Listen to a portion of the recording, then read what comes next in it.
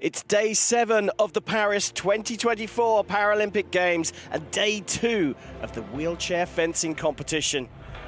A very warm welcome to you and thanks for joining us here in the spectacular Grand Palais, where our focus will be on the individual foil events. Plenty of action here, starting in the round of 32. On some competitions, table of 16 for others. Categories A and B, men's and women's foil competitions, are what we have to look forward to as today's athletes battle for a place in the medal matches in this session.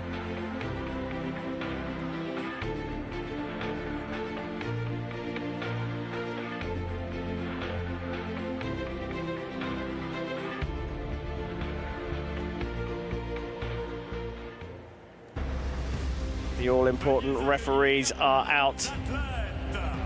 It's time to welcome the athletes here into this marvelous arena.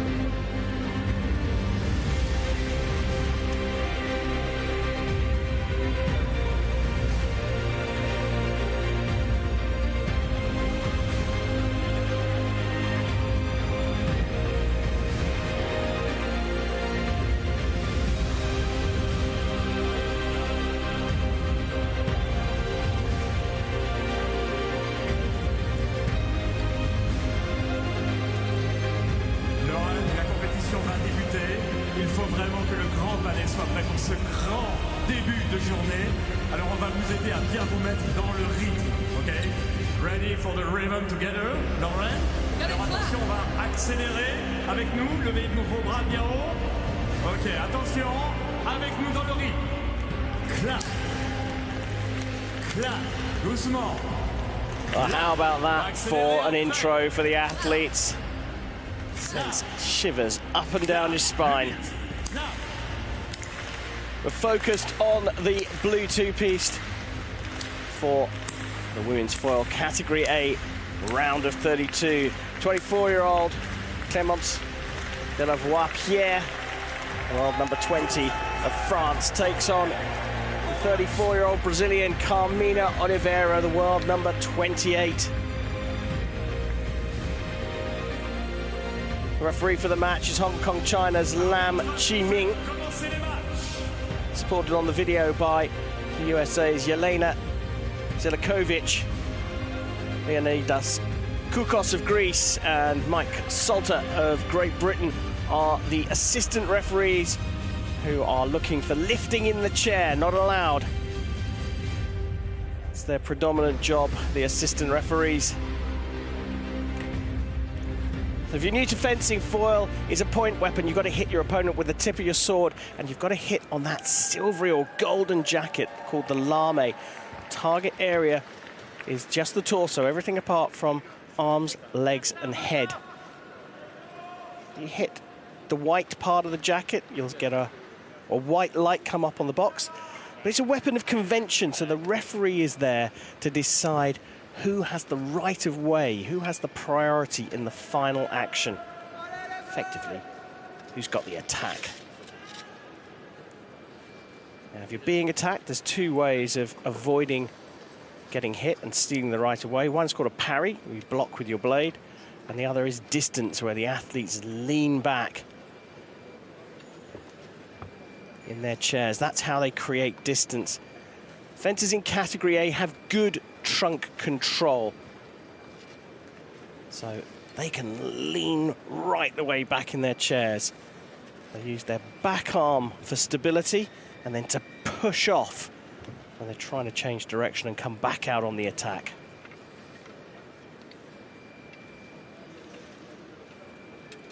Arbitre, faites commencer les matchs.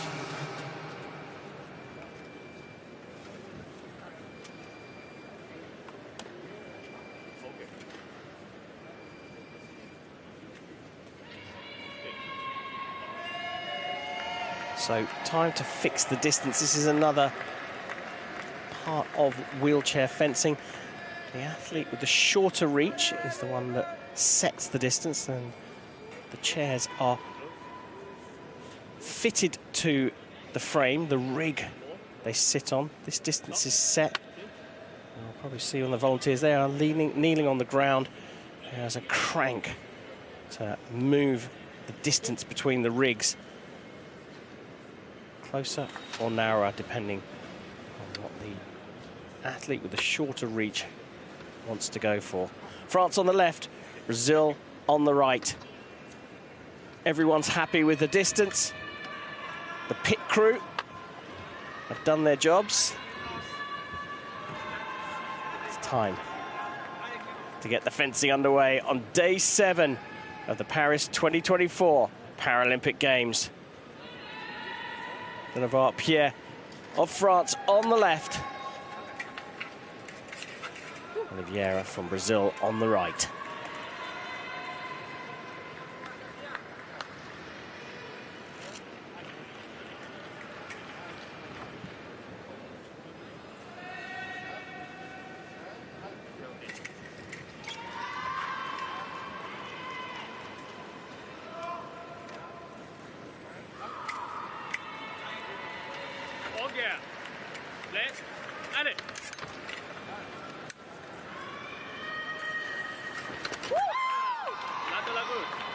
Day 7 of the Paris 2024 Paralympic Games is underway in the Grand Palais with the women's Cat A foil competition starting in the round of 32. First hit has been awarded to Carmina Oliveira of Brazil on the right on the attack, but immediately Clémence de la Voipiere has called for a video review. Athletes have 2 requests for a video review. Much like tennis, if they get the call overturned, they keep it. In this case, the referee sticks with his decision, so de la Voipiere is down to just 1 video appeal.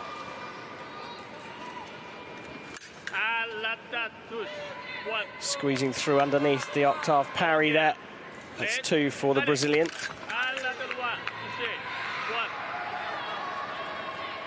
Fencers fence over 3 periods of 3 minutes. An early start. Oliveira gives her a yellow card. That's a little slap on the wrist. If she does it again, or any other minor infringement, there'll be a red card and a point to her opponent.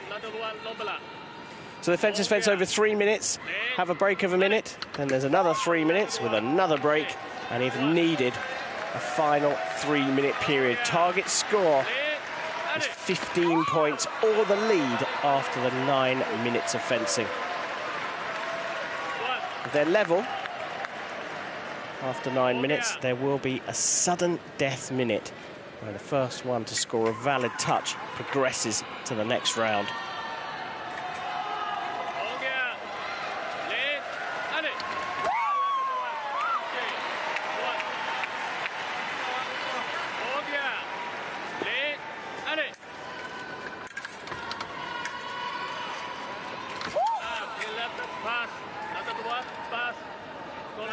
Lombala. Ongea. Late. Allez. Ah, Pinata Lombala. Ongea. Allez Clément, ça. Attendez. Ta décision. Ongea. Late. Allez. Alata Lombala.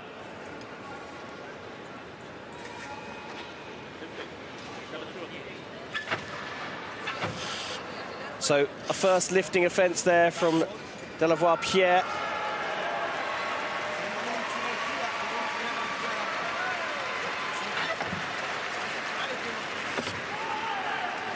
Lifting is where you raise your buttocks off the chair. That's not allowed in wheelchair fencing because it gives you a reach advantage. So we'll see the seat belts across the legs of the athletes to keep them in place.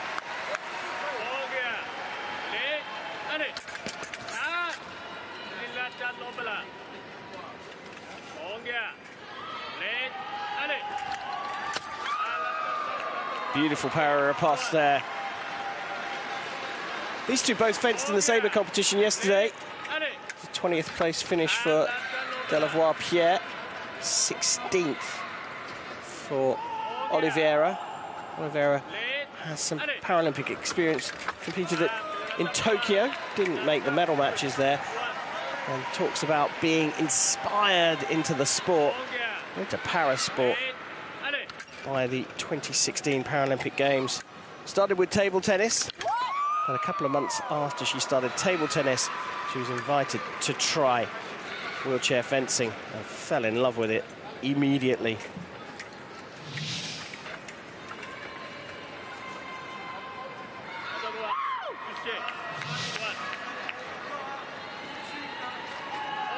Debut games for Voipiere. She's from Paris, so fencing on home soil. She tried rock climbing as the athletes go to a break at 8-3. She tried rock climbing, gymnastics, skating before focusing on athletics. Voipiere. In 2018, struggled to find an athletics club and was advised by her prosthesist to try wheelchair fencing.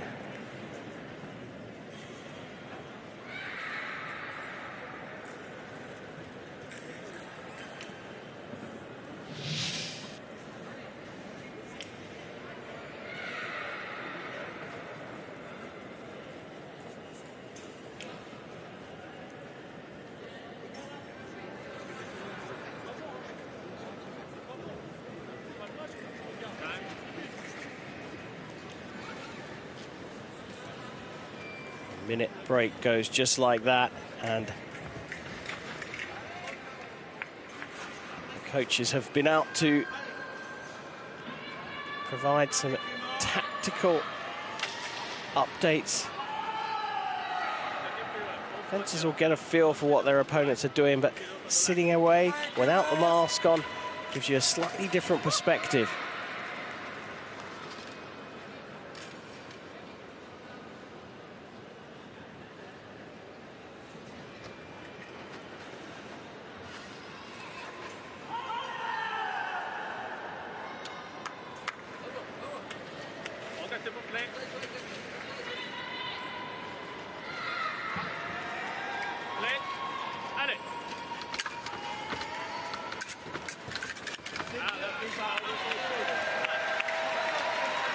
Those para-ripostes working very nicely for Voipiere.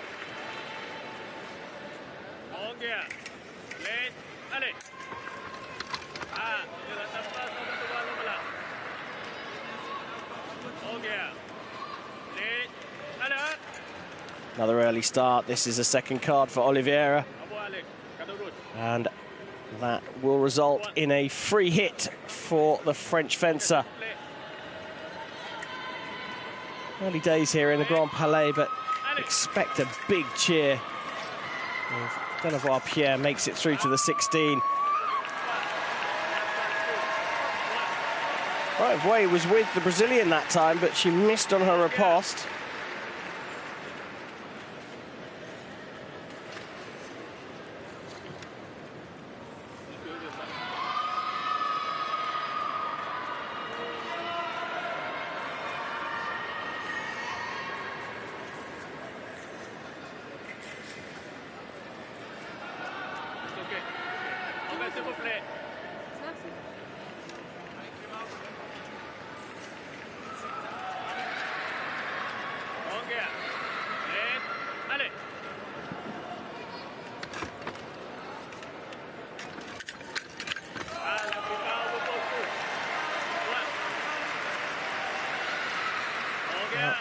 Oliveira's game plan here is to either parry the first attack or move away from it, then launch her own attack, and then she's following up with what we call a very quick remise.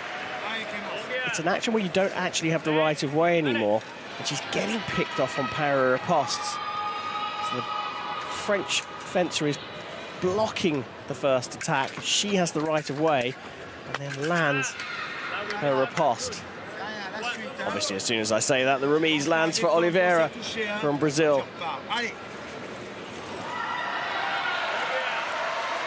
French coach saying you've got to get that riposte out straight away.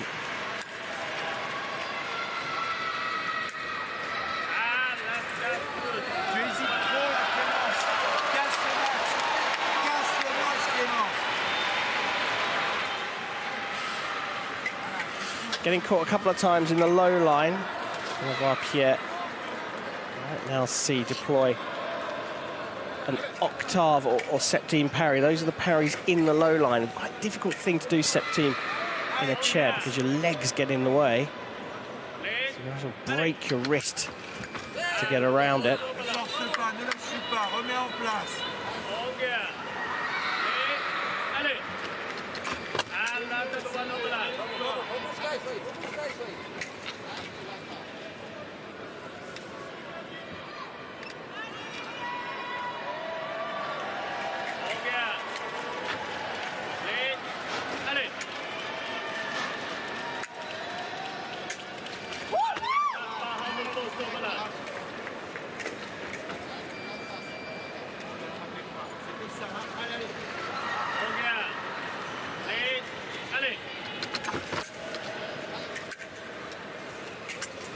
Oh.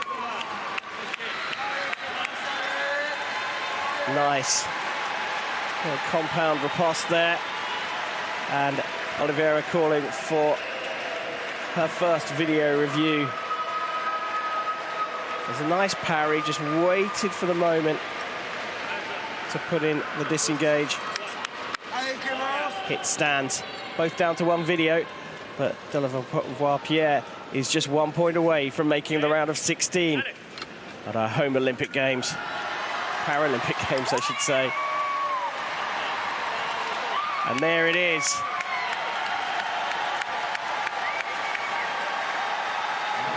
Video review, I think, has been called again. Might as well, but it looked like a solid parry riposte for me. And Clémence Voipiere is going to go through here in the foil competition. And there you go, confirmation from Hong Kong, China's Lam Chiming as Clémence Voipiere progresses to the women's foil category A round of 16 with a 15-5 victory here in the Grand Palais.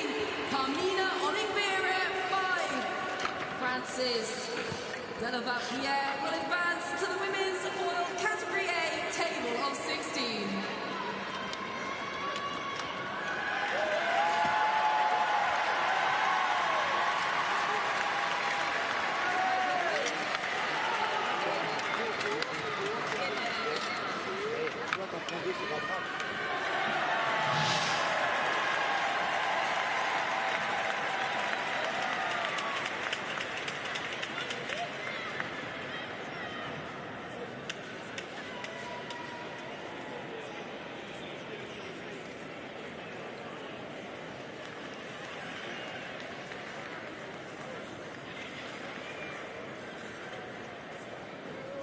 Qualification cette fois du côté des messieurs, en catégorie A bien entendu. Celui qui rejoindra le tableau des 16 représente les États-Unis d'Amérique et il s'impose sur le score de 15-2 face à William Schumacher. C'est Byron Branch.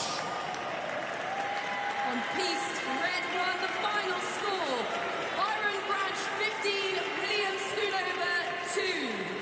The United States of America, Byron Branch will advance to the men's foil category A table of 16.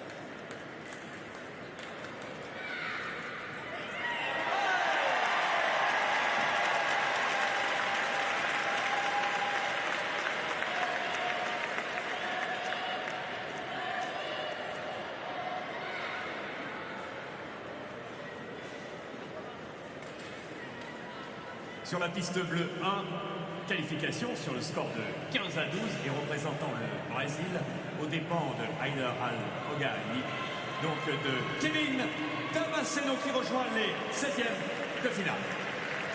And piste blue won the final score. Heider Al-Ogali 12, Kevin Damasceno 15. Brazil's Damasceno will advance to the men's foil category A table of 16.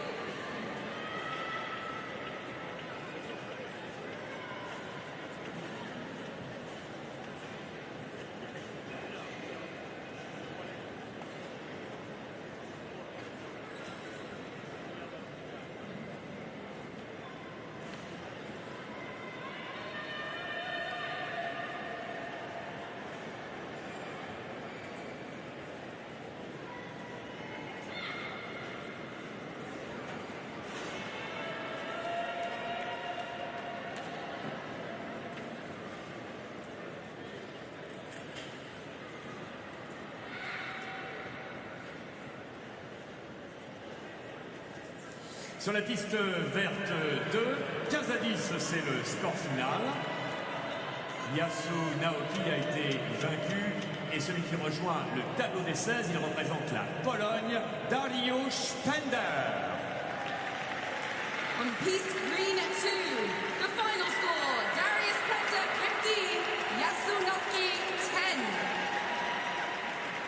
Congratulations. Darius Pender will advance to the men's foil category A, table of 16.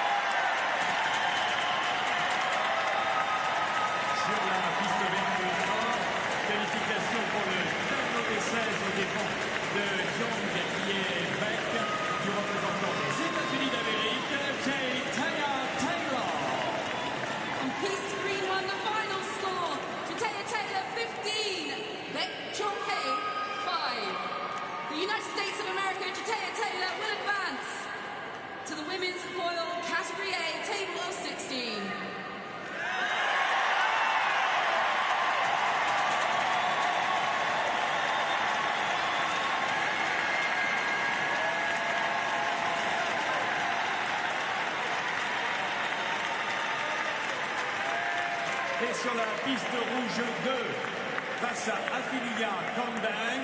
Et sur le score de 15-11, qualification pour le tableau des 16. Et représentant la France, Brianna, Vide.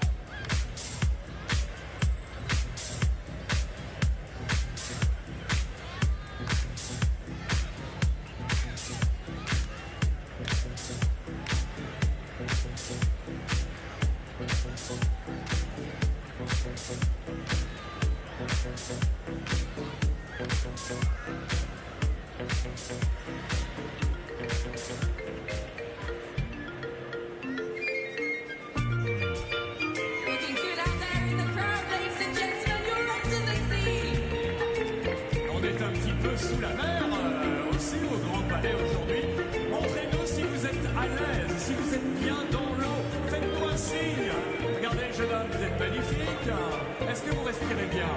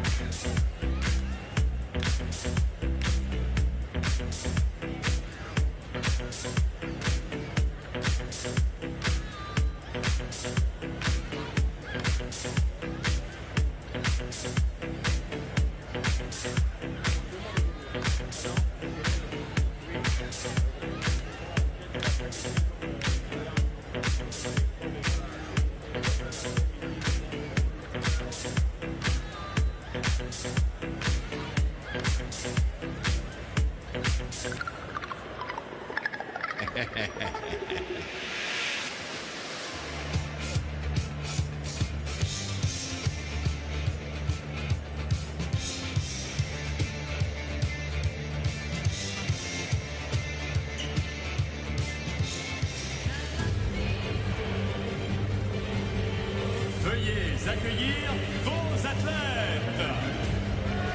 Ladies and gentlemen, put your hands together for your athletes.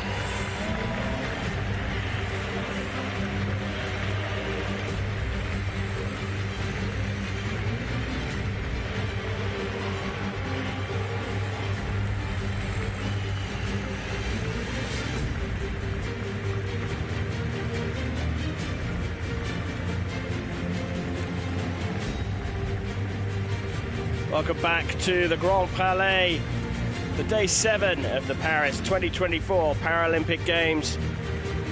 As we turn our attention to the men's foil category B table of 16 here on our feature piste. We're going to see Michele Massa of Italy, the world number 4. One of the biggest teams competing in the wheelchair fencing, taking on the sole Argentine, world number 20, Hugo Alderete.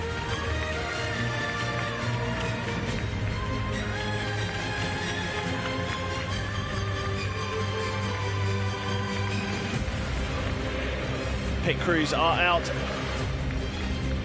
to fix the wheelchairs into the frame.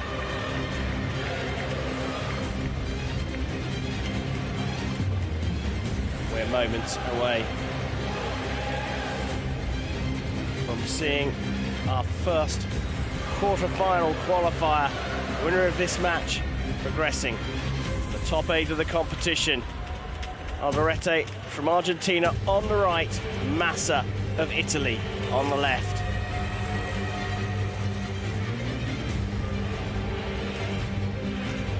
Making his Paralympic debut, World Team silver medalist in foil in Terni in 2023.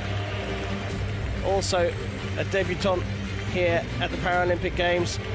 Capped twice at the World Championships for Argentina. Hugo Alderete finished 15th in the sabre competition here. Massa will not only be competing in the foil event, but also in the épée competition.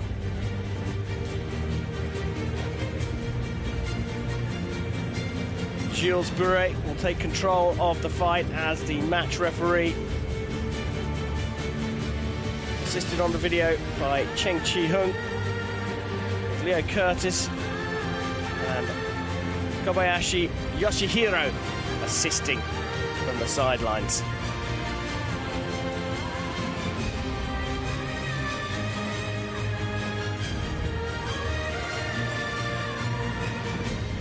While they set the distance, a reminder that foil is a point weapon. Got to hit your opponent with the tip of the sword. You can only score points in the valid target area, and that is the torso. Everything apart from the arms, legs, and head. The bottom of the mask, the bib of the mask, is now part of the valid target area in fencing.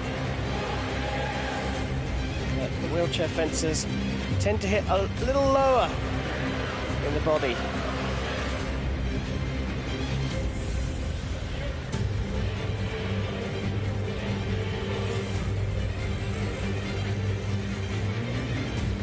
Category B fencers have impairments in their trunk or their fencing arm.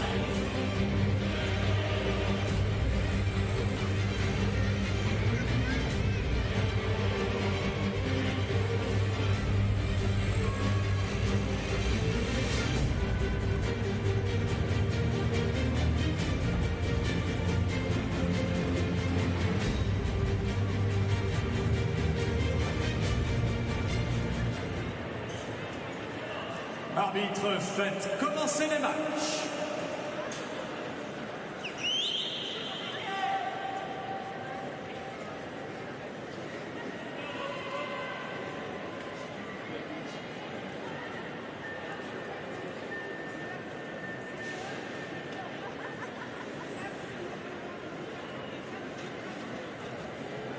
are ready to get underway. Massa of Italy on the left.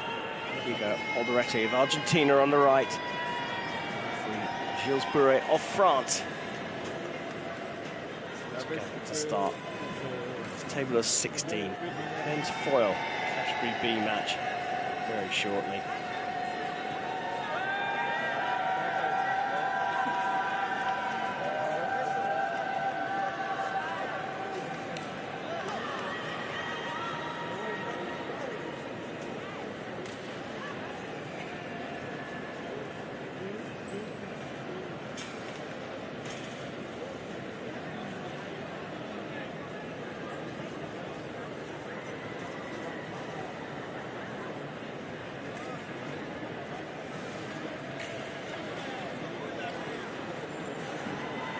So we're underway. Counter-attack is the first hit that scores for Alderete.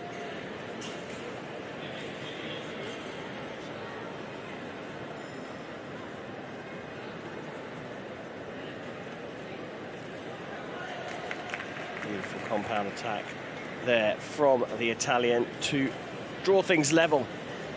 So it's a game of cat and mouse. Got to be trying to trick your opponent into getting into the position you want them in, whilst the whole time your opponent's doing the same thing to you. So very fluid tactics in this sport.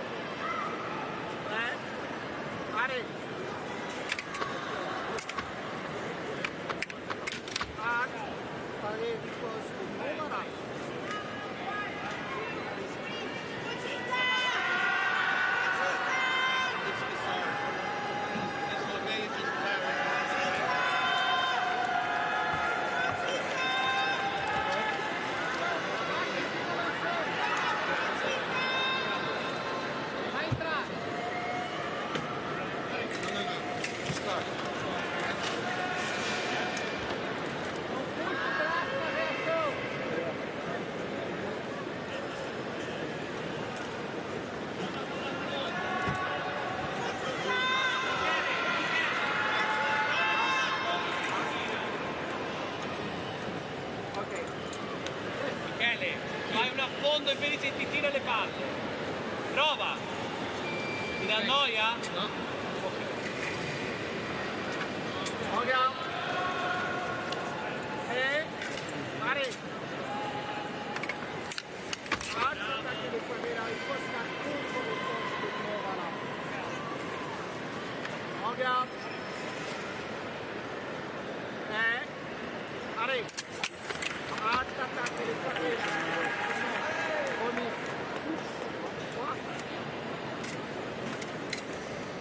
So the second action landing there for Michele Massa. Going to have the right of way, but Alderete able to land his riposte.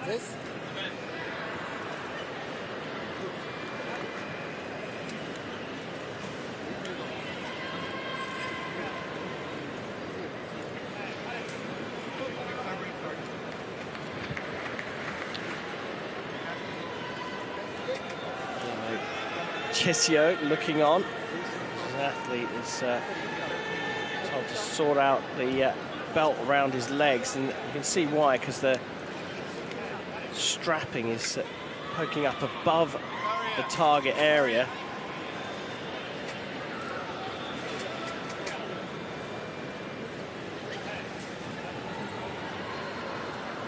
Both fencers called up for sorting out their lame jackets, as Leo Curtis, the assistant referee from the USA, who has raised the issue.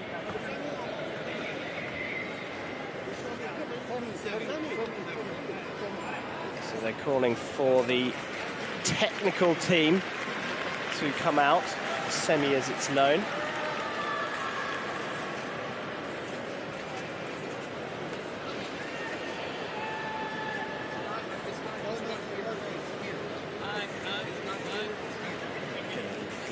Behind the scenes, and up the grand staircase here in the Grand Palais. So technical delay here as a member of the technical commission comes over to try and sort out this strapping. Oh, maybe taking one in the face as well.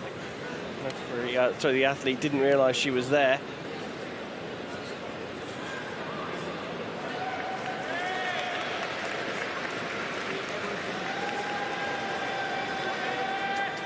Effectively, what they want to do is turn that belt upside down. She's just there to assess whether that bit of equipment is effectively covering the valid target area. Target area has a... They're going to get a bit of tape here, aren't they? That's what's going to fix this problem. Yeah, there you go. So that little strap that's poking up, the black strap, is covering the valid target area. And that is, well, an advantage to Hugo Alderete, a disadvantage to Massa if he's going to the low line. Not the fencer's fault. All this equipment would have been checked beforehand. And it's just that the strap has... needs to have a little buckle on it, doesn't it?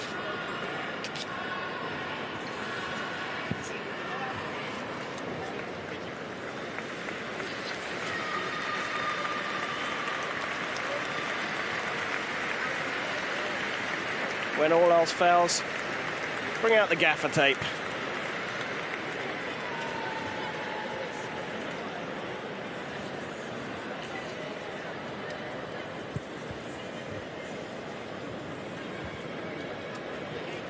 Un tout premier résultat et il est obtenu sur la piste rouge 1 avec ce score de 15 à 4, 4 pour Ama Ali et 15 et donc la qualification pour les quarts de finale pour le représentant de la République populaire de Chine, Hu Daoliang.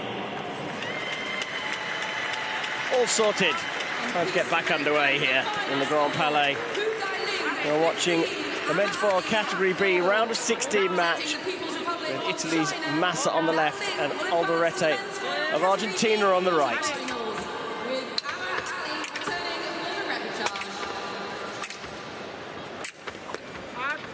Both going for the flick here.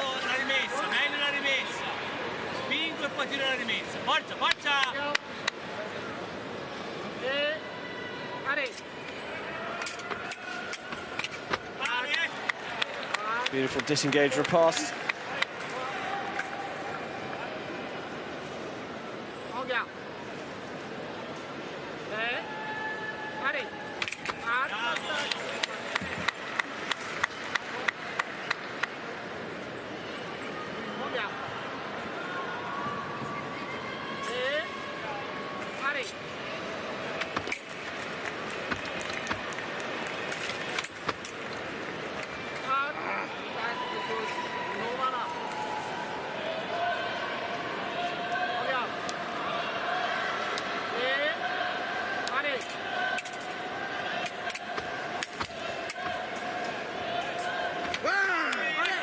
Yeah, the attack is from the left there. That's what the referee's there for. So Alderete went for one attack, a flick, another flick from him. He's going for the shoulder quite a bit. He missed it, and Massa just changed direction and then started his action with the right of way. And even though Alderete hit first, Massa had the right of way and scores the point.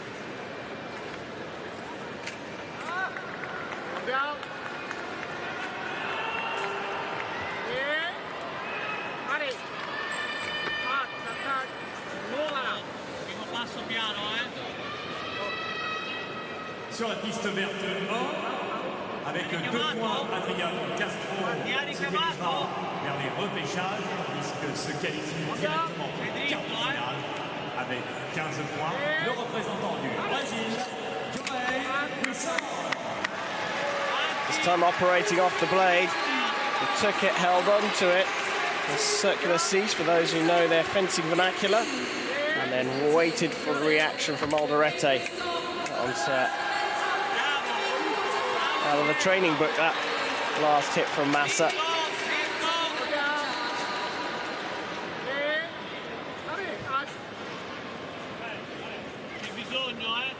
tanto lontano, non è sulla voi l'alzato.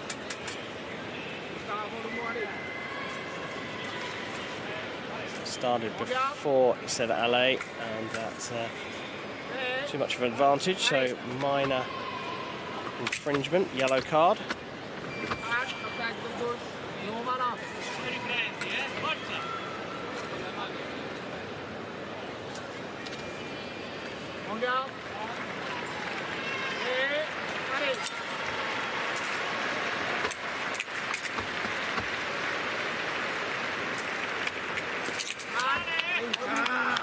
It's got a lovely little flick from the cart side into body.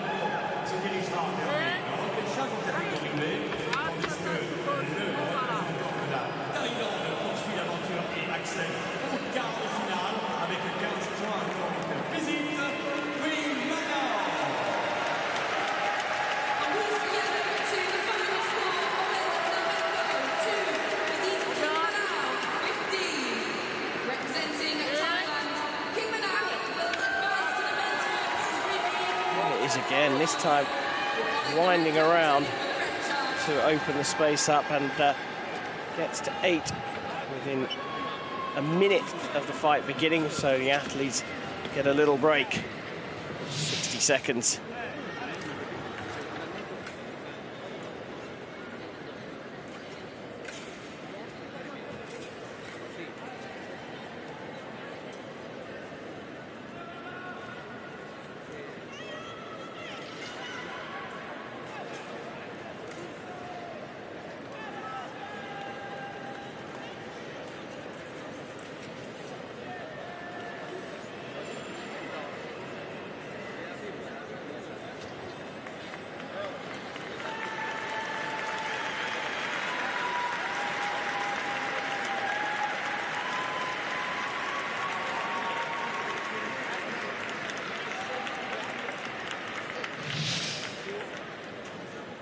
Got to see some of the lovely movement from Massa there.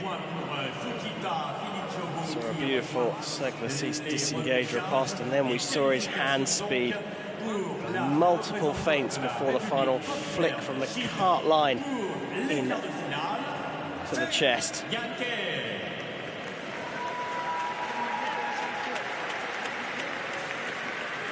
Minutes break over. Massa, 6-point lead. To the final score, Krajnyak 15, Fujita Nishinobu 8. Representing the People's Republic of China, Yankee advances to the men's foil category B quarter-finals, with Fujita Nishinobu returning for the repechage.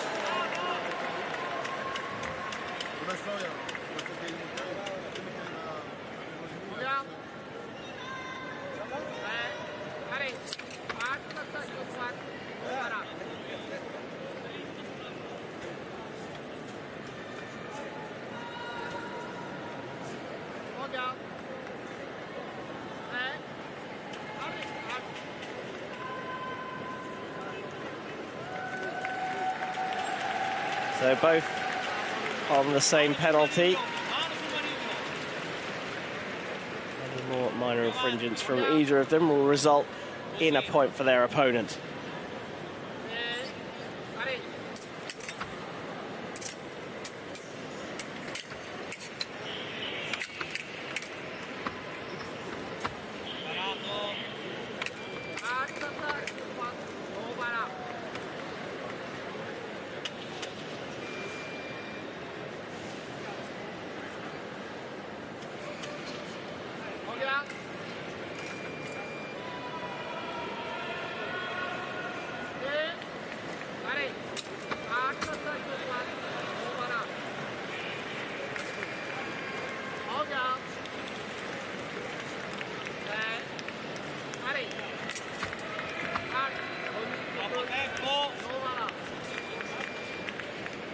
Alderete's been going into that low line quite a bit.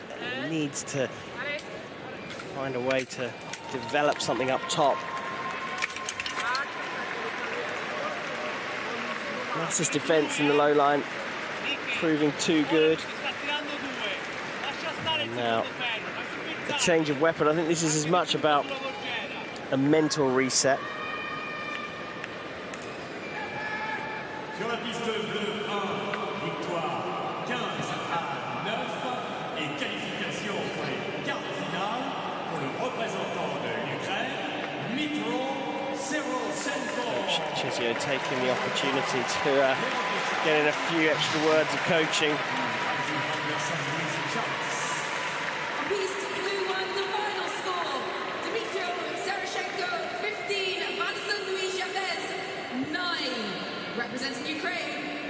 Finishing in the low line. I think he's just decided that the Argentine here, that he's struggling to get up there. And you can see the bend in the end of the weapon.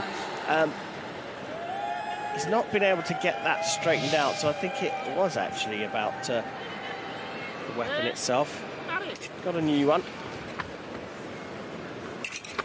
The thing about these weapons is that sometimes if a bend appears in the same place, it's kind of time to replace that blade.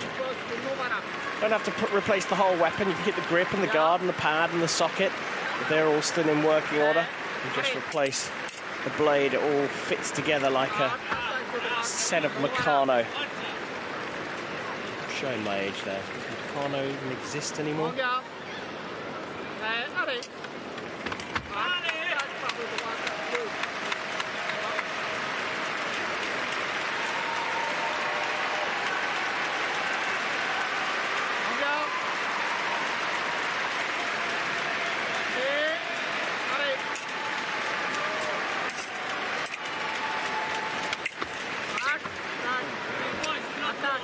No, first is no from the Italian, and then that lovely little cart flick into the body. It comes from the side. He's got his palm facing up. There's much flick around the cart parry from the Argentine.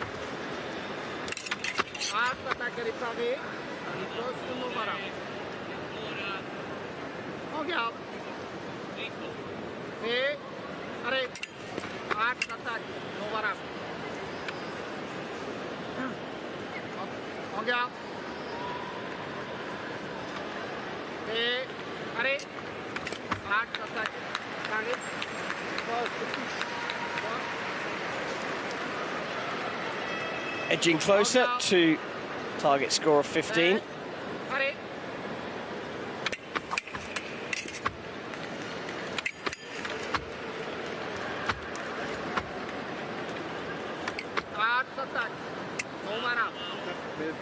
Just a flick around the other side.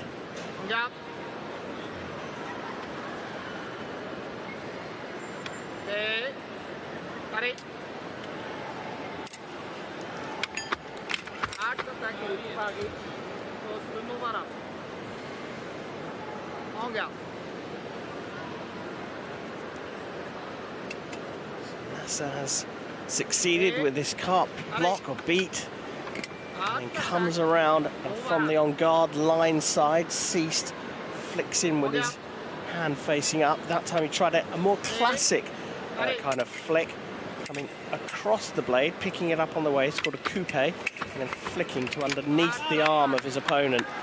And again, cart to cease flick working beautifully for Massa. You make the round of 16. This competition started in the round of 16.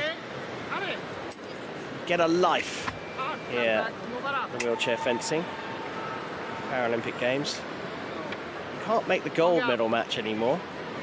You can fight your way to the bronze medal match through what's called the repechage. It certainly looks like Alderete is going to that side of the draw, whilst Massa pushes on.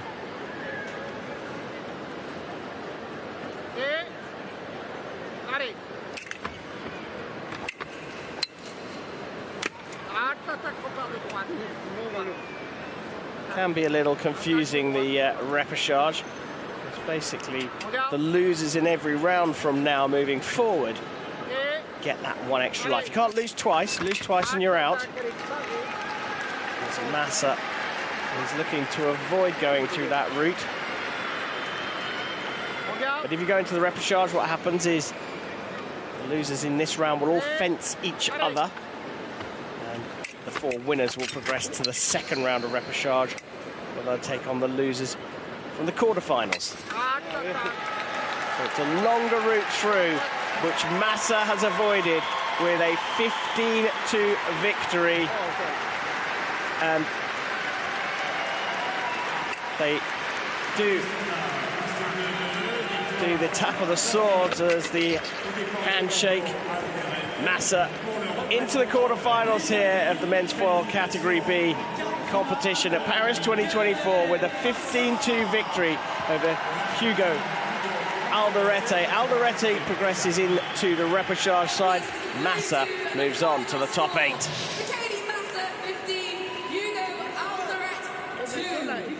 Representing Italy, Michele Massa advances to the men's foil category B quarterfinals, with Argentina's Hugo Alderete returning for the repechage.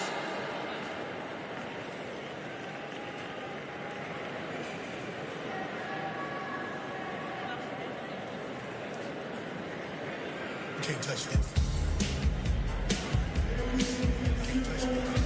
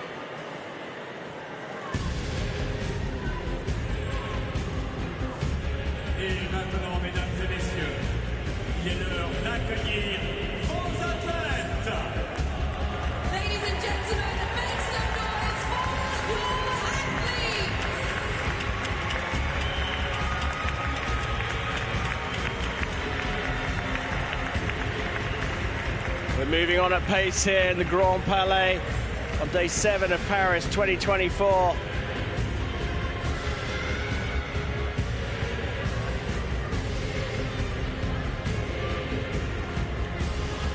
next feature match is the women's foil category B, table of 16 bout, with Ellen Geddes of the USA on the left, taking on Ukraine's Nadia Doloh.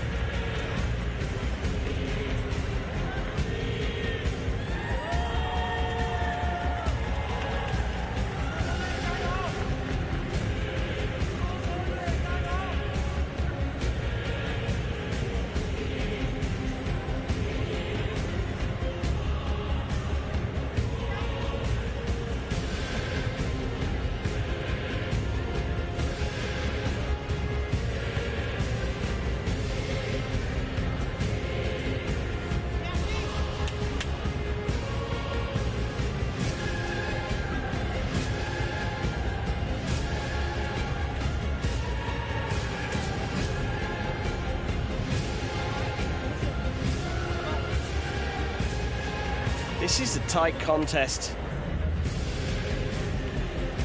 World number 8, Geddes taking on world number 9, Doloh. Righty against lefty, which means we're going to see potentially lots of flicks across the body. Interesting to see how they set up the distance. Left-handed, Geddes, 36 years old, from Johnston, the United States of America, competing in her second Paralympic Games, as is Nadia Doloh. She's 38 years old, parks from Tarasivka, just southwest of Kyiv, but lives in Germany at the moment.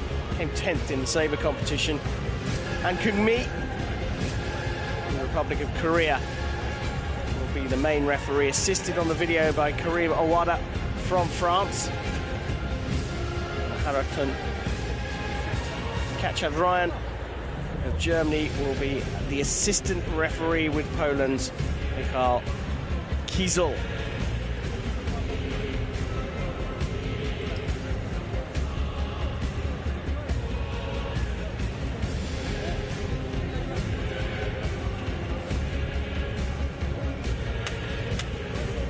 Geddes was an equestrian athlete before suffering a spinal injury. She wanted to get back into horse riding, but found that with her injury, she just needed too much assistance. Took up fencing. Still heavily involved in horses and is a breeder of note. Doloh actually started out in powerlifting before switching to fencing. Finished 10th in the sabre competition here. Looking to go at least a round further. This for a place in the quarterfinals of the women's foil Category B competition at Paris 2024. Target area is the torso, defined by the silvery or golden lame jacket that they are wearing. Hitting anywhere else on the body or the chair is off target. The referee Han Kyung-mi there to decide who has the priority in the final action.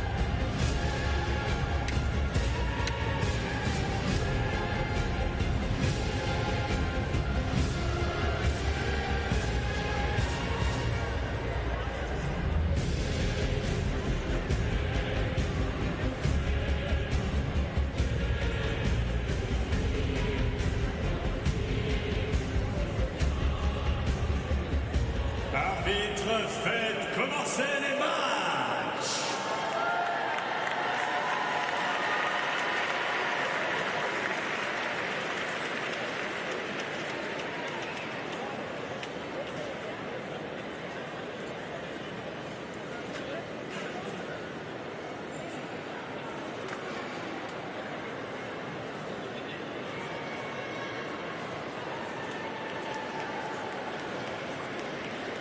Vous avez déposé votre tablette au bureau, d'accord?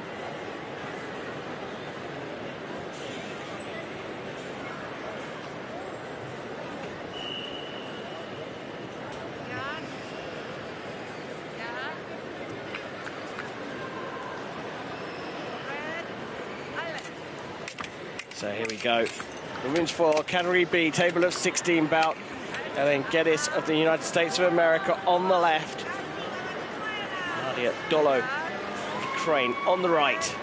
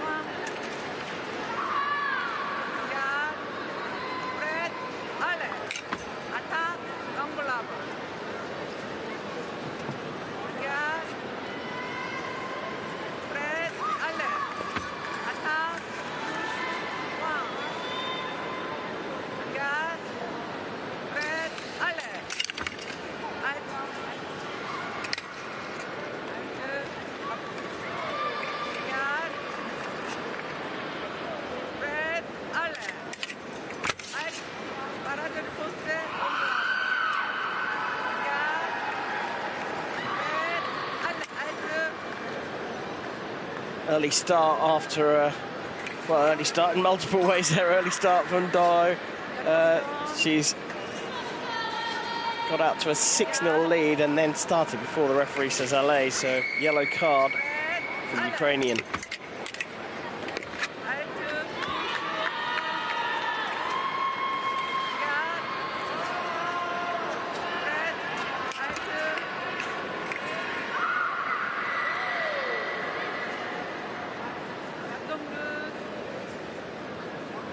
Another early start will result in the second point for Geddes.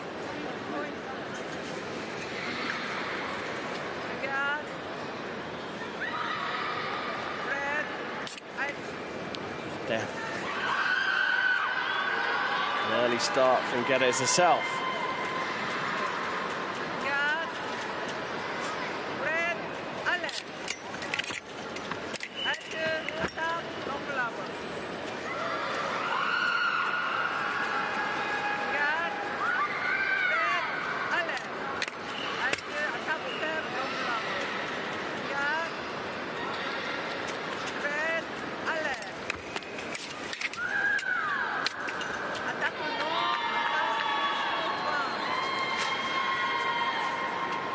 seen Geddes go for a few flicks to shoulder, but Doloh has a tiny little target, so even the shoulder is trickier than it is for most people.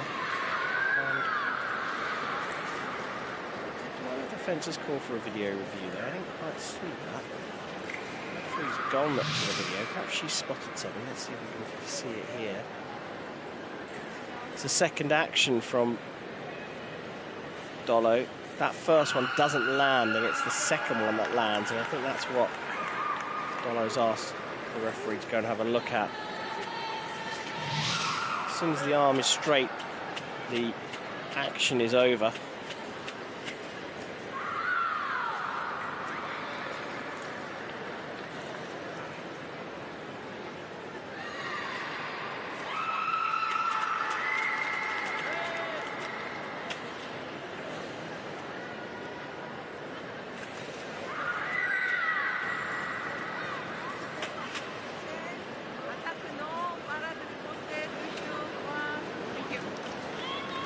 So it was Geddes who called for it.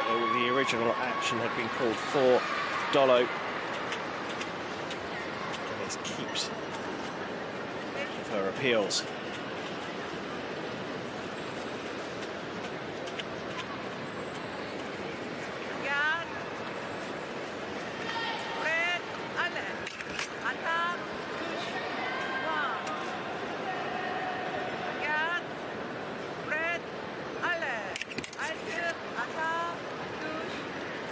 So those in a row.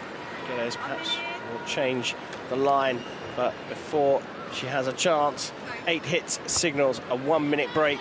It's time for the coaches, Julio Diaz for the USA and Gavria Spiridon for Ukraine.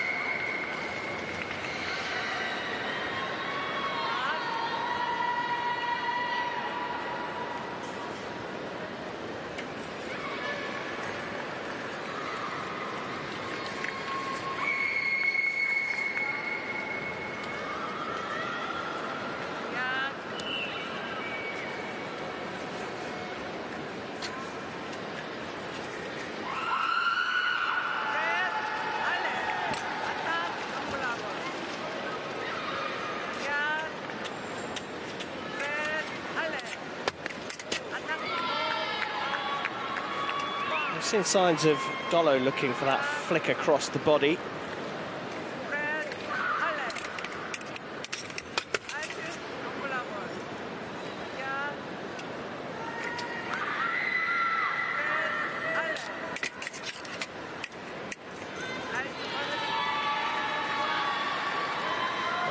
Nice cart disengage pass there from Geddes. Windscreen wiper across the body with the blade. Gives you your cart parry. And coming back around and underneath the arm. He's done that a couple of times. Early start. That'll be a freebie for Geddes.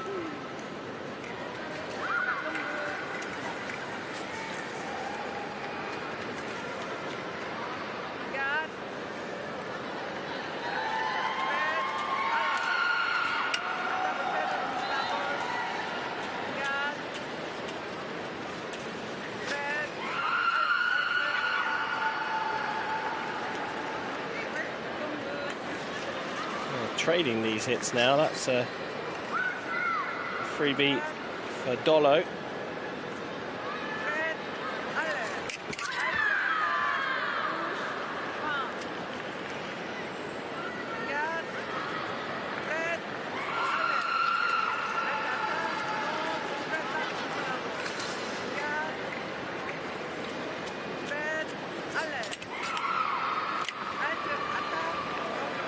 But sooner or later, Geddes has got to get on a run of hits.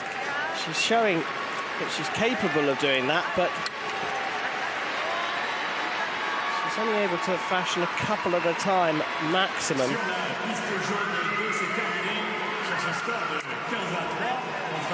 If that can't disengage her passes again, it's worked really well.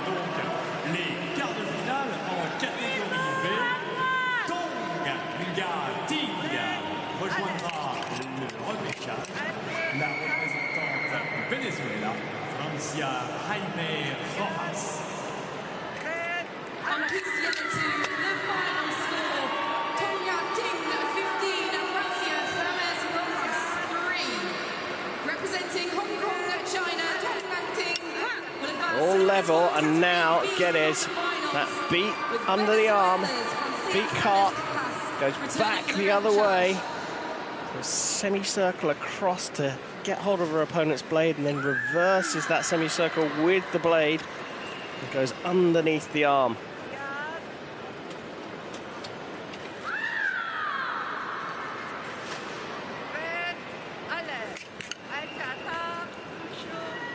That's Doloh's favourite hit of the fight so far. Goes for it again, but just gets up on the inside of the arm.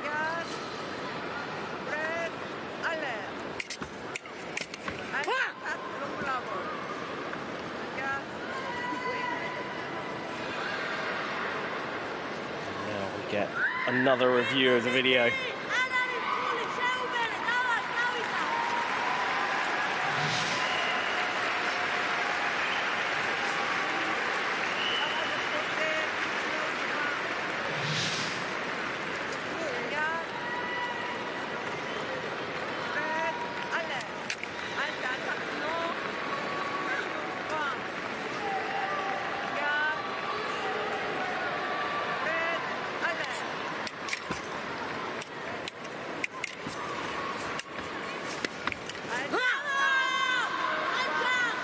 Now just one away for the Ukrainian to progress through to the quarterfinals of the women's foil category B competition. Geddes calls for a video review, but I'm not sure this one's going to get overturned.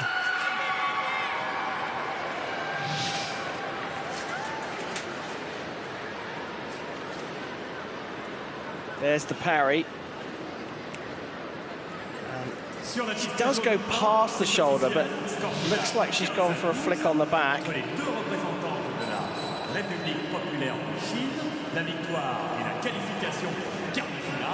It stands. One more for Doloh to progress through to the quarterfinals here.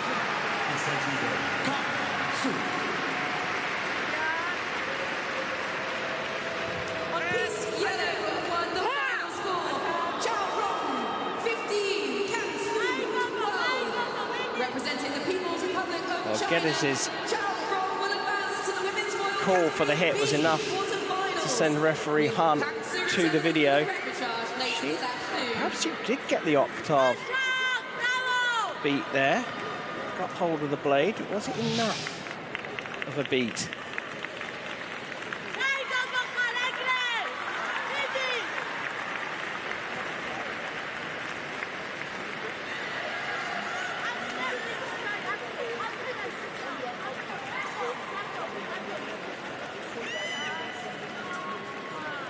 Hit stands, and that is a win for Nadia Doloh from Ukraine. She progresses 15-11 and is through to the quarterfinals. Elaine Geddes will move into the repechage side with still a chance of making the bronze medal match here in the Grand Palais. Day 7 of the Paris 2024 Paralympic Games. Nadia Doloh continues her progress through the foil competition. Piste blue to the final score. Nadia Doloh 15, Ellen Geddes 11. Representing Ukraine, Nadia Doloh will advance to the women's foil category B quarterfinals. With the USA's Ellen Geddes returning for the repechage.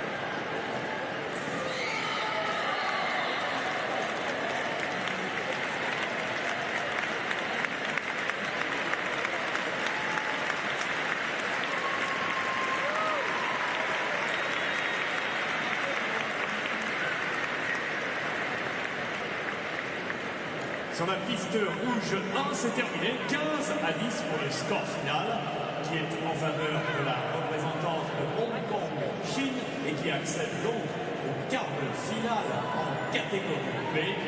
Zhong Wenping rejoindra les Repechage, représentant de la République de Zhou et Wenping.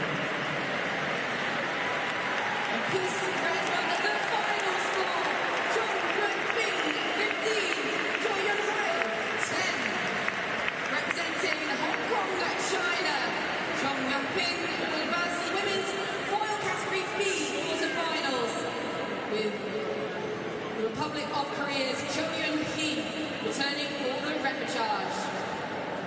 Et sur la piste verte 1, le score final est de 15 à 13 et il qualifie la représentante de la Géorgie qui accède également au quart de finale catégorie B, Irma Tetsuyagi. Se retrouve à repechage le Brésil en état simple. Piste green won the final score. Ima Ketsuraini 15, Monica Santos 13. Representing Georgia, Ima Ketsuraini will advance to the women's final category B quarterfinals, with Brazil's Monica Santos returning for the repechage.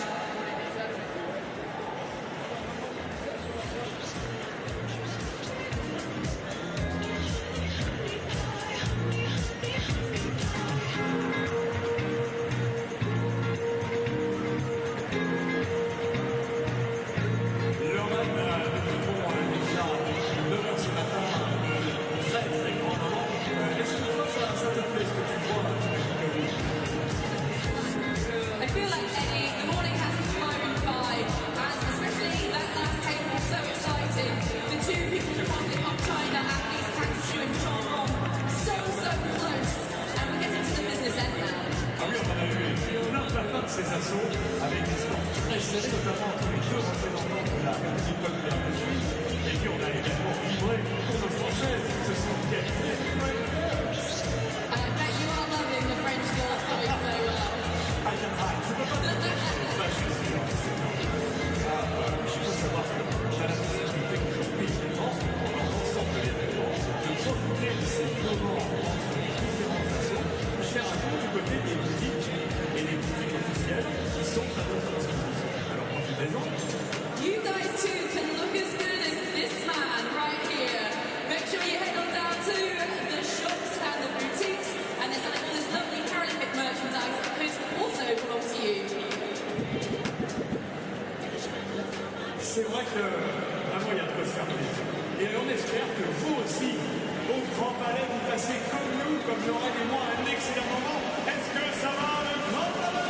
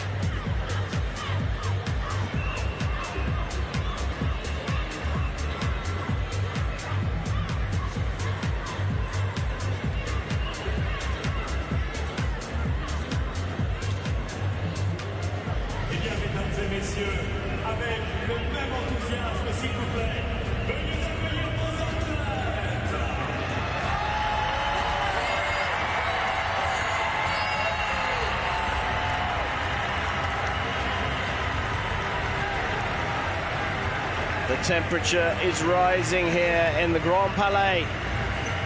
Day 7, the Paris 2024 Paralympic Games.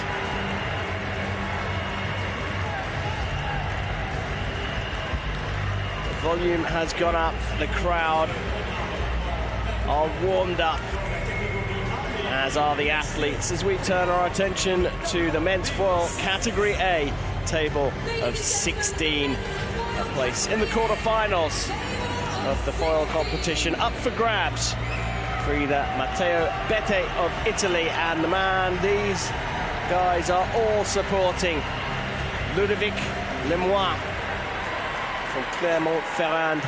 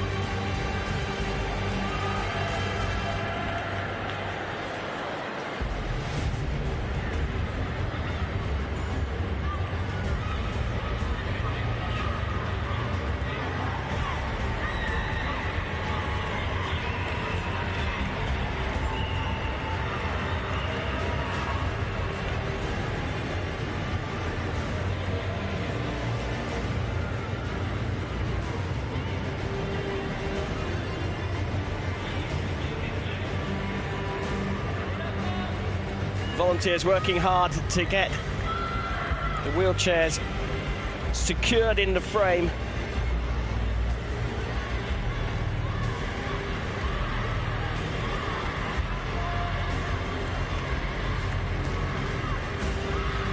Bit of a difference in the world ranking for these two. The crowd will be predominantly behind Ludovic Lemoine, France on the right, but he's up against world number 3. Both 38 years old. Matteo Betti parks from Siena. Clermont-Ferrand is the home for Ludovic Lemoine, competing in his 3rd Paralympic Games.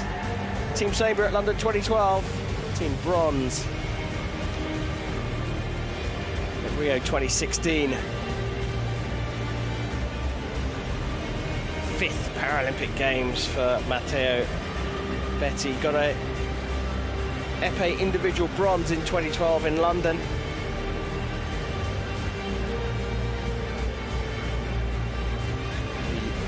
The police officer from Siena looking to lay down the law here in this round of 16.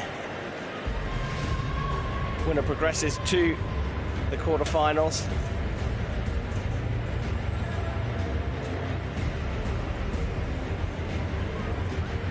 Will move into the repechage. Still a chance of a medal with a single loss in the competition after the round of 16. From the round of 16, I should say.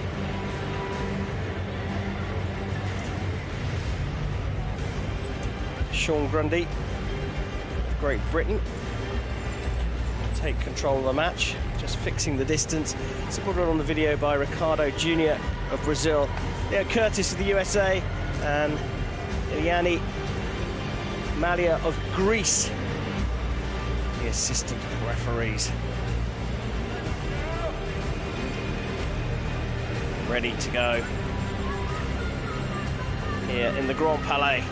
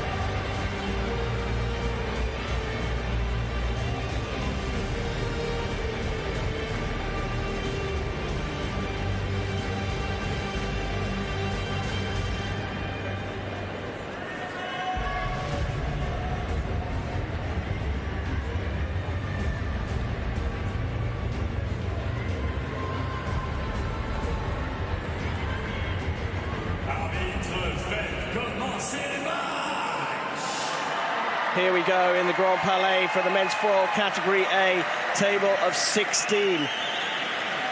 Matteo Betti of Italy on the left, Ludovic Lemoine of France on the right.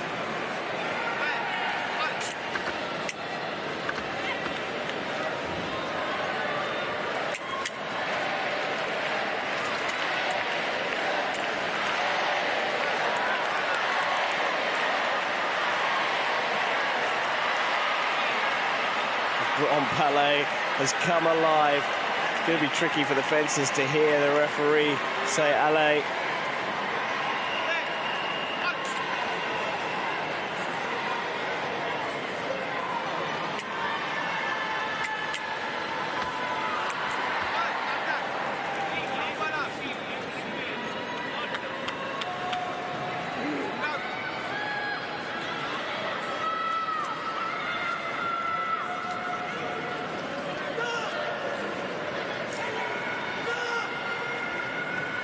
Body wire just coming a little loose for Betti. So Curtis comes in to help him pull it through to the back of the jacket, and the first hit lands here.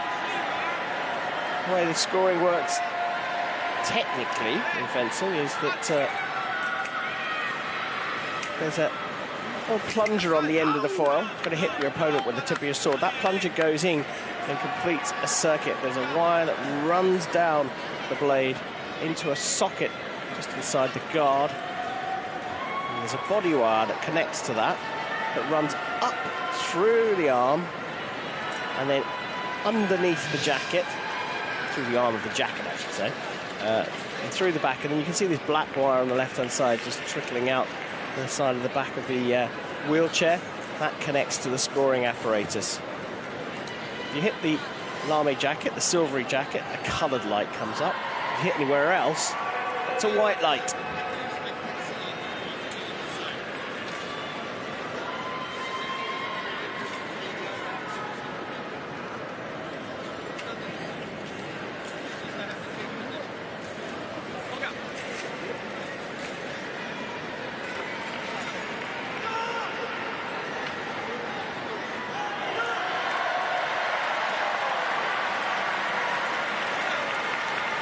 Yeah, Curtis going to change position, so we've got both assistant referees on the same side of the piste. So you've got a technical view of how the lights come up. To score points is to hit that silvery jacket with the tip of your sword when you have the right of way. So the foil is a weapon of convention. Sean Grundy there in the middle is there to decide who has the priority. If you're being attacked, you can either block with your sword, it's called a parry, or lean right the way back and make the attack miss. And if you do either of those two things, then it's your turn to attack. And your opponent has the same options.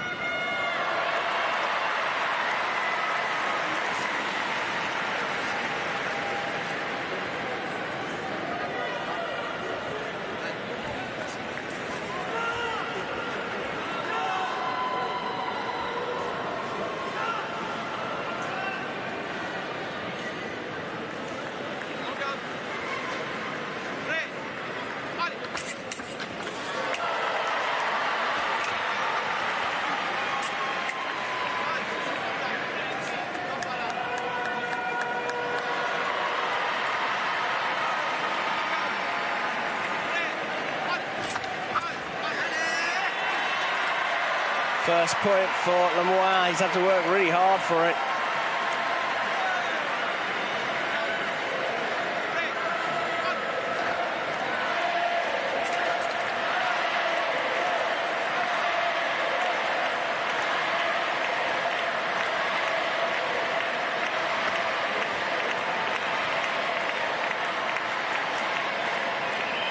These fencers would never have experienced anything like this kind of crowd before.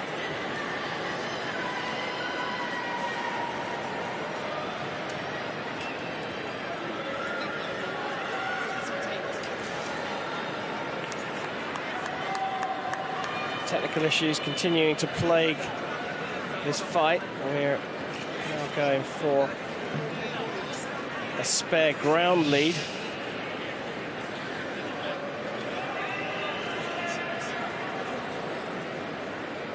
Let's see how far these Chateau fencers can go back in their chairs. Hit going straight onto the body.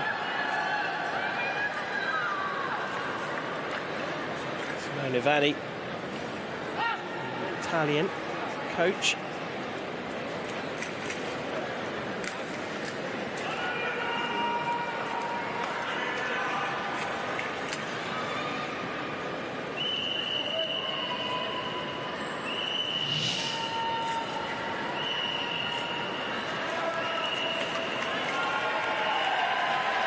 So unfortunate for Betti, didn't get that hit because of the equipment failure.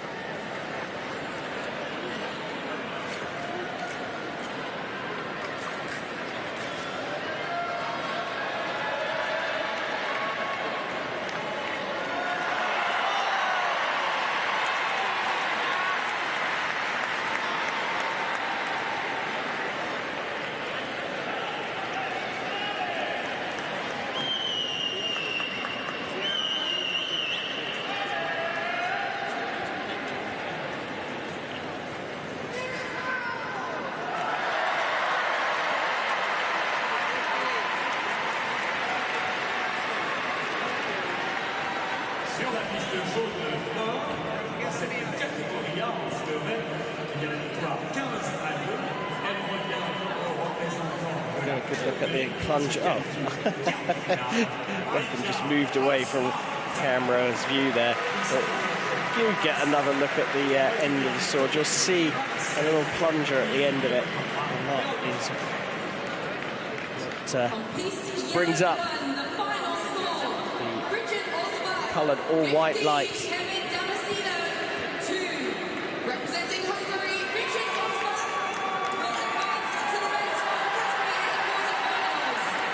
Well, Vanni there protesting for the hit there, but he can't get it because no light came up on the box. There's no way that's going to be given. So fencers can see the funny side of it.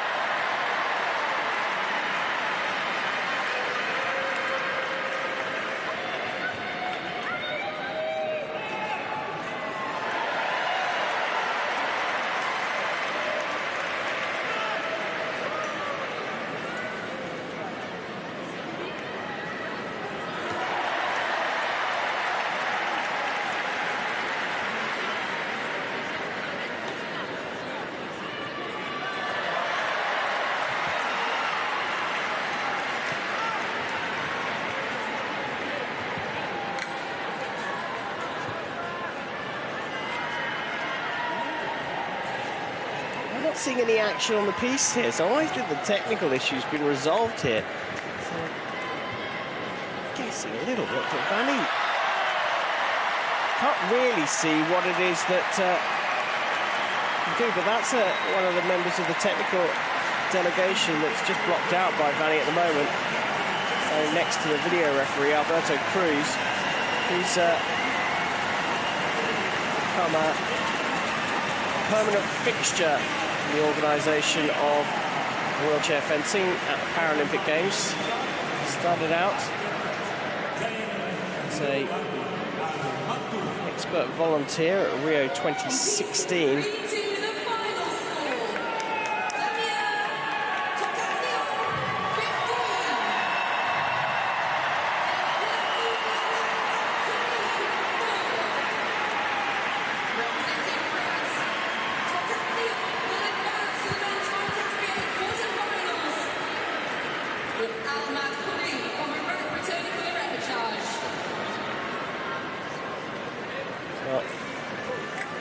Member of the Directoire Technique, if you like, the group of people that are in charge of ensuring that the rules are conformed to.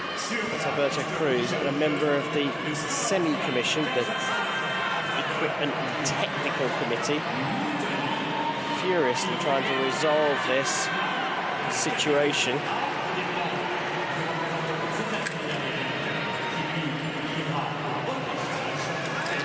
Standing just to the behind the piece to the left of the screen with Sean Grundy, the referee.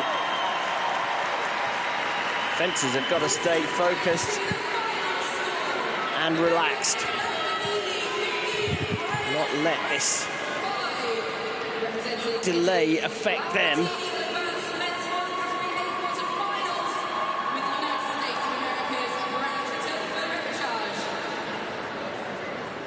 Betti just going through his warm-up routine again.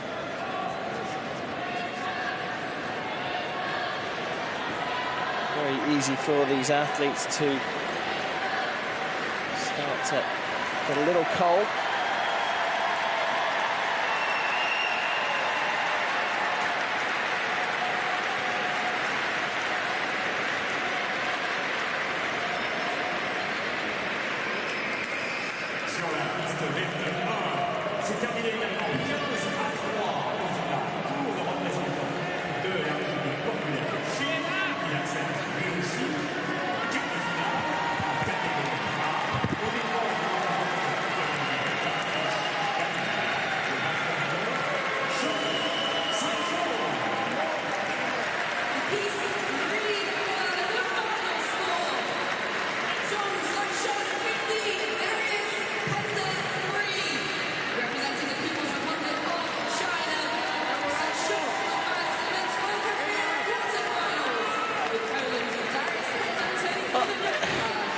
That's the handle that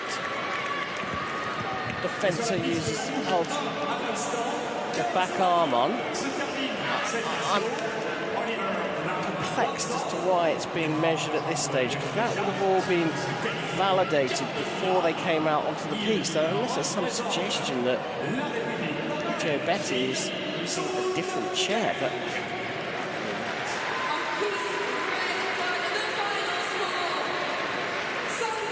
that would be a very, very strange situation. It's a vital part of the equipment for the fencers. They know their kit inside out.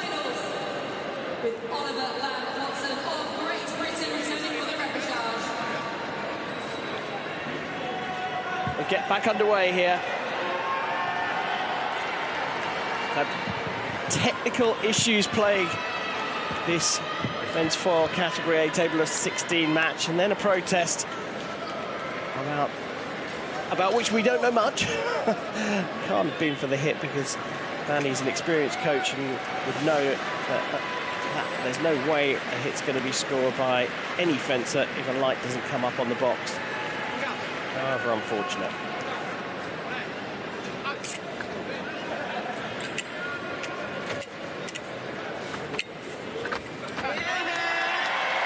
The remise landing for Lemoine.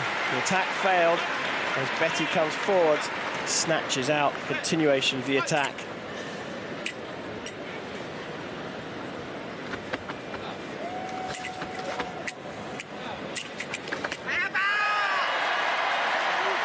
Just like that, Lemoine has got into the lead. Betti keeping good distance, but not sharp enough on the change of direction.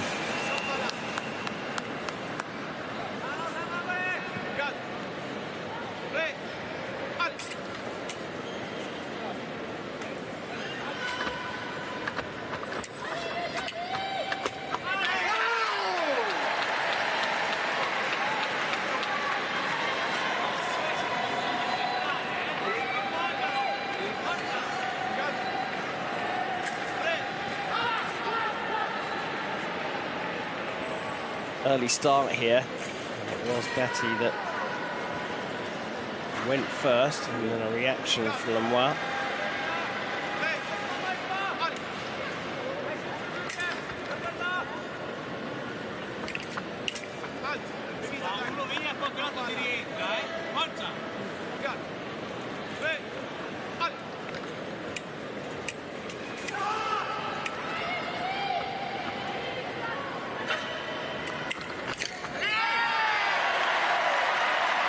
Another one where The right-hander is just leaving out the point after a failed attack and closing out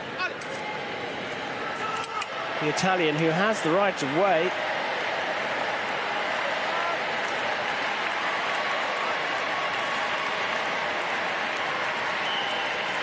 All the hits are coming in the same place at the moment. And when they get to the break, you can expect Simone Vanni to let Betti know that he needs to keep that hand up a little bit more in the cease line.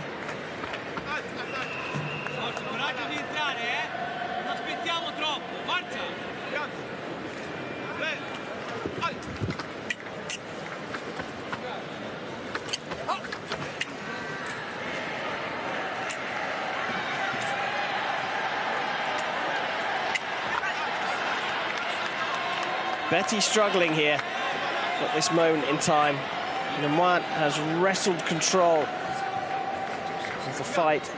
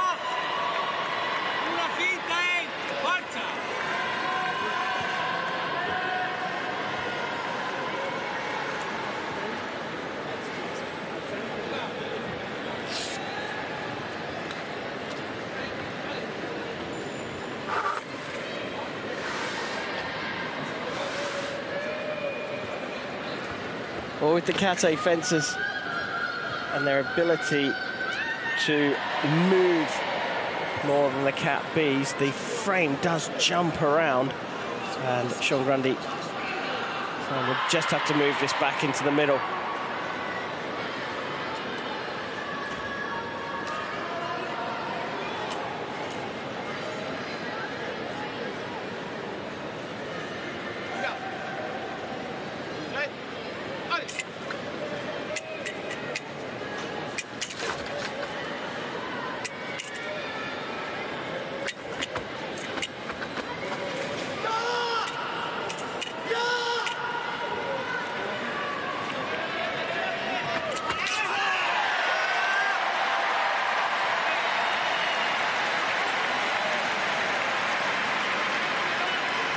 This match has swung in terms of momentum.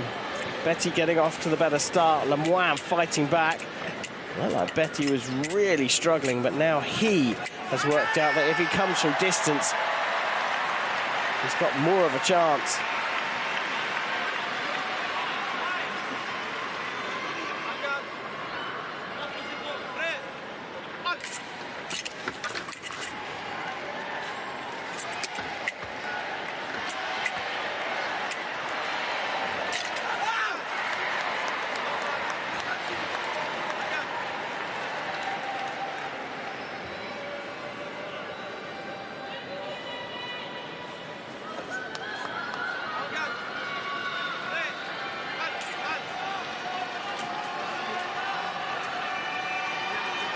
So we get through the first minute, 6 apiece.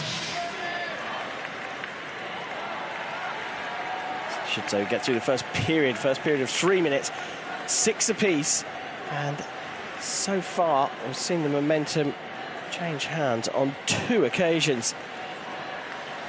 An interesting bout that's been plagued by some technical issues.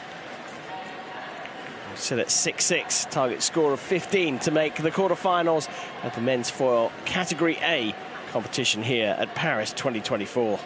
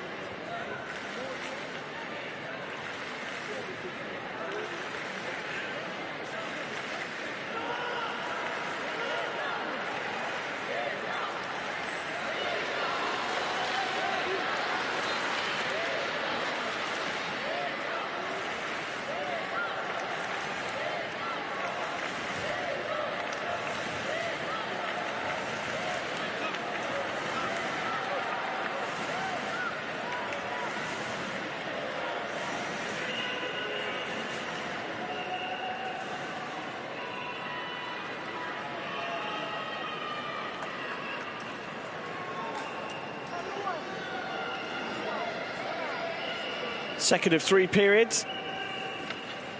Let's get underway. We're watching the round of 16 match in the men's foil Category A competition here on the 7th day of Paris 2024 in the Grand Palais.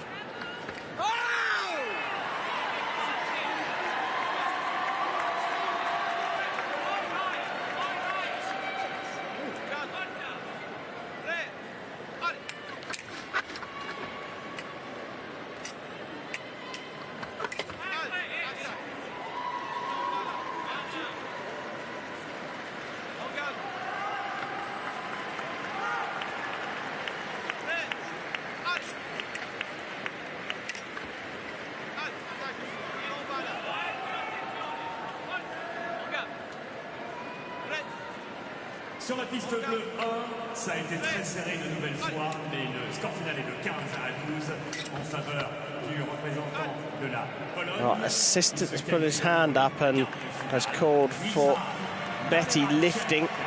We'll get a card for that, and it's a red one because of the early start that he had in the first period, and that levels up the score. Lemoine getting a freebie.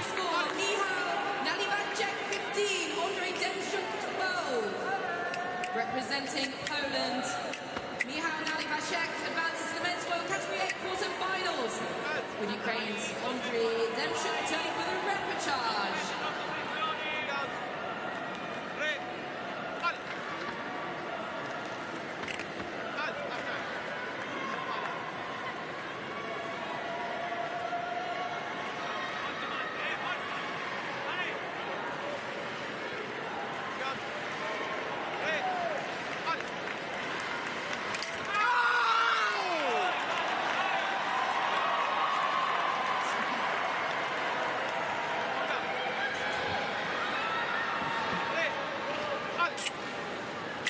Sur la piste jaune de 2, c'est terminé également. 15-12 le score final.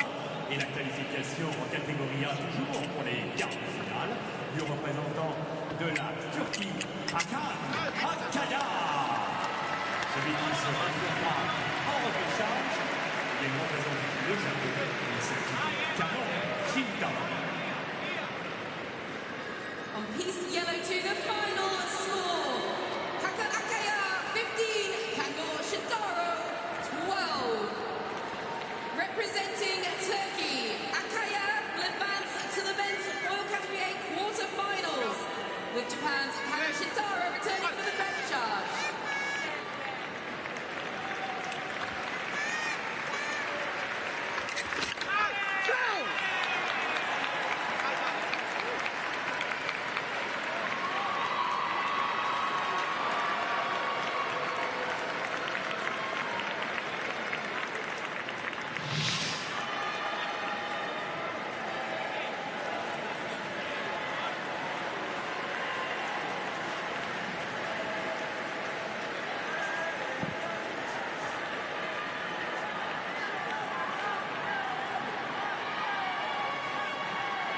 Well, it looks like that attack has gone through the parry.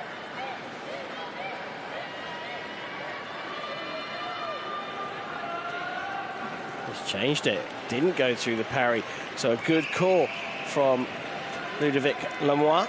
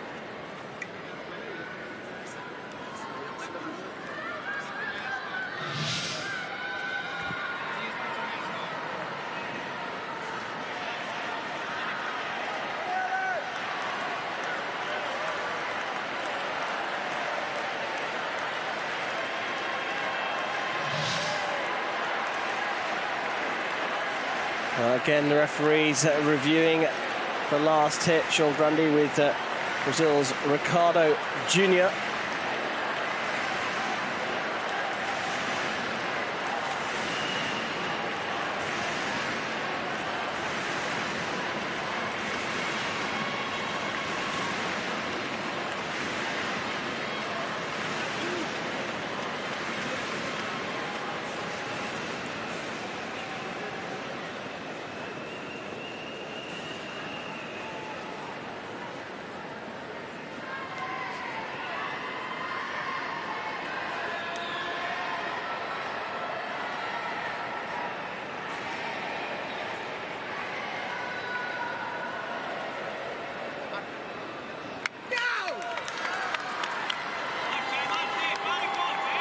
It stands the Italian 4 away from progressing to the quarterfinals here.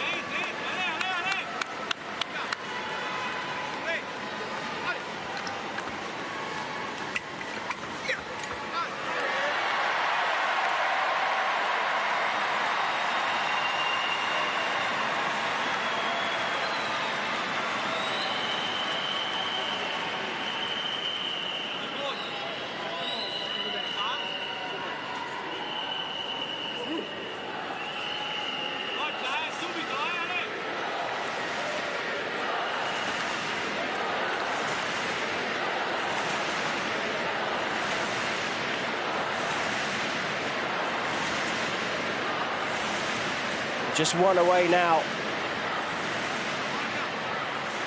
for the Italian. He's not had it easy here in the round of 16. Just missing out there.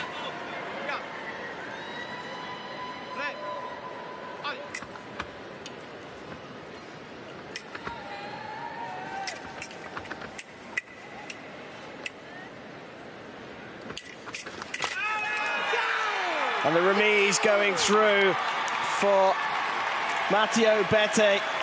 It took him a while to work out Ludovic Lemoine, but the Italian progresses through to the quarterfinals here in the Grand Palais. Ludovic Lemoine moves into the repechage, but Betti wins 15-9 here at Paris 2024. Rejoindra les repêchages pour la France, Ludovic Lemoine. On piste, blue 2, the final score. Matteo Betti, 15, Ludovic Lemoine, 9. Representing Italy, Betti will advance directly to the men's foil category A quarterfinals, with Lemoine returning for the repechage.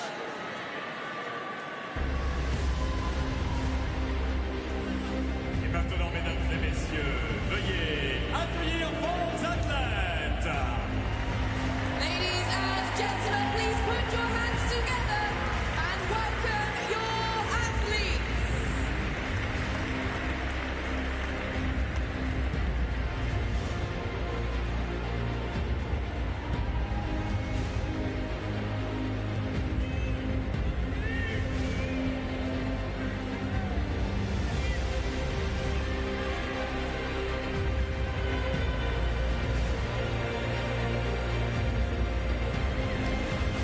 Et cette fois pour le fleuret féminin, catégorie A, nous nous retrouvons dans le tableau des 16. Ladies and gentlemen, taking to the floor, the women's foil category A table of 60.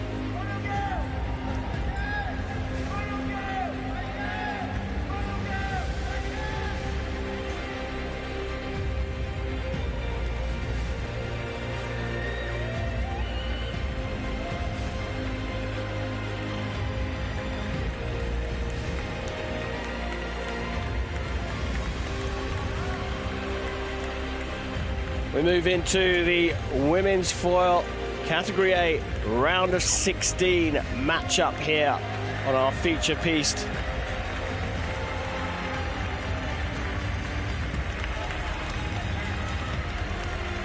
The remarkable Susanna Krajnyak from Hungary on the left, Hark from just southwest of the Hungarian capital Budapest. Competing at her 7th Paralympic Games.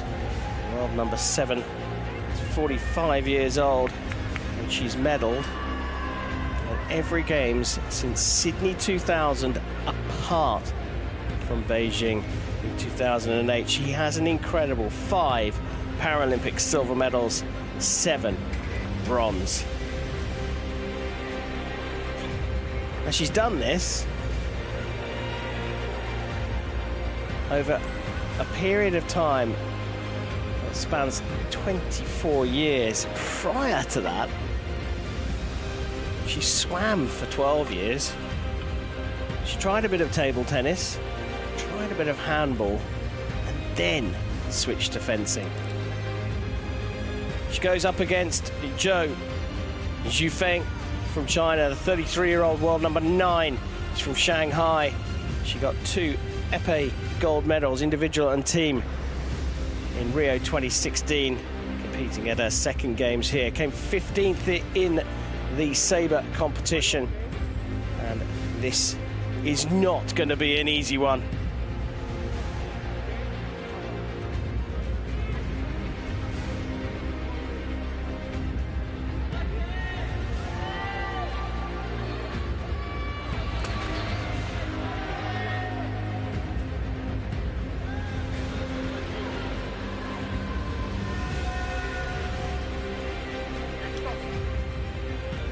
Arbitre, faites commencer les matchs.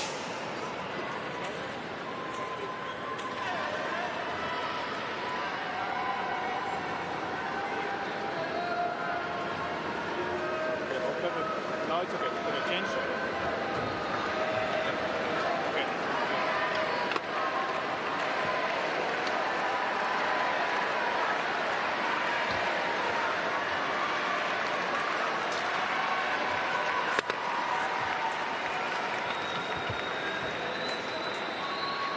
No, you don't have sound.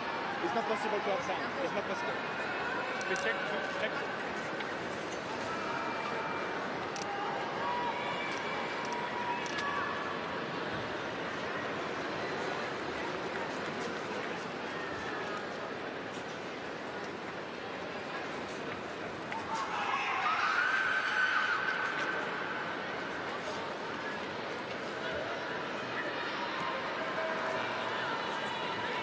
Distance set, fencers ready, equipment checked.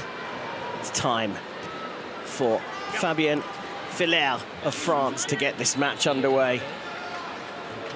Suzanne Krajnyak of Hungary on the left, up against Zhou Zhufeng of the People's Republic of China on the right.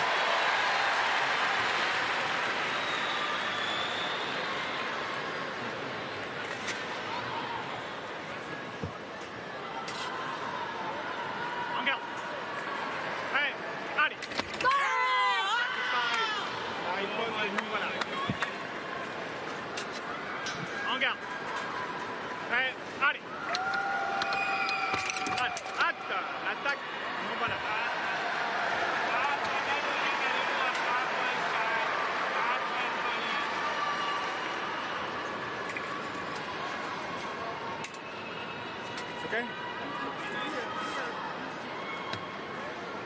No, it's good.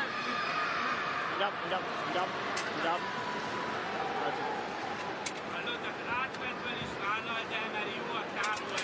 En garde. Prêt, allez.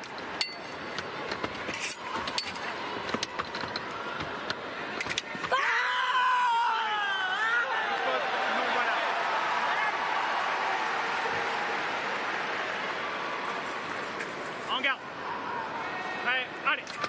Attaque. So Krajnyak getting the first point of the match. She beats the blade, beat attack from the left, is parried.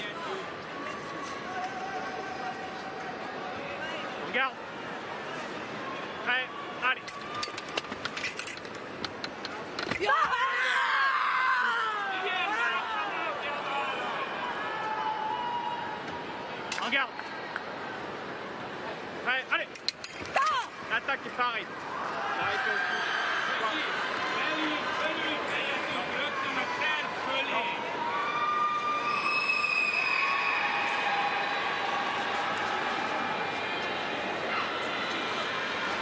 En garde. Prêt, allez. L'attaque non.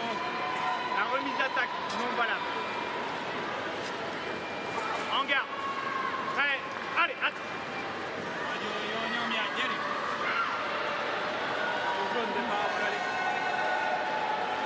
It's the first of the infringements. En garde. Prêt, allez. L'attaque, non. La remise d'attaque, non valable. En garde. Prêt, allez.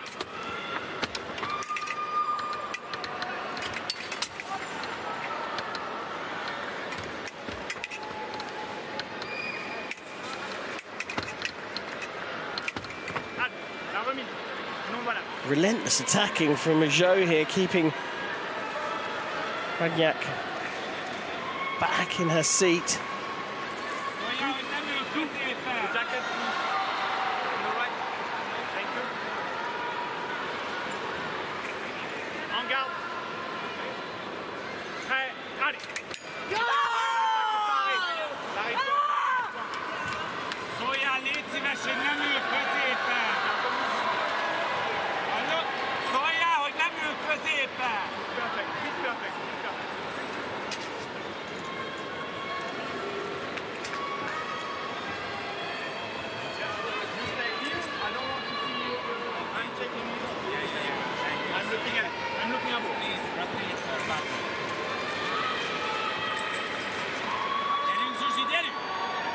Victor Fekser, the Hungarian coach, getting talking to from Fabian Filaire. Handled carefully. Walked up to him politely and said, "Don't need you helping me with the refereeing. I know what I'm doing."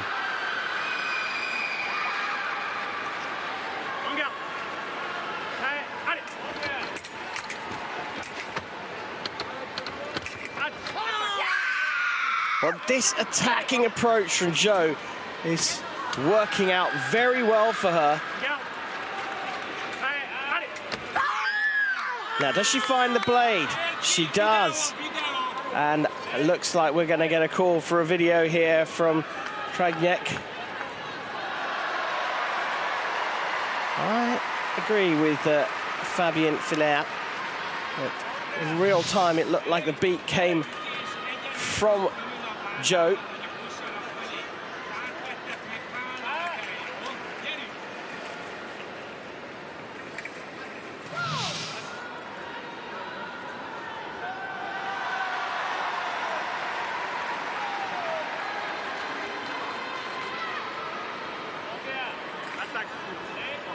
Sticks with his call. One video left then for Krajnyak, one video appeal.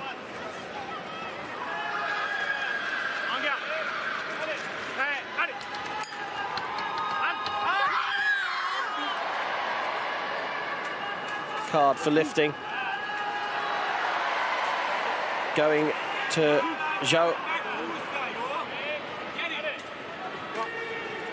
Oh, was that for an early start, leaning backwards early. So 3 point for Krajnyak.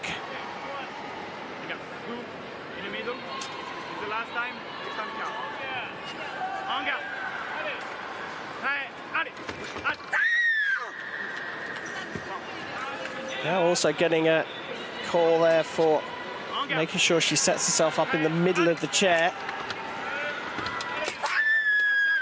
The remise of the attack again, landing for the athlete from the People's Republic of China.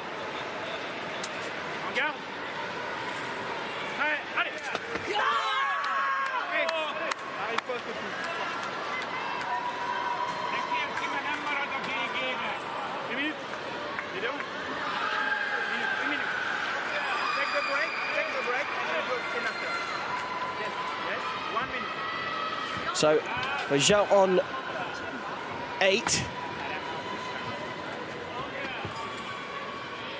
We'll go to a minute's break. Now there was some kind of appeal from Krajnyak.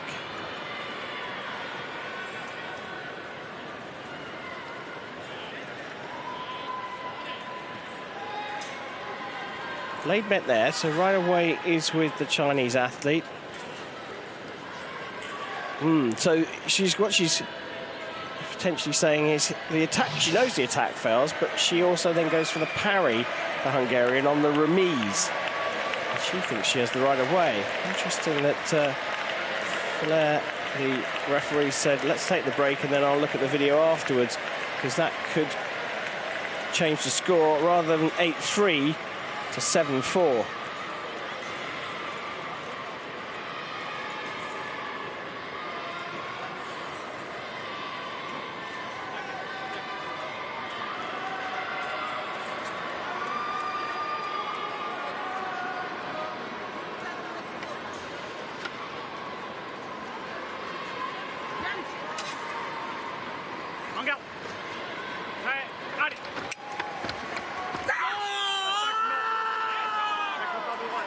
Back underway as Krajnyak tries to find a way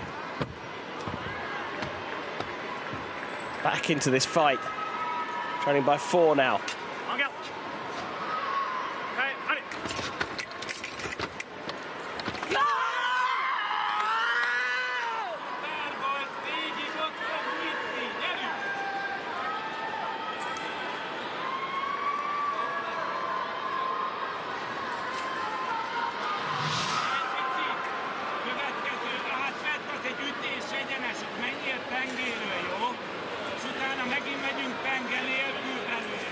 So hit originally given for Krajnyak. Xiao has called for a review. Question mark is, she certainly had the right of way, the Hungarian, but did she use it? So there's the block out. Try remise now. I think Xiao has a good shout here. She's called the review, referee returns, and she does indeed get the hit. 8-5, switches to 9-4.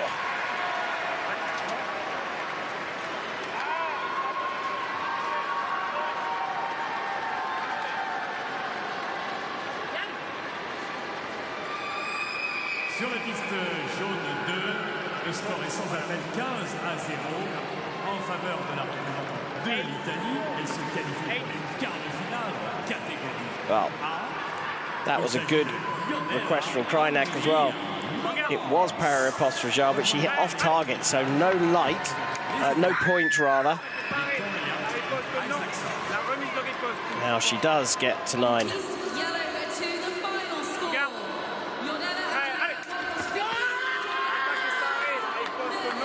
Stronger blade action felt from the French referee, Fabien Filaire.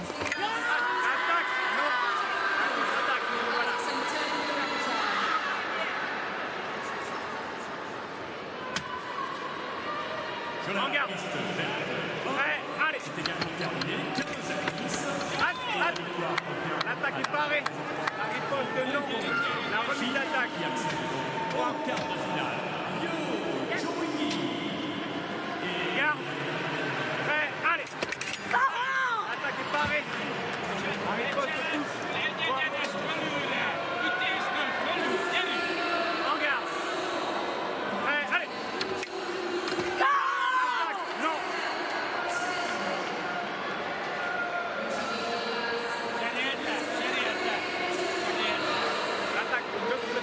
L'attaque, non. Quoi?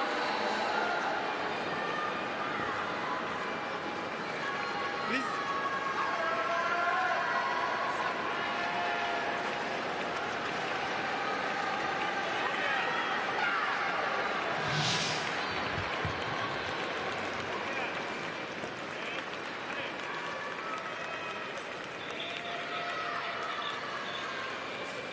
Blocking counter-attack.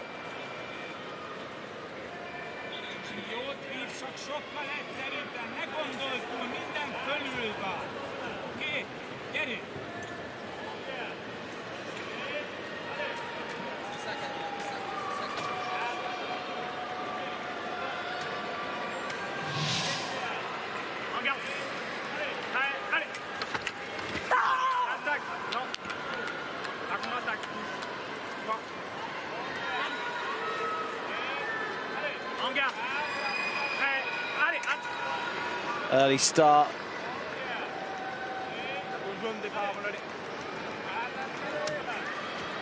Krajnyak getting her first warning.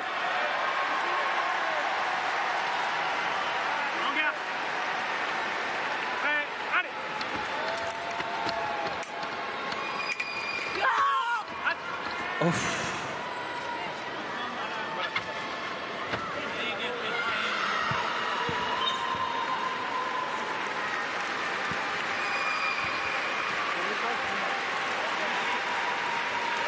So the referee called halt before that final action, so he's got to annul or not award that hit.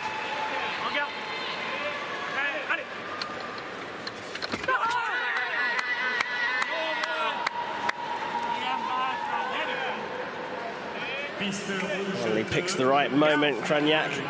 First hit in a while, though.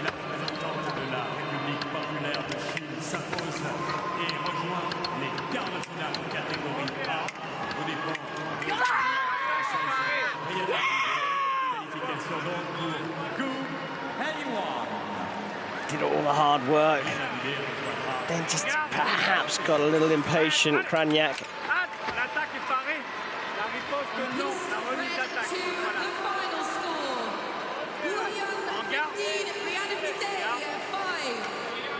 Representing the People's Republic of China, Lemoine will advance to the women's foil category quarterfinals.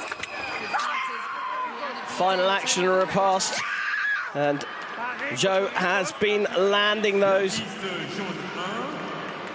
in this fight. She's just one away from a place in the women's foil category A quarterfinal here at Paris 2024.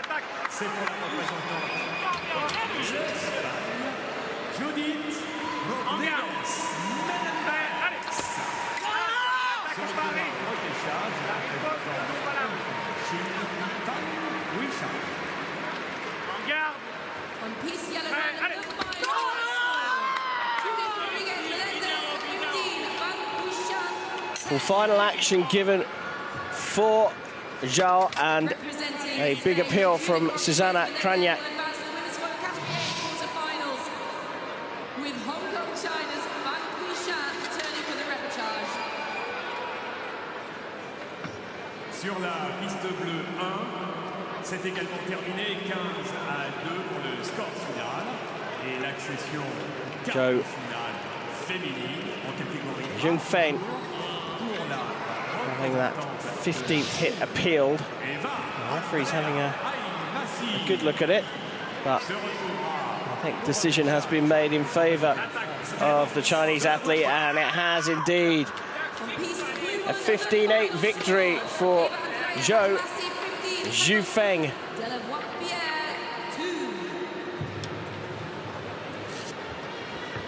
And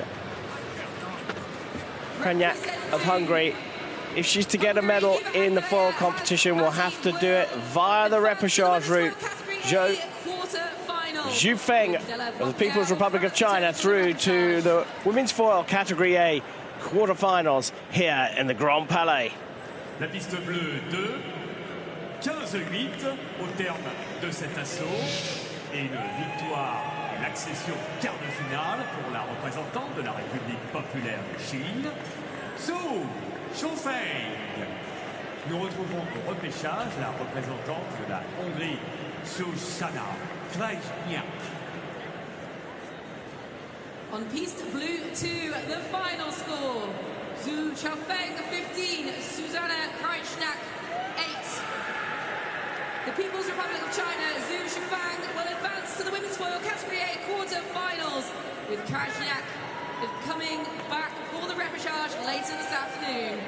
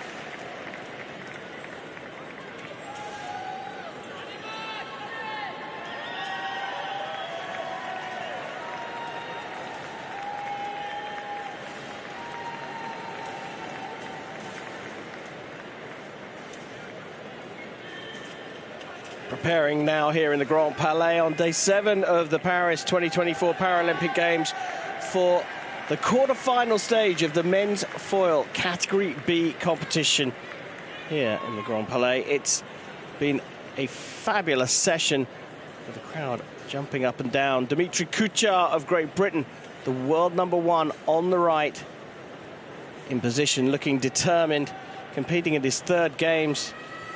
Got foil team silver and 2 épée bronze medals in Tokyo, individual and team in the épée competition. He's on the right, looking to get up 15 green lights ahead of his opponent, Vide Kingmanaw of Thailand from Nonthaburi, just outside Bangkok. World number 11. Is it his debut games, although he has had time in the chair on the piste here in the Grand Palais. 16th place finish in the sabre competition. It was 8th for Cuchera in that competition.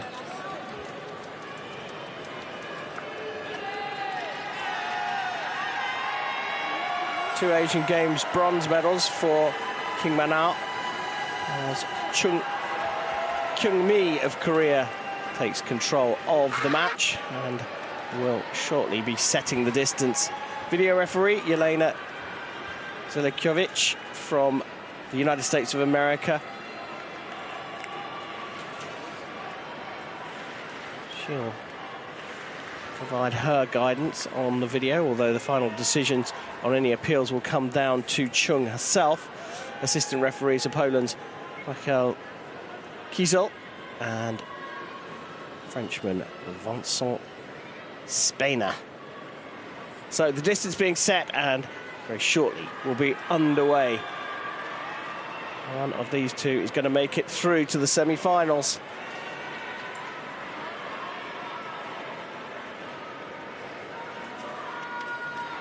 Sharp looking singularly determined here. For those of you just joining us, this is foil. It's a weapon of convention, which means the referee's got to decide who has the right of way in the final action before a hit. Target area is the torso, everything apart from the arms, legs and head, defined by that silvery jacket that both fencers are wearing. If you hit that and have the right of way, or if you hit that, you're going to get a coloured light up. But if you have the right of way, you'll get a point. Right of way is all about who has the right to attack. If you're being attacked, basically if your opponent's trying to stick their sword onto your body, you've got 2 options. Block with your blade, it's called a parry, or lean back in the chair and make the attack miss. And if you do either of those 2 things, it's your right to attack, and your opponent has the 2 evading options of distance or a block with the blade. Ever evolving tactics throughout a game, throughout a match, throughout a bout. As the fencers try and seize the momentum and build a lead.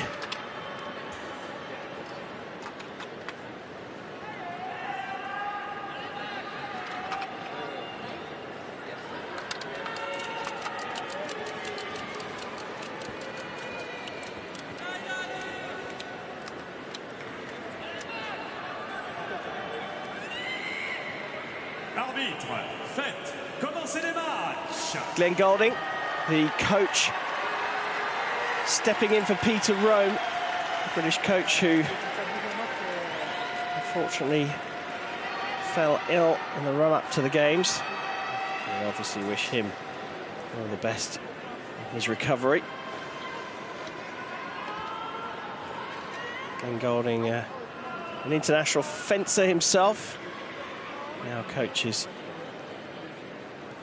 the wheelchair squad at the National Centre at Bath University. Cuchera from London, a couple of 100 kilometres away, regularly travels down to compete with his good friend Piers Gilliver, who competes in the Category A weapons.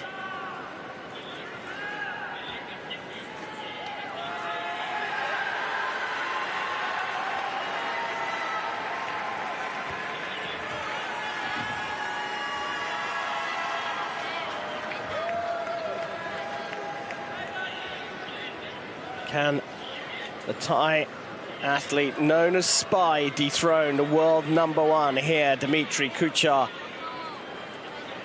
seeking his 4th Paralympic medal here, his 4th Games.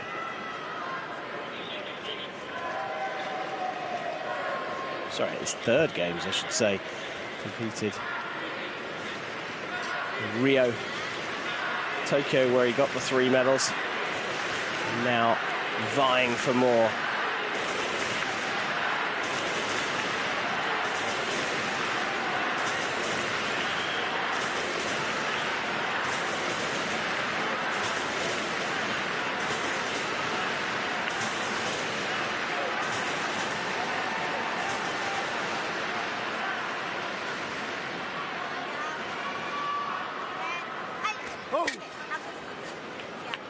We are well and truly underway with a simultaneous attack here in the men's foil category B quarterfinals on the 7th day of the Paris 2024 Paralympic Games.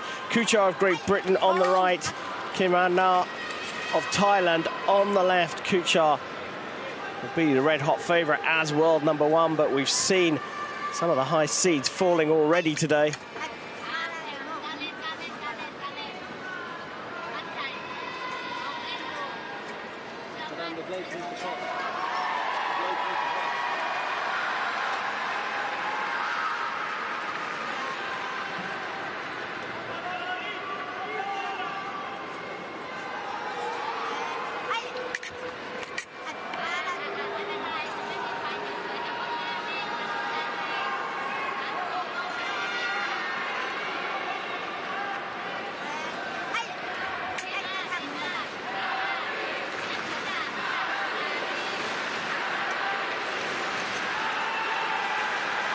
Target score of 15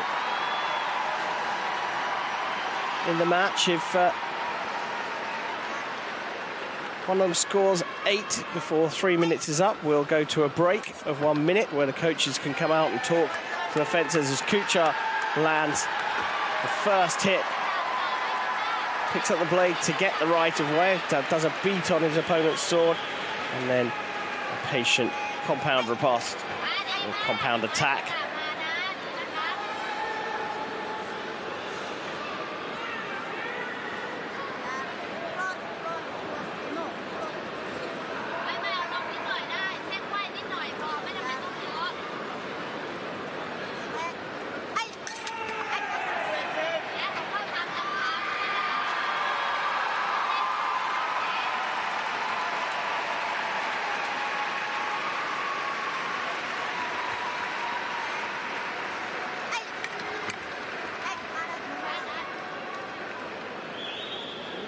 Going for the flick to shoulder, Cuchera just hitting the side of the mask. A white light, off targets don't count for points. The remise does land for Cuchera. Et sur la piste verte 2, vous venez d'assister à ce match extrêmement serré. Victoire de justesse 15-14 pour la représentante de l'Italie qui rejoint les quarts de finale en catégorie A, Loredana Trigilia. Se retrouvera en repêchage pour représenter l'Ukraine, Nathalie Morkevich.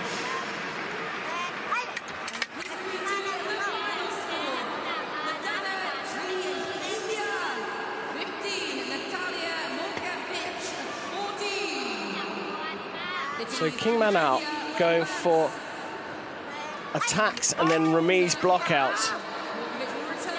Cuchera getting picked off with the... Well, he's not getting hit so much, but he's not found a way around that particular tactic from the Thai Spy.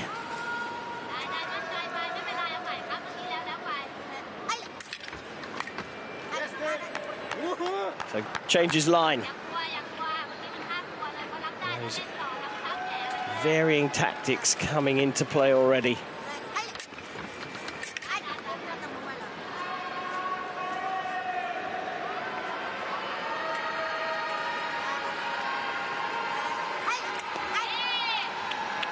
Early start from Kingmanaw, and he will get a card for that. Yellow, minor infringement, and any other yellows mean a point for Cuchera. As Cuchera starts early.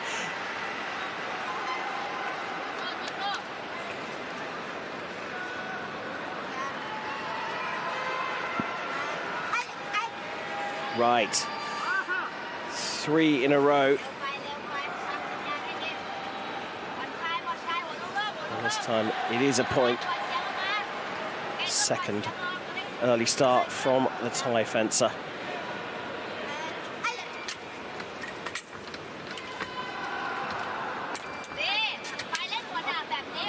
And put his body in range that time, Cuchera.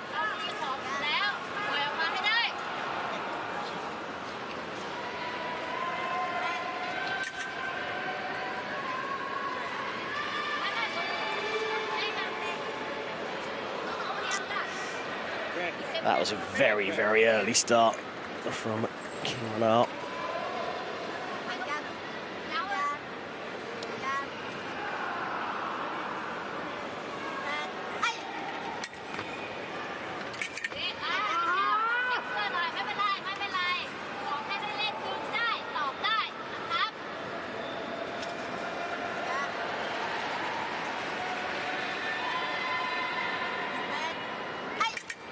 It's another early start, and she has to keep giving cards here.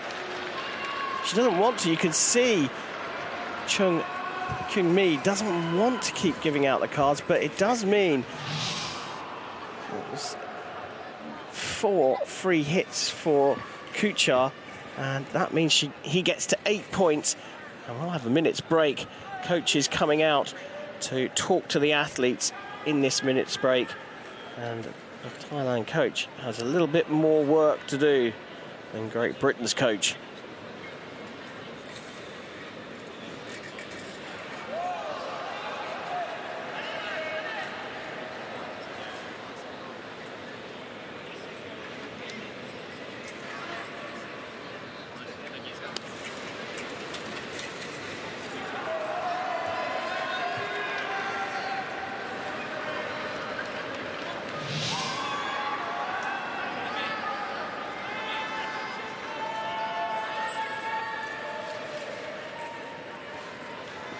Thai fences out of a club called Songkla.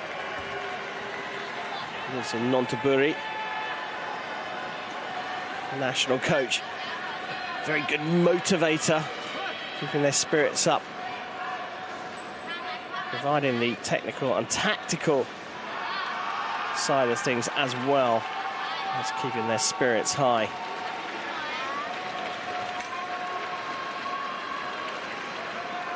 Has to give the card here for Cuchera.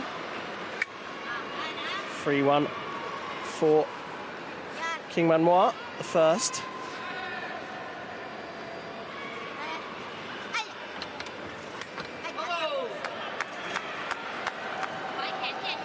So clearly, Coach Golding has suggested that hit under the arm is the one to go for.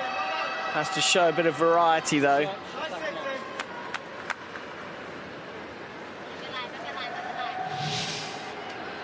Plenty of British fans here in Paris. Short hop across the channel. A variety of routes to get here. Come over on the ferry to Calais or Boulogne and drive for a couple of hours, maybe 3, into Paris. A lot of people coming over on the Eurostar.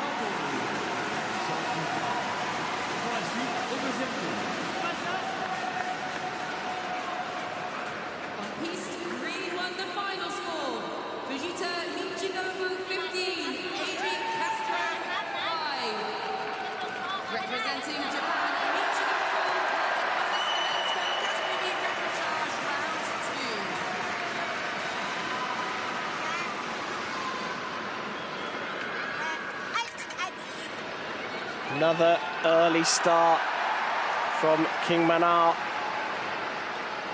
Another point for Dimitri Cuchera. He's just 4 away now from the semi-finals here. His 3rd Paralympic Games. Oh, lovely one over the top there.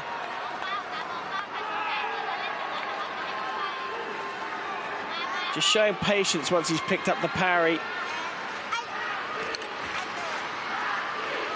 He leans back, makes the first one miss, Cuchera, and then goes out on the attack. No sign of a call for a video appeal there.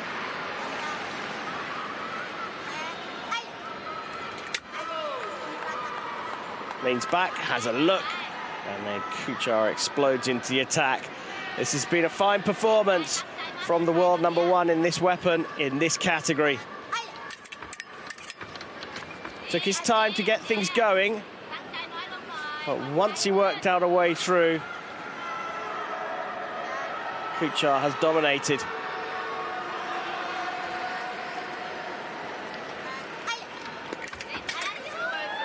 And Cuchera does make it through this quarter-final. Thanks his opponent. He continues on. One more win for Dimitri Cuchera, and he's guaranteed a medal here in Paris 2024. A 15-5 victory for the world #1 against Thailand's Vide Kingmanaw, and the Thai athlete will go into the repechage side of the competition, still with a chance of fighting for bronze here in Paris.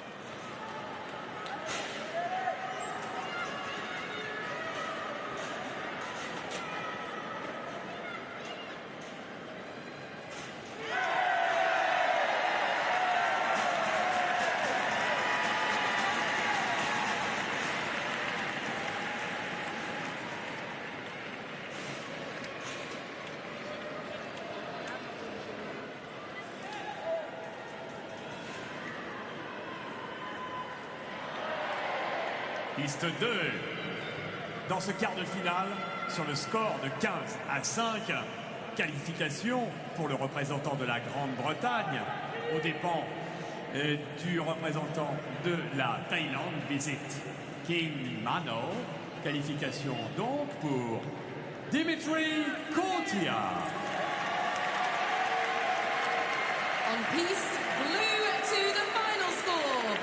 Dimitri Cuchera 15, Vide Kingmanaw 5.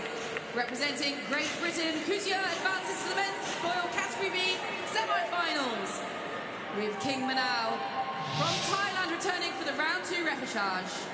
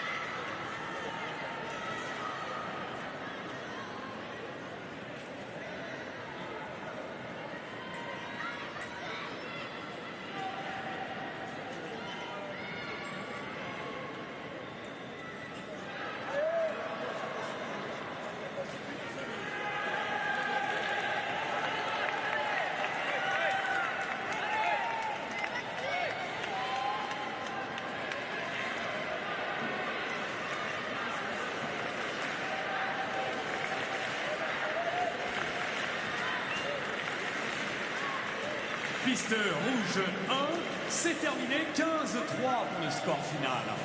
Et pourra accéder à la demi-finale la représentante de la République populaire de Chine, Yang Fengke Yang, sera présente pour la suite des repêchages représentant le Brésil, Giovanni Guisson. On piste red 1, the final score. Yankee 15, Giovanni Guisson 3. Representing the People's Republic of China, Krajnyak will advance to the men's foil category B semi-finals, with Giovanni Guisson of Brazil returning for the round 2 repechage.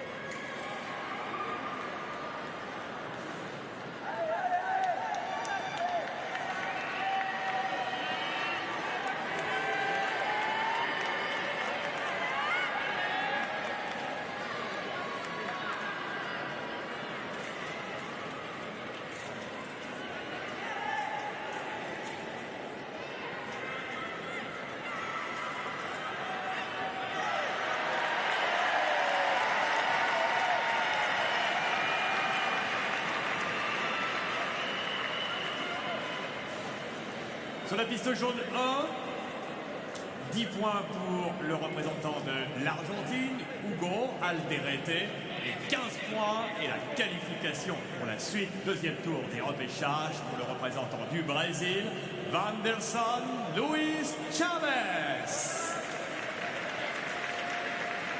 On piece yellow won the final score. Vanderson Luis Chavez 15, Hugo Alderete 10.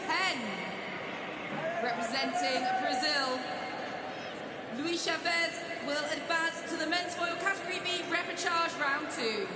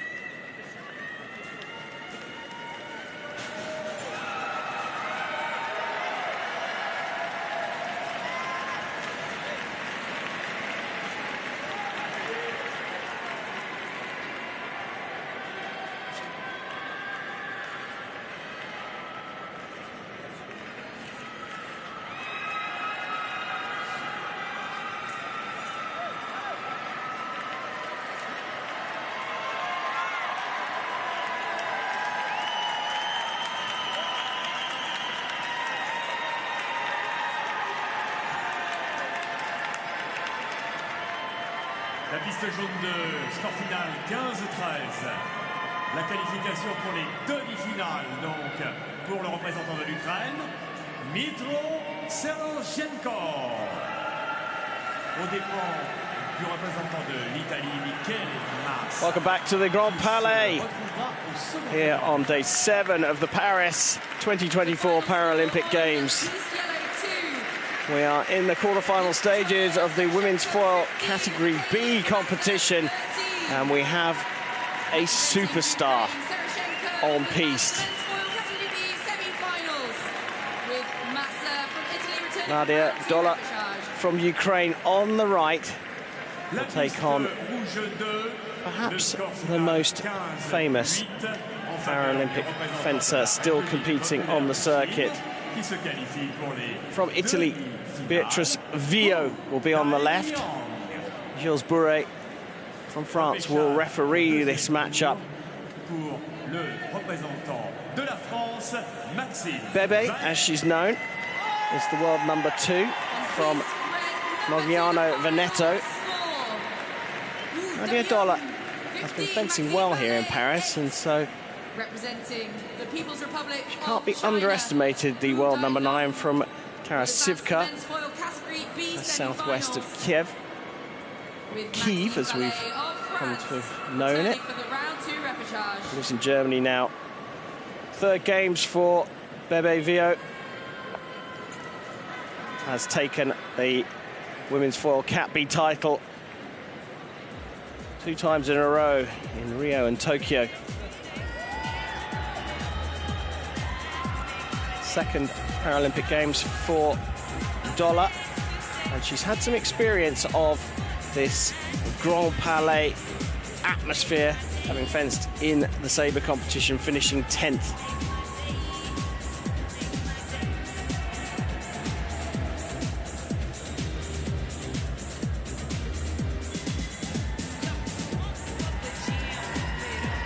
Bebe Vio rose to fame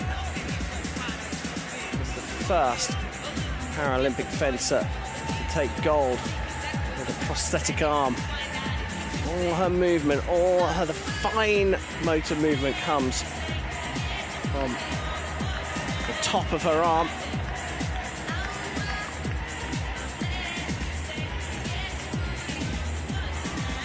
Nous allons passer au fleuret féminin catégorie B.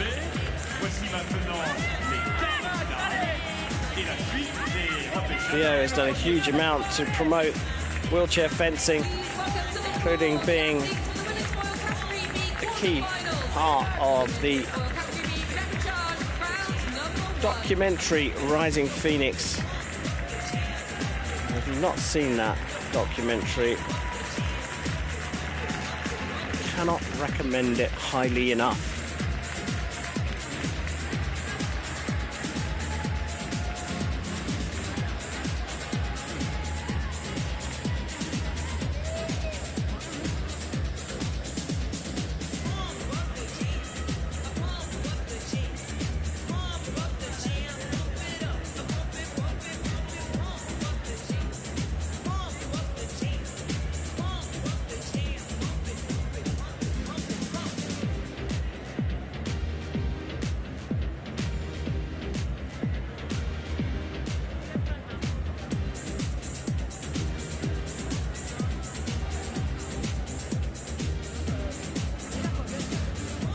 Doloh competed in the round of 16, beating the USA's Geddes 15-11.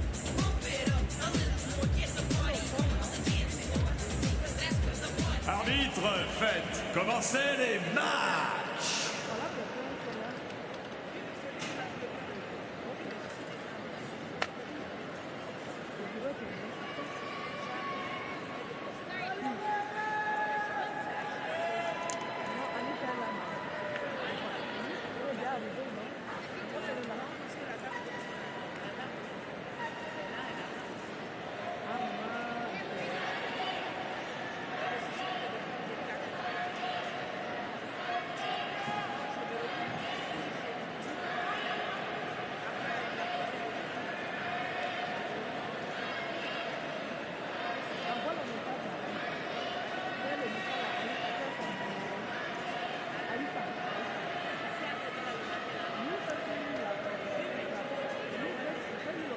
Mask clip recovered for Doloh. And we are finally ready to get underway. Gilles Bouet of France taking control of the match. Watching foil, target area is the torso. The referee is there to decide who has the priority in the final action. Point weapon, got a hit with the tibia sword.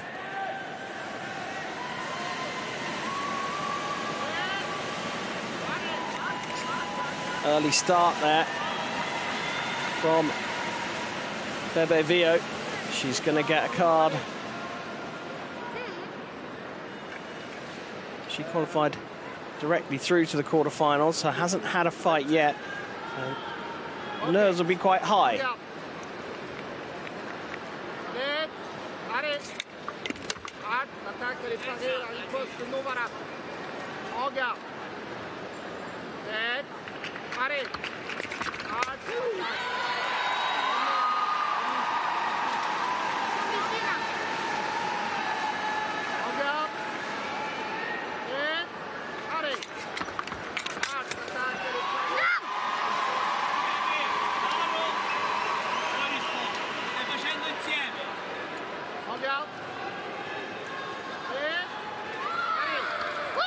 Oh, that's a lovely attack. Getting a round of applause from coach Simone Vanni.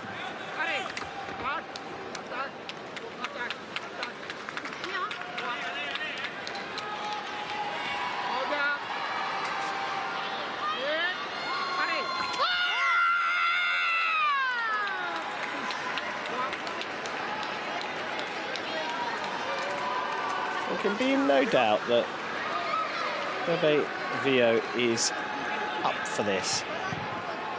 Doloh calling for a video review.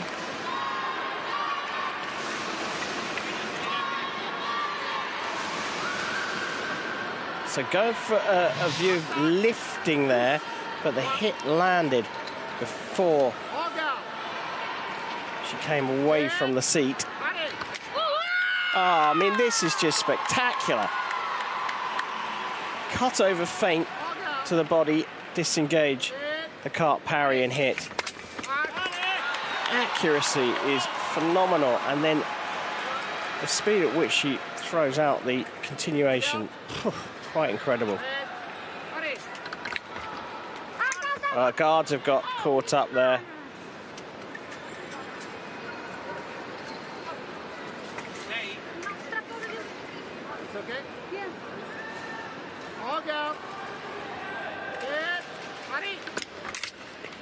Parry riposte fails, and finally Doloh gets on the scoreboard.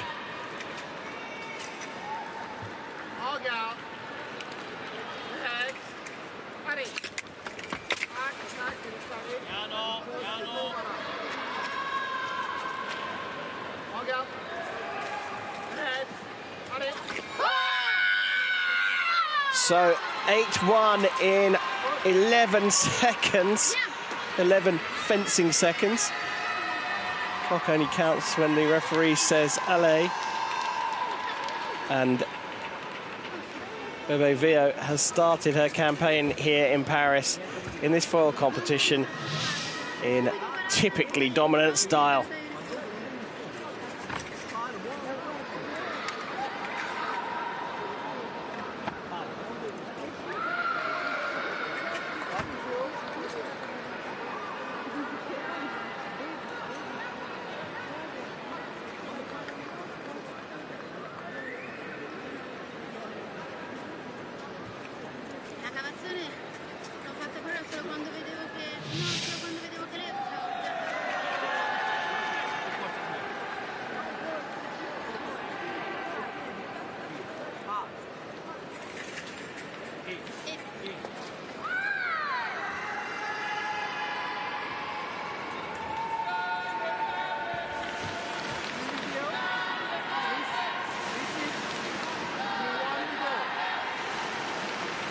Just confirming that Doloh has lost one of her 2 videos.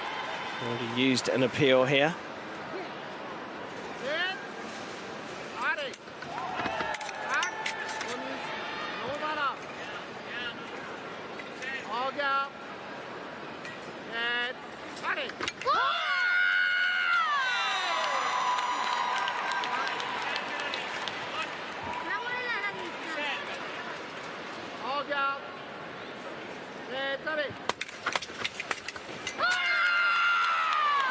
Even the winner of the last two editions of this event at the Paralympic Games in Bebe Vio, winning in Rio and Tokyo, when you come into your first fight in any competition, let alone the Paralympic Games, it is a nervy moment. Her nerves have been settled completely with this dominant display. Expected to go on to a big win here and move into the semi-finals. Doloh will, of course, go on to the repechage side of the draw. So still has a chance. You get a life, if you like, in wheelchair fencing. If you make the round of 16, you can afford to lose one and still battle through the other side of the draw to get into the bronze medal match.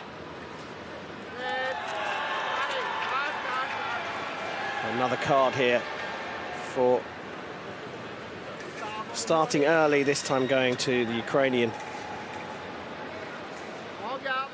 If you win your semi-final, if Vio wins this one, gets into the semi-final and then wins that, she's guaranteed at least a silver medal.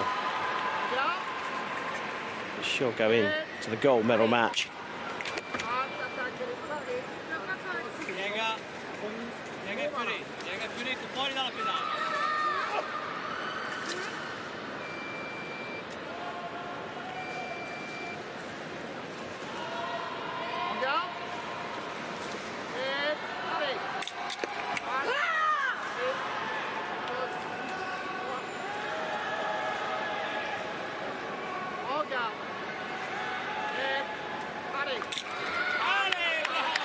Lovely para-riposte to shoulder, hitting the smallest part of the target.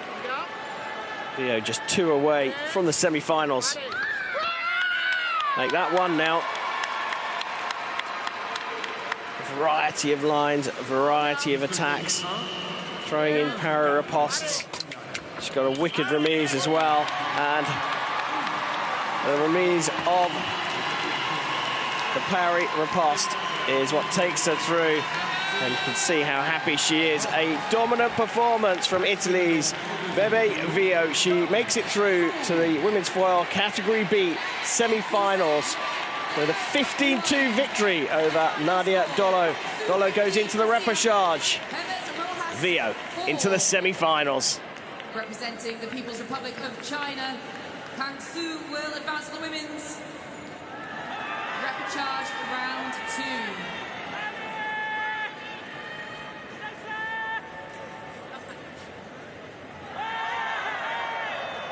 Piste bleue 2.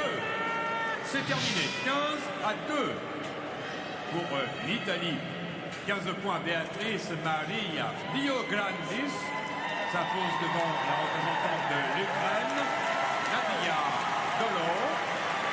Se rendra en demi-finale, représentant l'Italie, Beatrice Maria Diograndis. On piste blue 2, the final score. Beatrice Maria Diograndis 15, Nadia Doloh 2.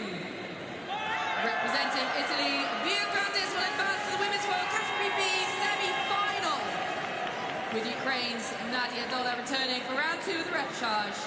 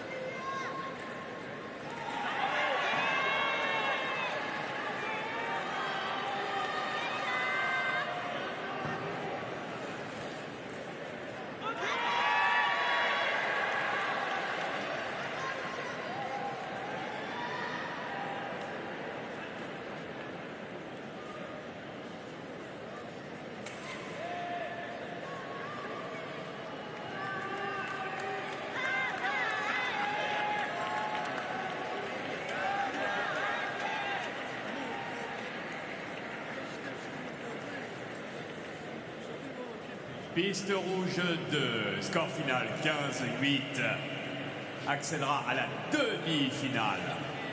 Vainqueur de ce match représentant la Thaïlande, Saitsoni Jana. La représentante de Hong Kong, Chine, Kong Yuan Ping, accède au deuxième tour des repêchages. On piste red 2, the final score. Saitsoni Jana 15, Jung Ping 8. Representing Thailand, Saitsoni Jana will advance to the women's foil category B semi-finals, with Hong Kong China's Chung Young Ping returning for round 2 of the repechage.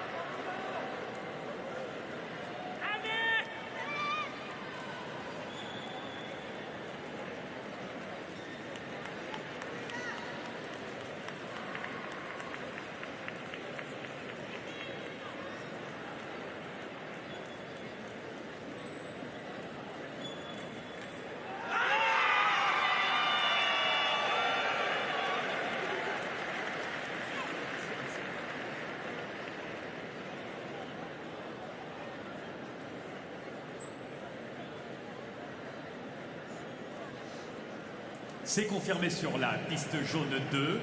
Le score final est de 14-9. Et la qualification pour les demi-finales de catégorie B revient à la représentante de la République populaire de Chine, Xiao. Nous retrouverons au deuxième tour des repêchages la représentante de Hong Kong-Chine, Ting. Final confirmation of piste yellow 2. The score, Xiao Rong 15, Ting 9. Xiao Rong will advance to the women's foil category B semi-finals, with Hong Kong China's Ting returning for round 2 of the repechage. Et sur la piste verte 2, 15-12, ainsi se termine cet assaut. Et la qualification pour les demi-finales également, toujours en catégorie B, pour la représentante du Japon, Sakurai Amiri. En repêchage, nous retrouverons la représentante de la Géorgie, Irma Ketsouriani. On piste green 2, the final score, Sakurai Amiri 15, Irma Ketsouriani 12. Representing Japan, Sakurai Amiri will advance to the women's foil category B semi-finals, with Georgia's Irma Ketsouriani returning to the floor for round 2 of the repechage.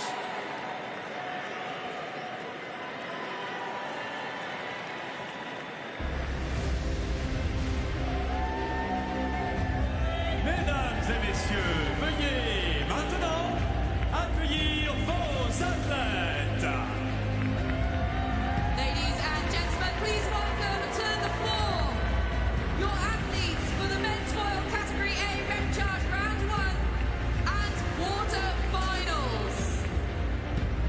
Voici maintenant dans le fleuret masculin catégorie A les repêchages pour le premier tour, quart de finale.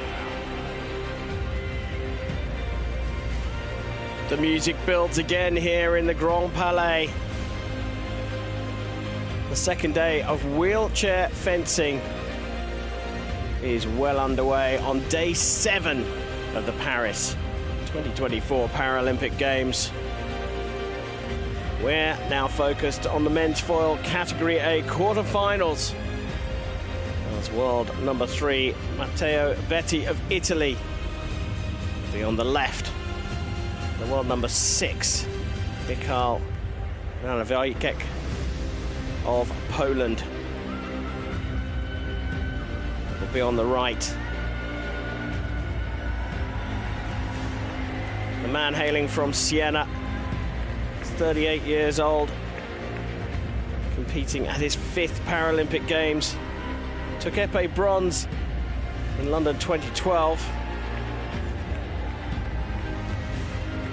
Police athlete is here to threaten the foil podium. Nayek, 31 years old, from Warsaw. This is his 3rd Paralympic Games. 2 medals in Rio 2016. Foil team silver, épée team bronze.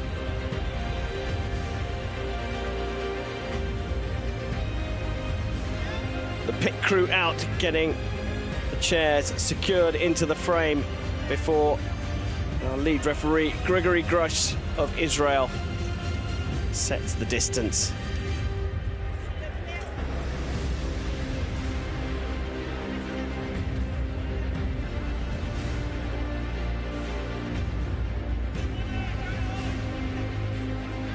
If you've been with us earlier in the session, you'll already know that you're watching foil, a point weapon, where the target area is the torso, everything apart from the arms, legs and head.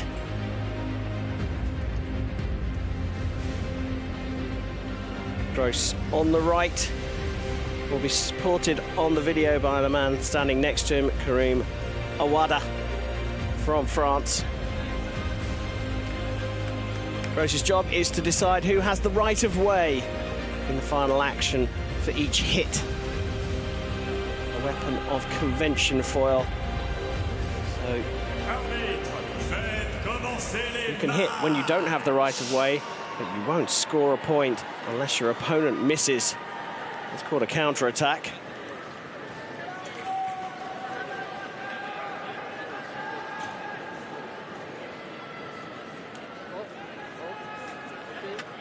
Distance being set right now.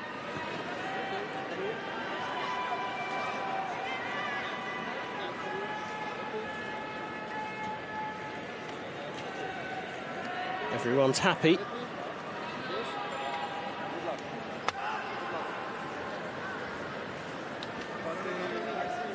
Betti came through Ludovic Lemoine in the round of 16, 15-9.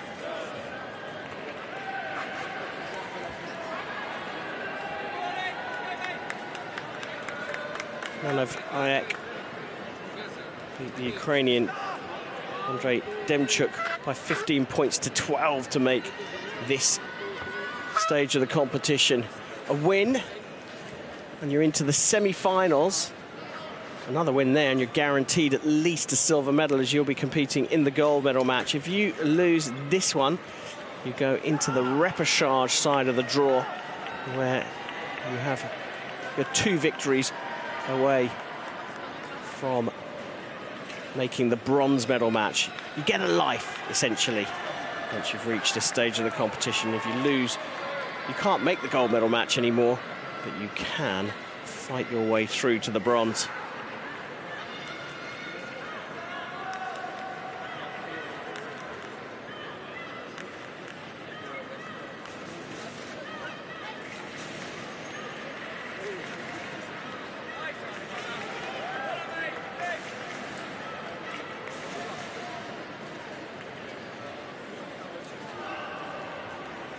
Nayek cited Robert Lewandowski, the Polish footballer, as one of his heroes. Regularly hit the target for Poland. And Nayek do the same against the world number 3, Betti, from Italy.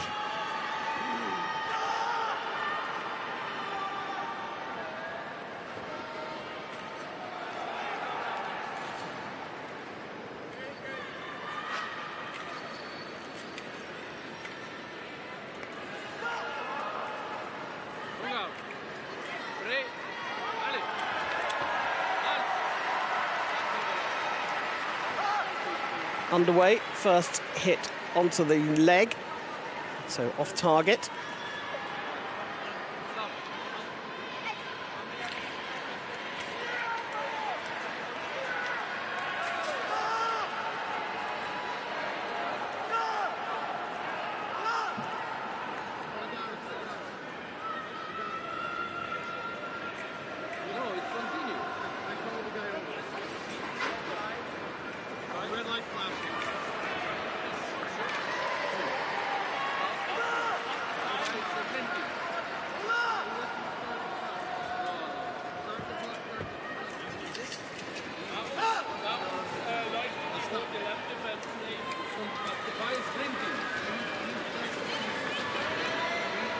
I've got an issue with the scoring apparatus, and looks like the clock didn't stop.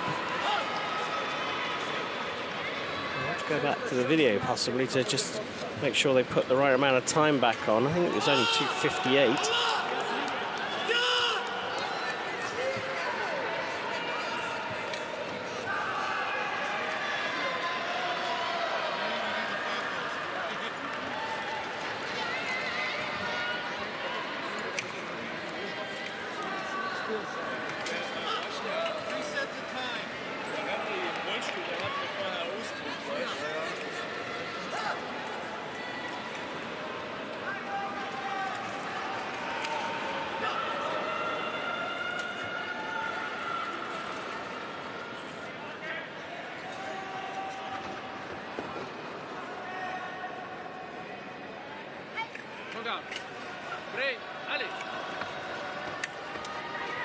So they did put the 5 seconds back on the clock here after that minor technical issue, sorted out pretty quickly. beat attack off target. Betti just looking to his coach, Smelivani, to check whether he should call for a review.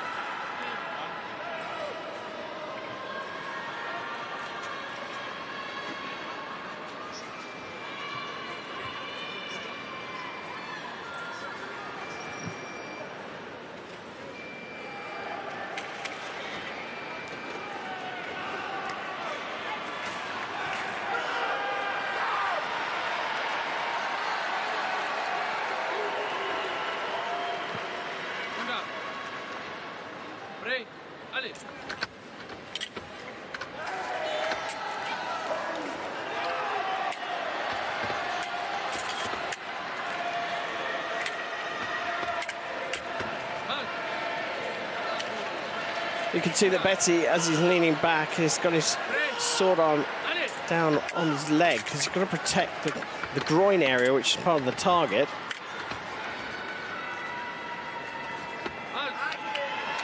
And does sneak through. So two lefties up against each other does make for an interesting matchup. It's not quite as dramatic as Olympic fencing when you get two left-handers together, but as the population has far more right-handers, left-handers tend to do a lot of their training against righties and not so much against lefties, so it can turn into a little bit of a scrap.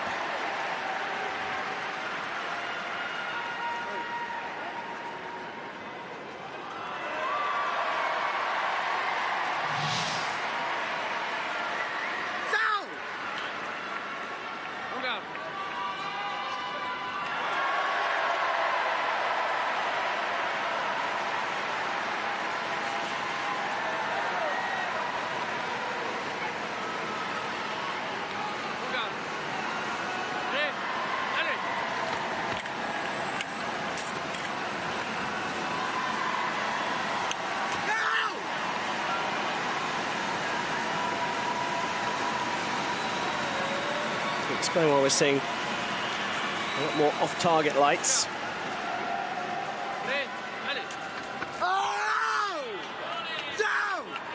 So those attacks off the blade working well.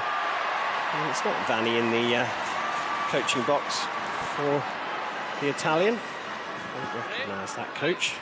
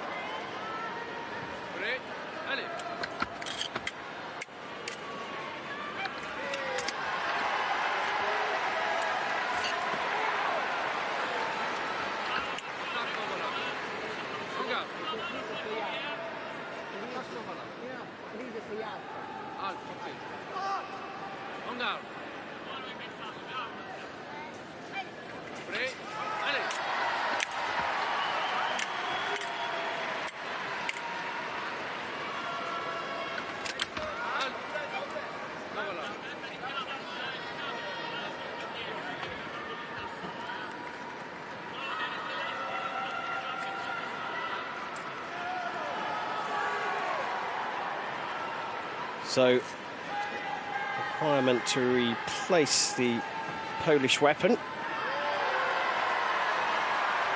Fencers in these direct elimination matches fight to 15 points.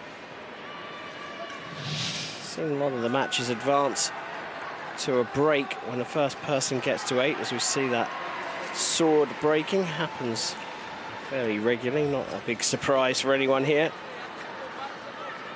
And obviously the fight has to stop. We've seen a lot of breaks when a fencer gets to 8 hits, but if they don't reach 8, then the clock is what determines when the break comes. 3 minutes of fencing, we'll have a break in proceedings. The athletes take on some fluid and talk to their coaches for a tactical reset, potentially.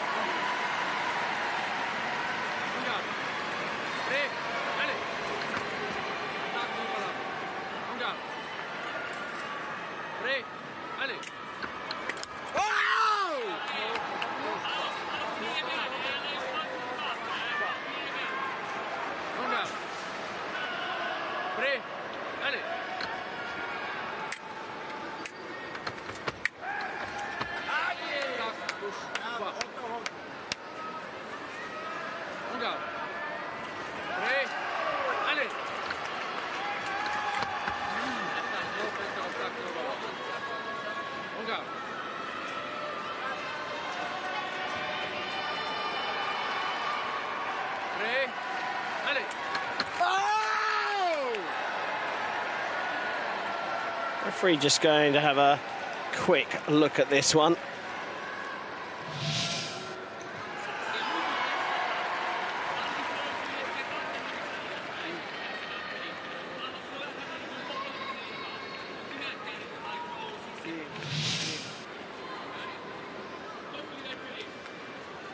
You see the action from behind one of the fences. It doesn't necessarily tell you the whole picture. View suggests that Betti did start the attack, but often can be deceiving.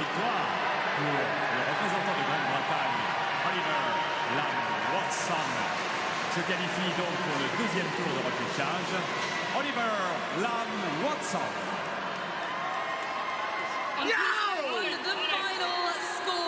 So that was a review of his own volition from Gregory Gross, and sticks with what I think he originally thought, but great to see him review the video. If there's any element of doubt, that should always happen.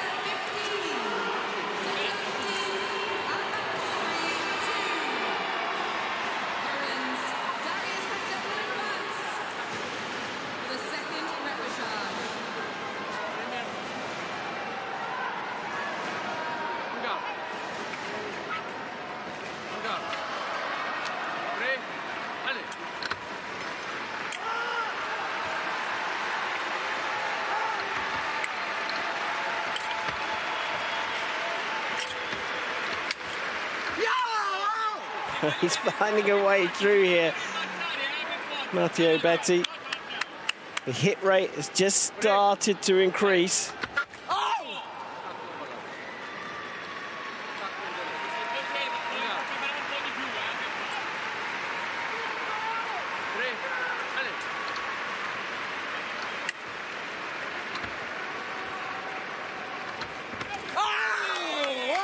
Second attack from Vide going through.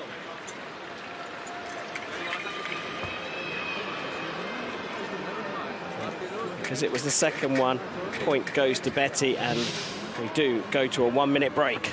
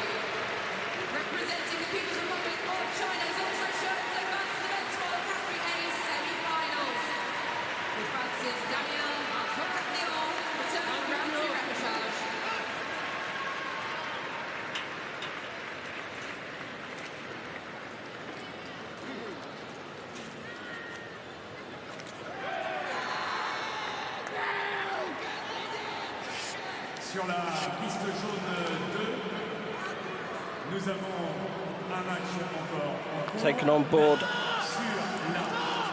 words of wisdom from their coaches. See that Vide taking on a little bit of massage. Be on his front leg, trying to keep it warm maybe. There's a little niggle.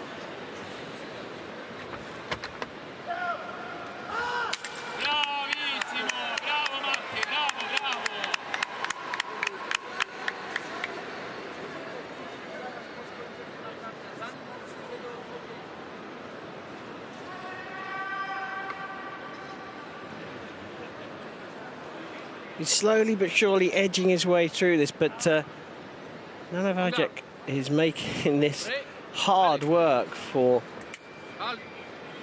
Mario Betti.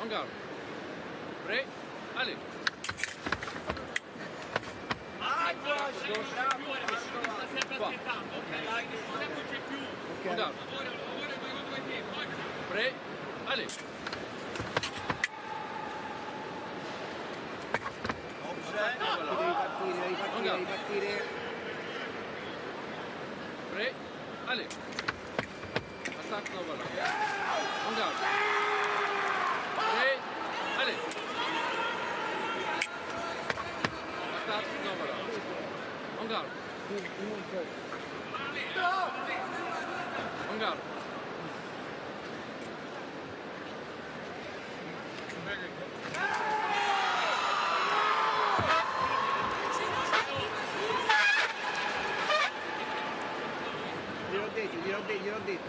detto.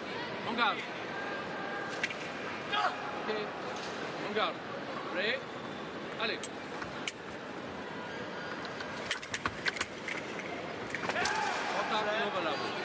On guard. Prêt. Allez. Halt.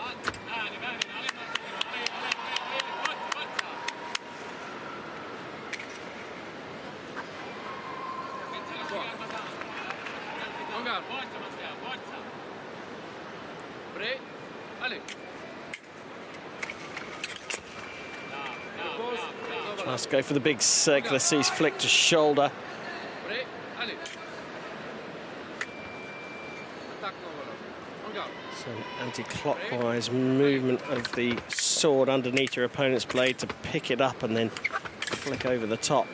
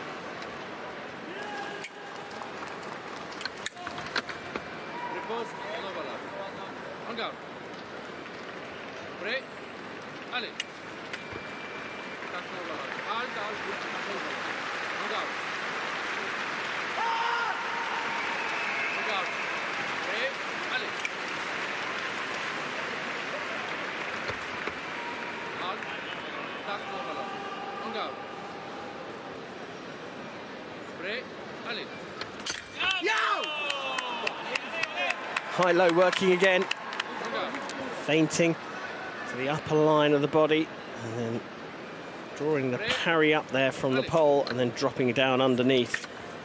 An explosive final part of the attack.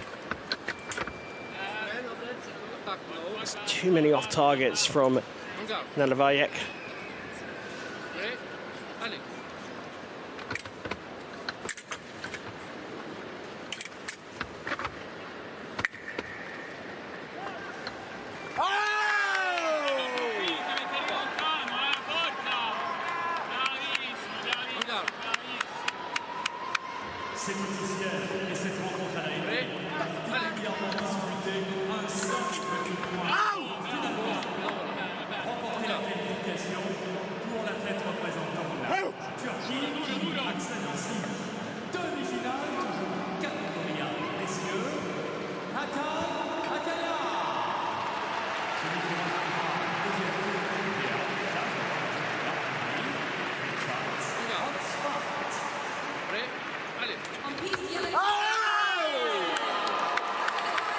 And that will do it. Another hard-working battle, a hard-working win for Matteo Betti. The world number 3 is through to the semi-finals here in the Grand Palais. 15-4 is a great score in terms of the dominance, but he had to work super, super hard for it. The Italian through to the semi-finals of the men's foil category A competition. Michał Nayek of Poland will move into the repechage side of the draw.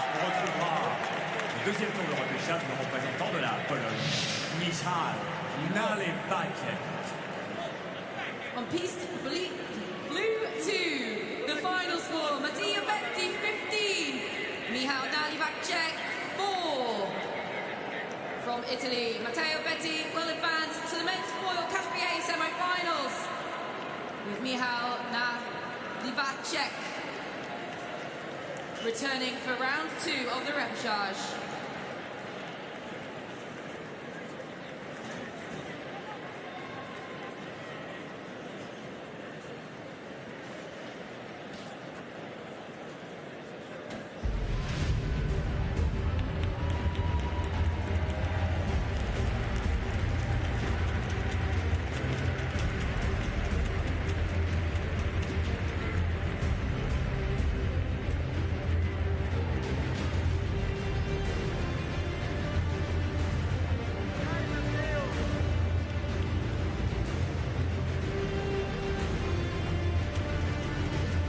et messieurs, veuillez maintenant une nouvelle fois faire un tonnerre d'applaudissements pour accueillir vos athlètes.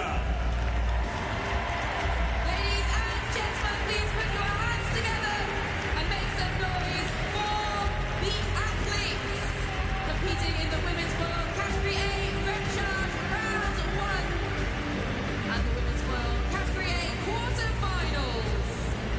Et nous allons en effet poursuivre ce programme avec la suite du fleuret féminin en catégorie A, avec à la fois les repêchages et les quarts de finale.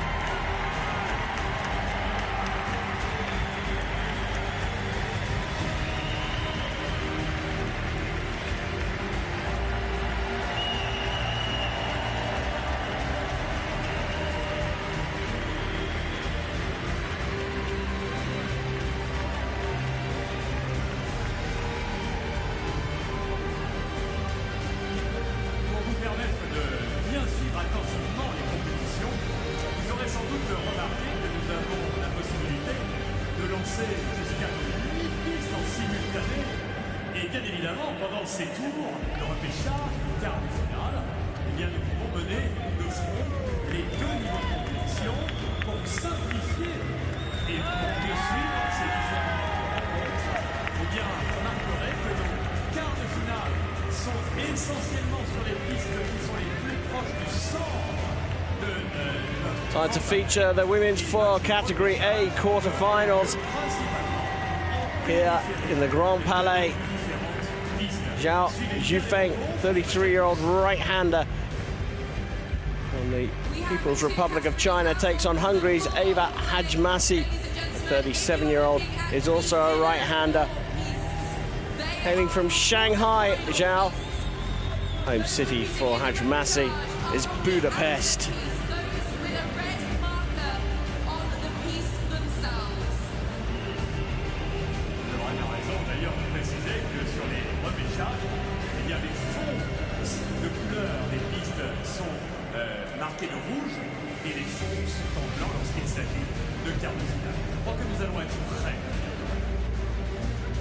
Nam Chi Ming from Hong Kong, China,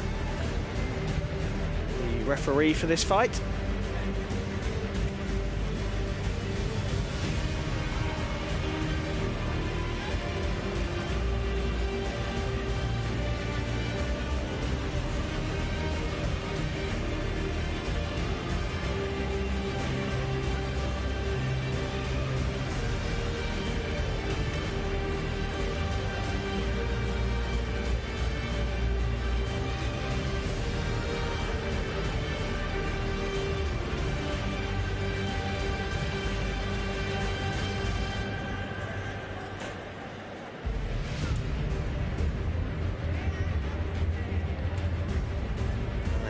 On with this pretty quickly here. We are already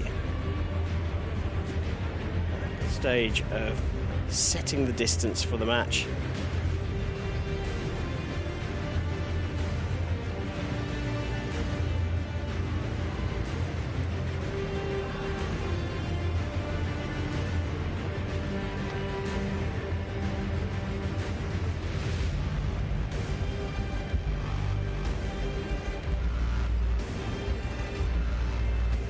Joe finished 15th in the sabre competition. She won a round of 16 match against another Hungarian, Krajnyak. 15-8, was pushed into the Repechage side of the draw. 5th place finish in the sabre competition for Hajmasi. She came through her round of 16 match with a 15-2 victory over Clémence Voipiere from France.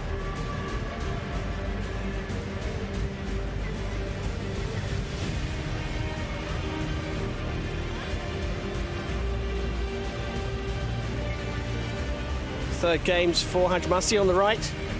Team foil silver in Rio in 2016. for bronze in Tokyo. Zhou Zhifeng from Shanghai has had her second games, having got the individual and team épée gold medals in Rio 2016.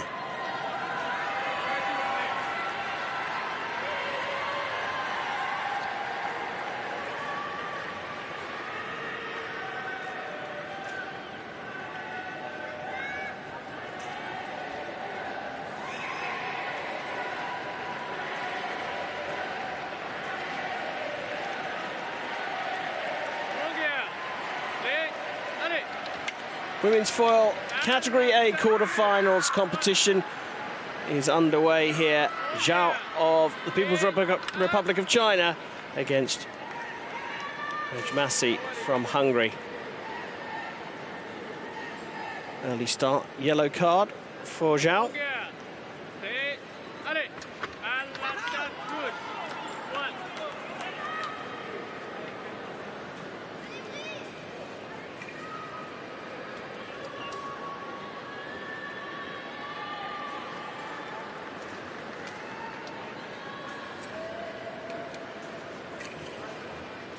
Sandor Palais looking on in support of Hajmasi.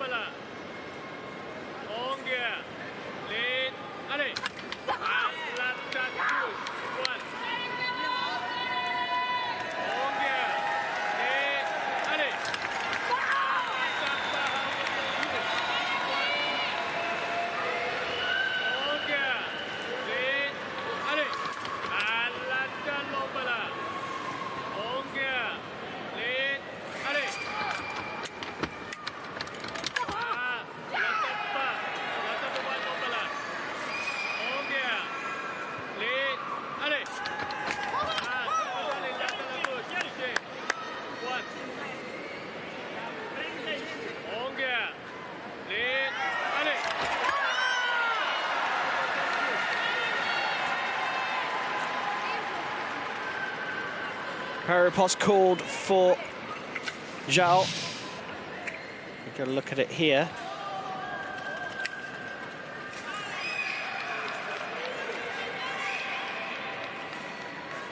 Is it the second action that lands? We might get a better view of it here. Looks like it was first action, but video review called from Hajmasi as Lam goes over to consult with Yu Jin Cook, Republic of Korean video referee.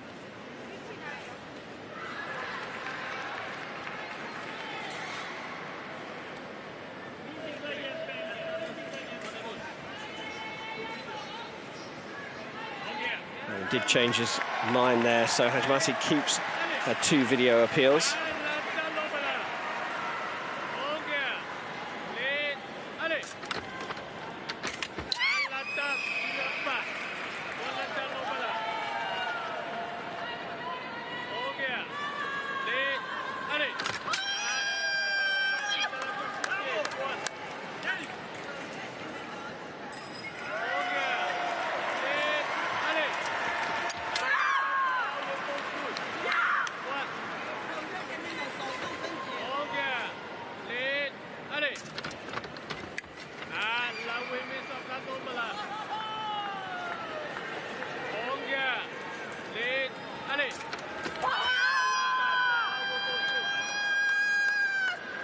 So Paralympics called for Hajmasi this time, and Xiao calling for a video review.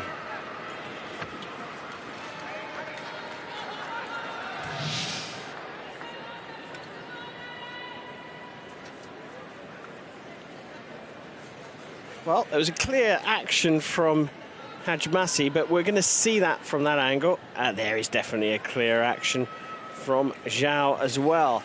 Now the question is it strong enough?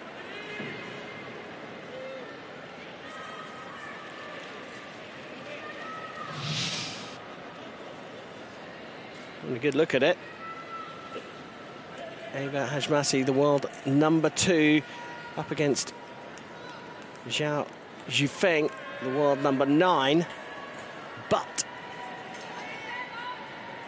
Chinese athletes are super strong, and the world ranking doesn't necessarily tell the whole story.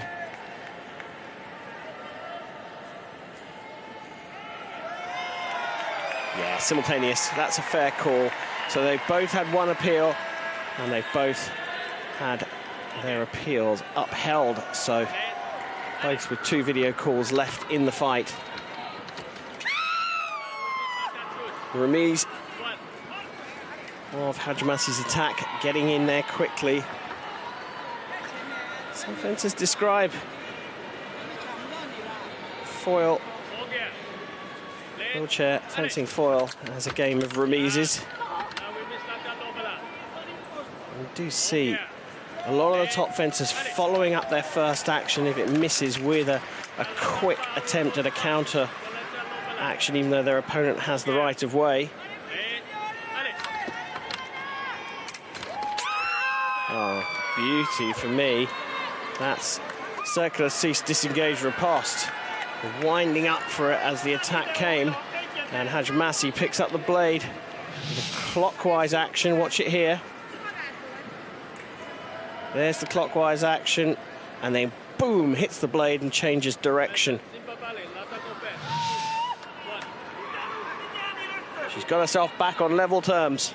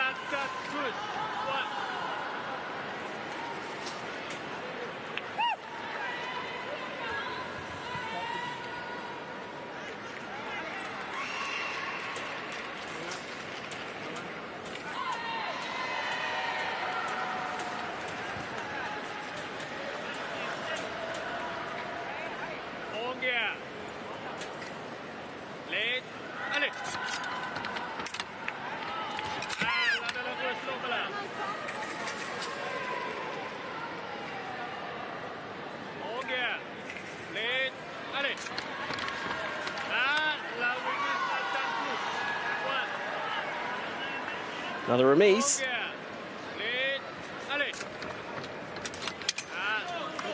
New to fencing remises.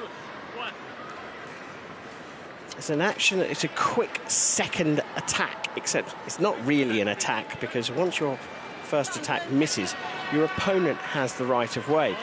But it's a quick second go.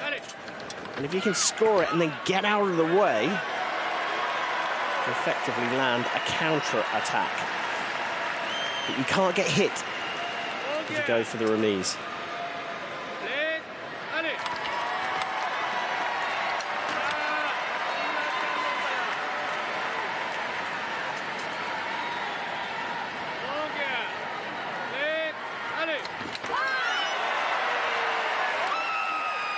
Blade picked up, no complaints from Xiao. Xiao had the right of way.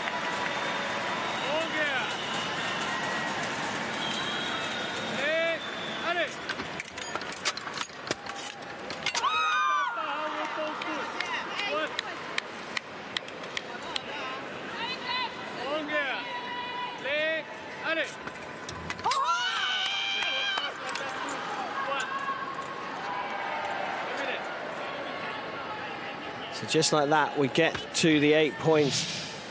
That indicates we need a break. And world number 2 has come from behind to lead by a single point.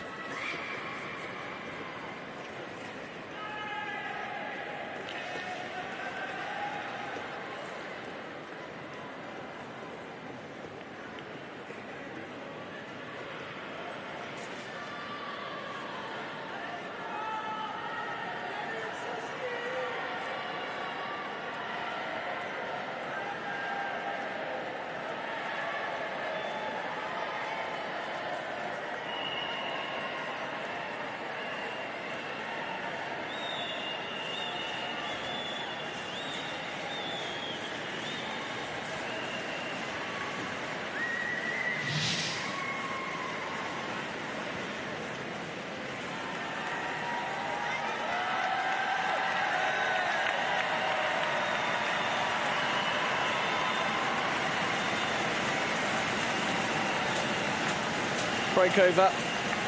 We're in the quarterfinals of the women's foil category A competition here at Paris 2024. Eva Hajmasi from Hungary on the right, leading by a single point, target score of 15 for a place in the semi-finals.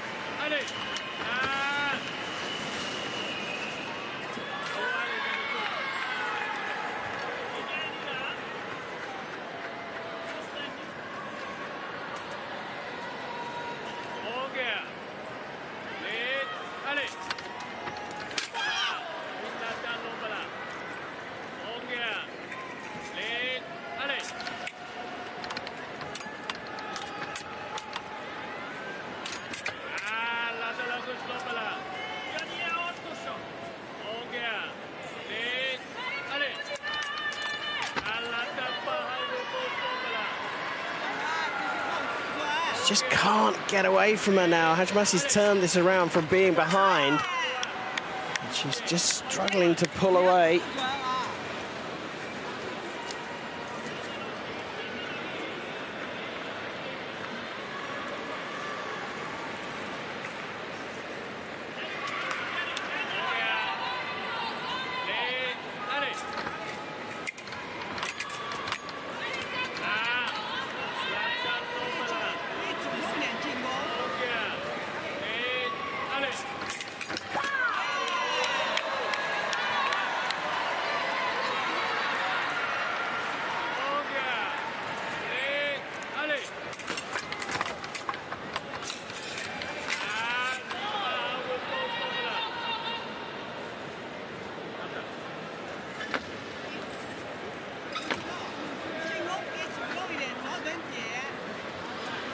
Piston rouge 2, le match est terminé 15-5.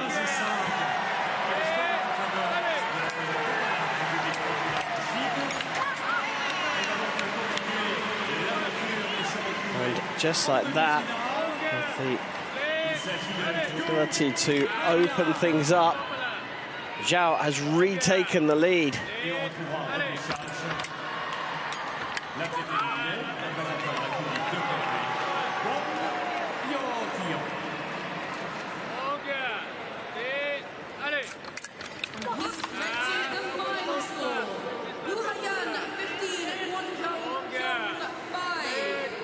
Representing the People's Republic of China, advances to the women's foil category A semi-finals, with returning for round 2 of the repechage.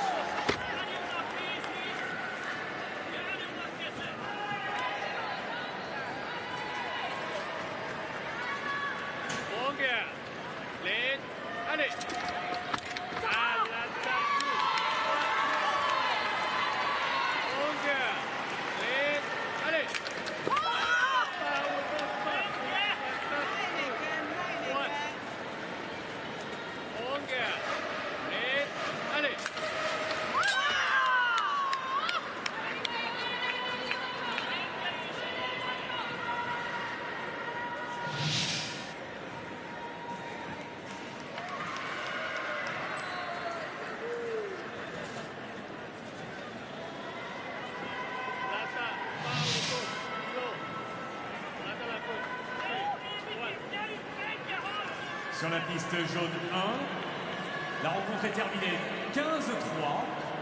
Le score est en faveur de la représentante de Hong Kong, Chine, qui se qualifie donc pour la suite et le deuxième tour de repechage.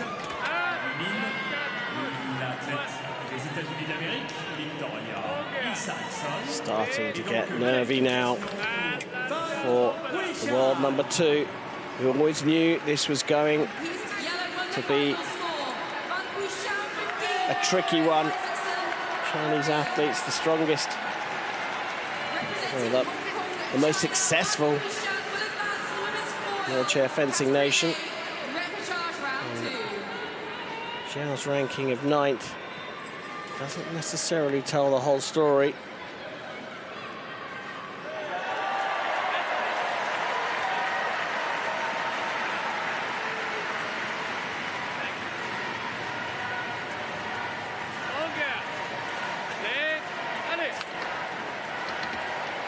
Sur la piste de 15 à 1, le score est sans appel.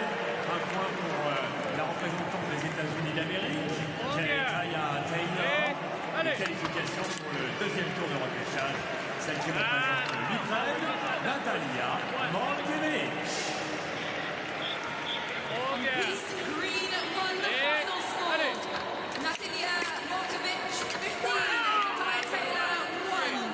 Representing Ukraine.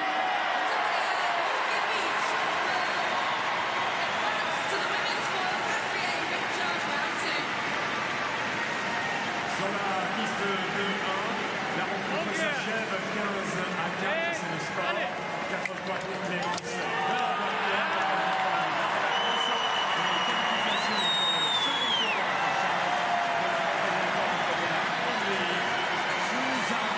A huge roar here in the Grand Palais. Referee having no choice but to just pause proceedings. The fences can actually hear the call of alley. Final action is a para-riposte for the left and accepted by Eva Hajmasi, a Chinese athlete going through to the semi-finals of the women's foil Cat A competition with a 15-12 victory over world number 2 Andrea Hajmasi. The Hungarian moves into the repechage phase, meaning the best she can do here in Paris 2024 in the foil competition is a bronze medal. Xiao, though, looking very strong indeed.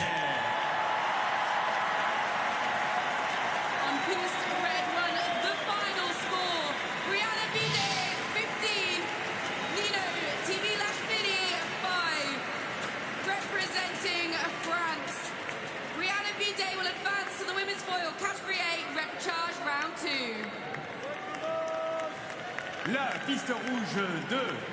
Là encore, la rencontre se termine sur un score de 15 à 5. 5 points pour la représentante de la République de Corée, Kyang. Et elle retrouvera les repêchages au second tour. Et la qualification pour la demi-finale, toujours en catégorie A. Elle est pour la représentante de la République populaire de Chine, Gu Heiwan.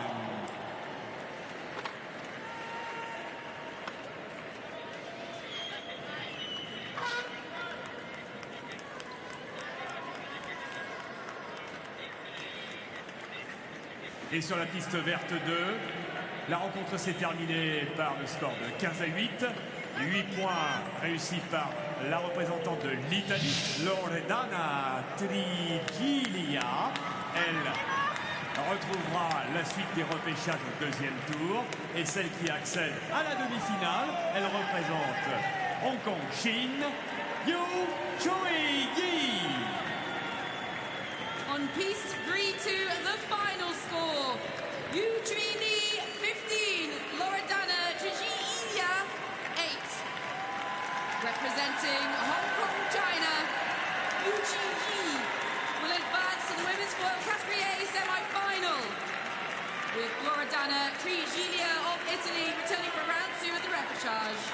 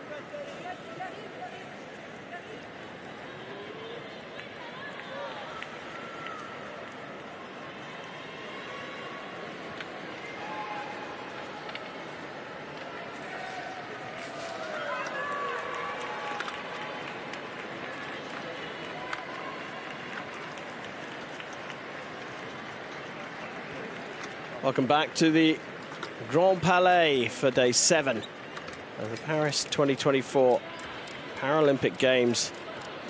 The second day of the wheelchair fencing competition, featuring the foil events, the individual foil events. And we are focused now on repechage round 2, as Imre Ketsioriani of Georgia is on the right, going up against Geddes of the United States of America on the left.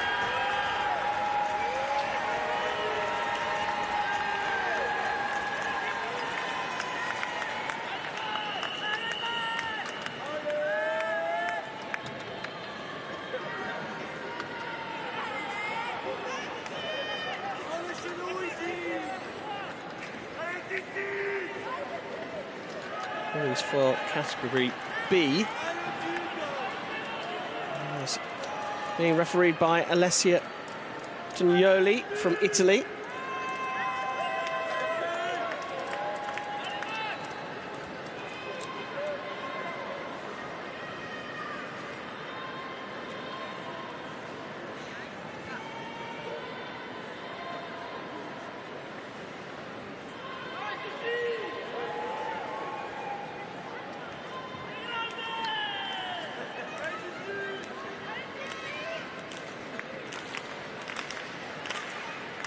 Geddes lost in the round of 16, 15-11 to Nadia Doloh of Ukraine. It's a quarter-final loss for Ketsioriani, who lost to Sakurai Anri, 15-12, Japanese fencer, taking out the world number 3.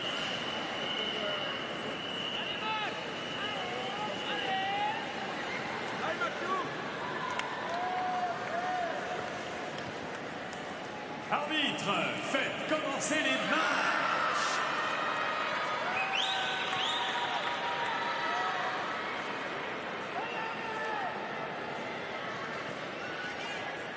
Second Paralympic Games for Geddes, third for Ketsioriani, both hunting for their first wheelchair fencing medals.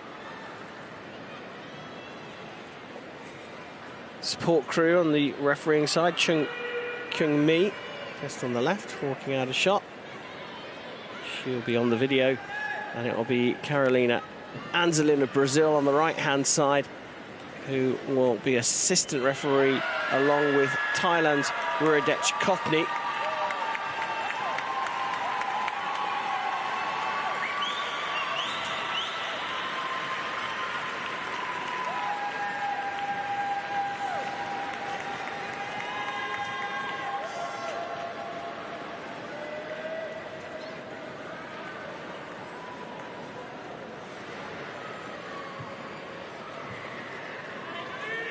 Sur la piste jaune 2, 15-12, encore une rencontre très disputée. Et 15 points pour Judith Rodriguez Menendez, représentant l'Espagne. 12 points pour la représentante de l'Italie, Godella Andrea Mogos. Et donc qualifiée pour la demi-finale en catégorie A, représentant l'Espagne, Judith Rodriguez Menendez. On retrouvera dans les repêchages au tour suivant. On piste yellow 2, the final score. Judith Rodriguez Menendez, 15. Leonela Andrea Mogos, 12. Representing Spain, Judith Rodriguez Menendez will advance to the women's foil category A semi-finals, with Leonela Andrea Mogos returning for round 2 of the repechage.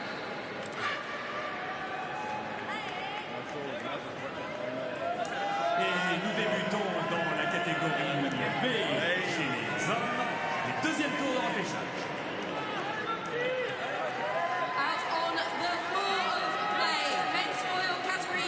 We're underway in the women's foil category B, repechage round 2. Geddes of the United States of America on the left, up against Imre Ketsioriani of Georgia on the right.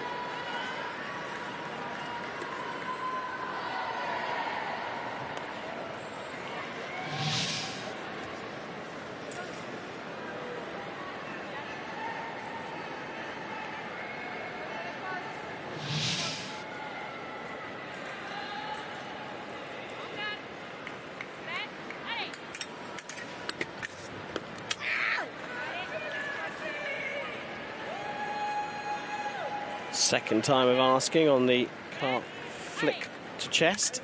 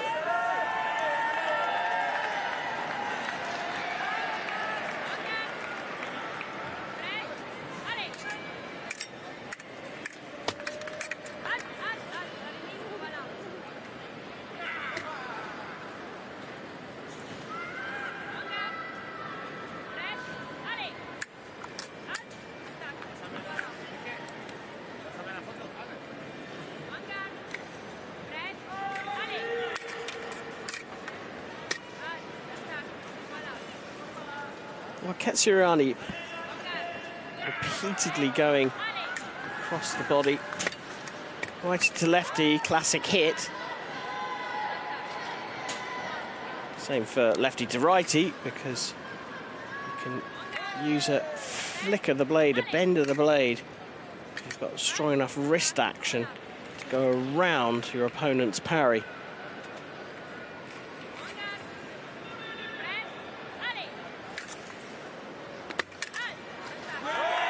So just timing it slightly differently there, not coming straight off the blocks and going straight to that area of the target. Ketsiorani gets to within 2 of taking us to a 1-minute break.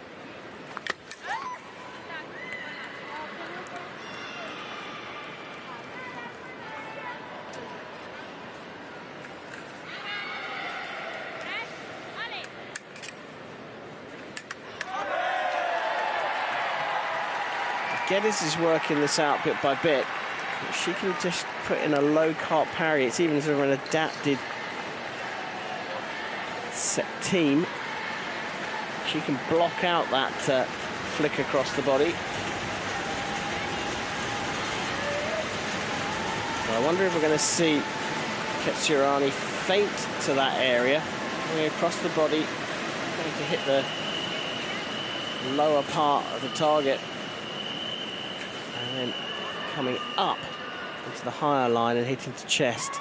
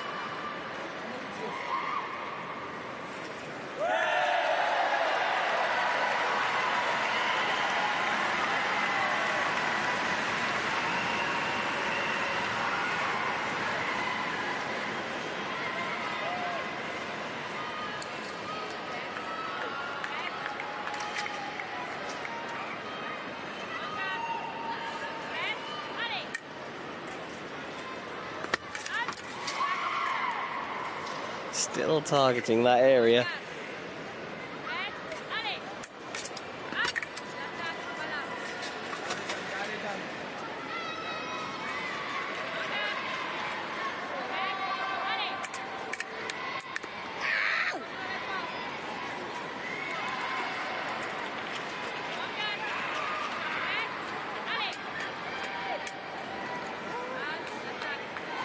Fell short that time. It is being a bit too reactive for me, though.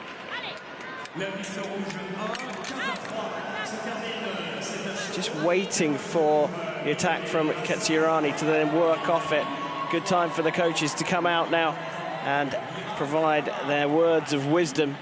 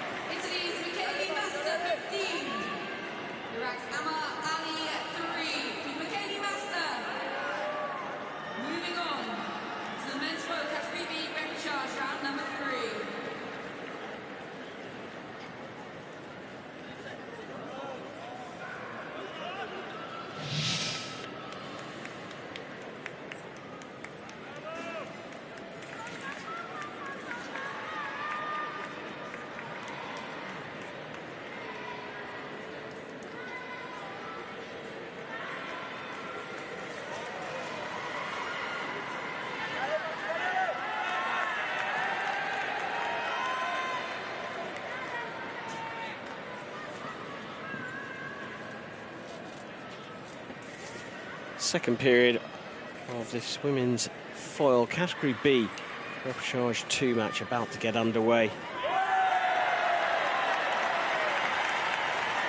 Kerani targeting, cart flicks to the body to lead 8-4.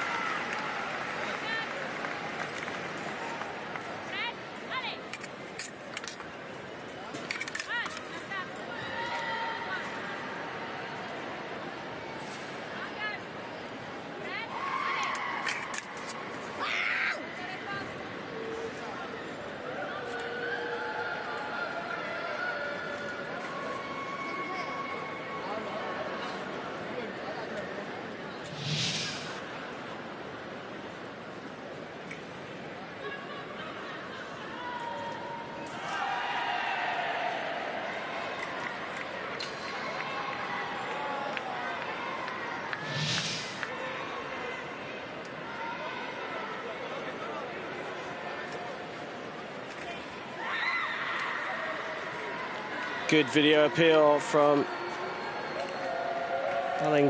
Geddes there.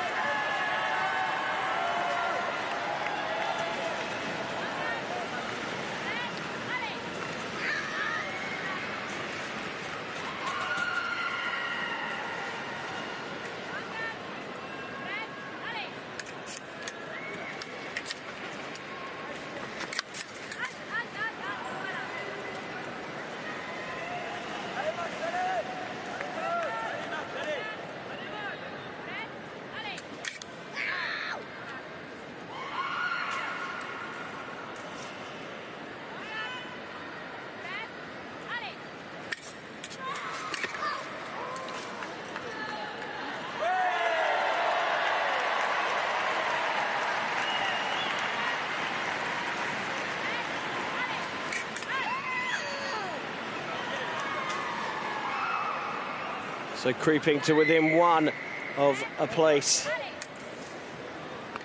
in the next repechage round, and she's done it. That's a strong performance from Kerani. She would have been disappointed to find herself on the repechage side of the draw, but she's won this match quite comfortably, 15-6, and progresses through to the next stage, eyeing up a chance to compete for bronze here at Paris 2024. Bleu 2-6 pour l'aide Geddes, représentant les États-Unis d'Amérique.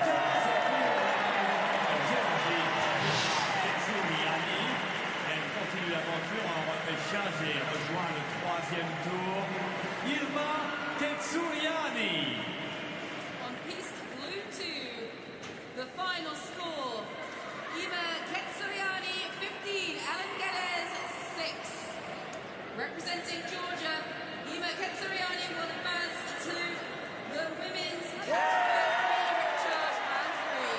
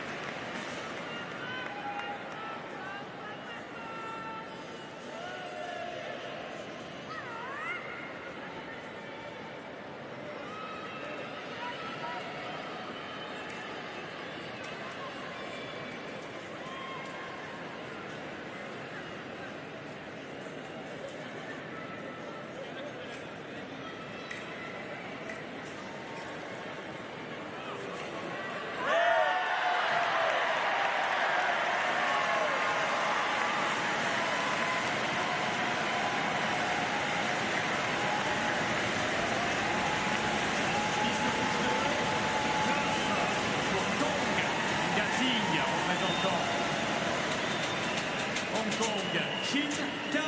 Et donc victoire et qualification pour le troisième tour de repêchage pour le représentant de la République de Corée, Cho Eun-hye.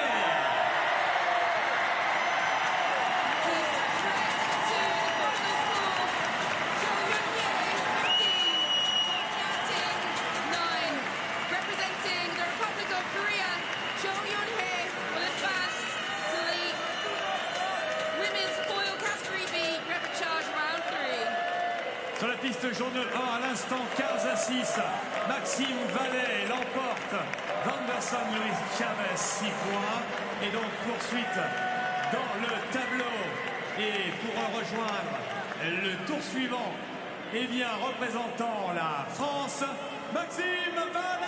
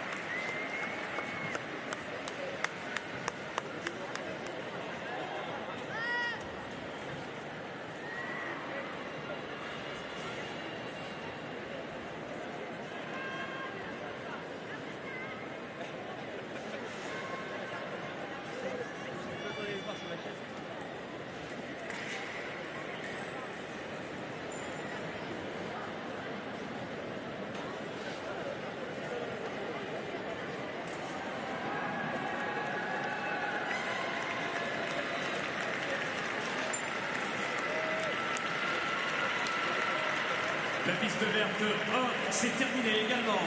9, le score du représentant du Japon, Fujita Milichomo. 15, et victoire pour le représentant de la Thaïlande qui rejoint le troisième tour de repêchage. Visite Kingmanaw.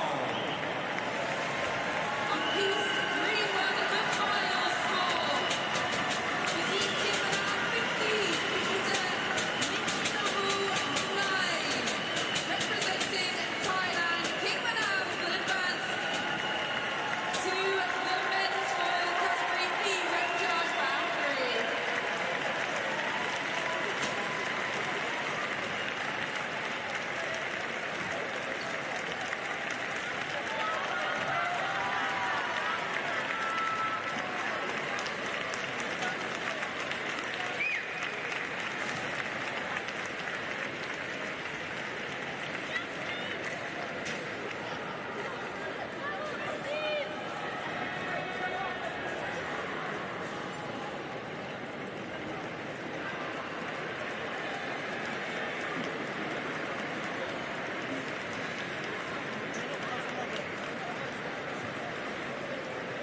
Sur la piste bleue 1, le score final dans ce match du deuxième tour de repêchage des catégories B.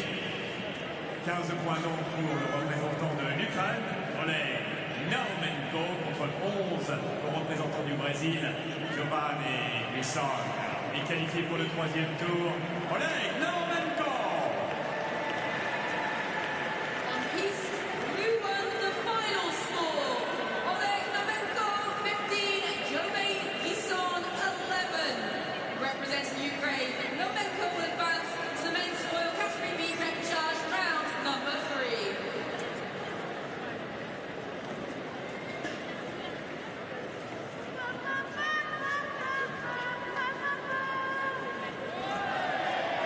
Sur la piste jaune 2, du côté des repêchages, deuxième tour féminin en catégorie B. 15 points pour la gagnante représentant la République populaire de Chine, Kang Su. Et 9 points pour la représentante de Hong Kong, Chine, Zhong Yingyi. On piste yellow to the final score. Kong Su, 15, Xiao Yongping, 9. Representing the People's Republic of China, Kong Su will advance to the women's world category repechage round 3. Et sur la piste verte 2 enfin, 15 à 8 c'est le score final, 15 pour la représentante de l'Ukraine, Nadia Doloh, 8 points pour la représentante du Brésil, Monica Santos, la qualification pour le troisième tour en catégorie B chez les dames pour la représentante de l'Ukraine, Nadia Doloh. On piste 3 to the final score. Nadia Doloh, 15, Monica Santos, 8. Representing Ukraine, Doloh will advance to the women's foil category B repechage round 3.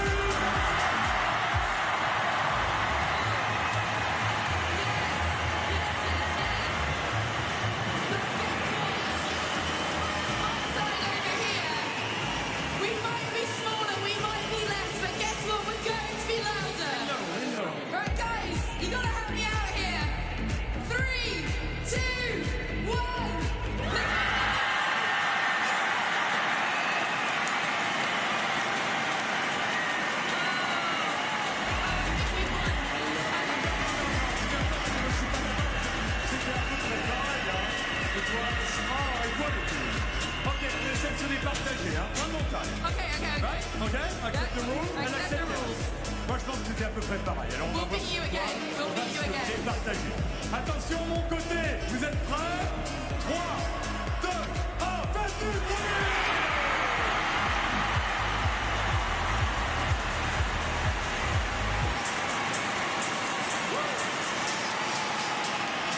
You see this?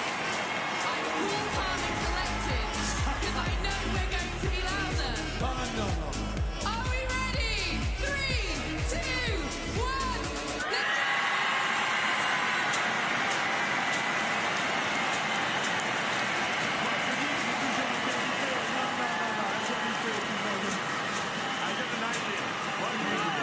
C'est finalement une gagne de tous ensemble. Oh, we're saying we're all together. Oh, we're French now. Là, on est sûr qu'on va tous gagner. Everybody will win. Ready? 3, 2, 1.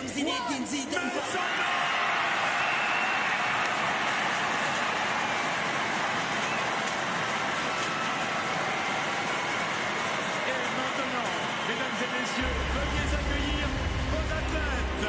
Ladies and gentlemen, your athletes!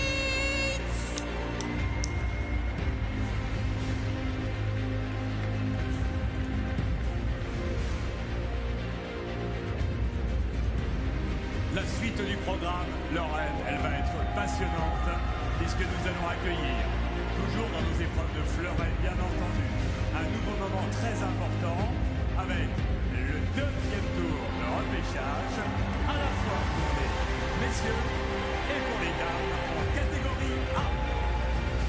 And on the floor of play, we have the men's foil category A repechage round number 2. And of course, the women's foil category A repechage number 2.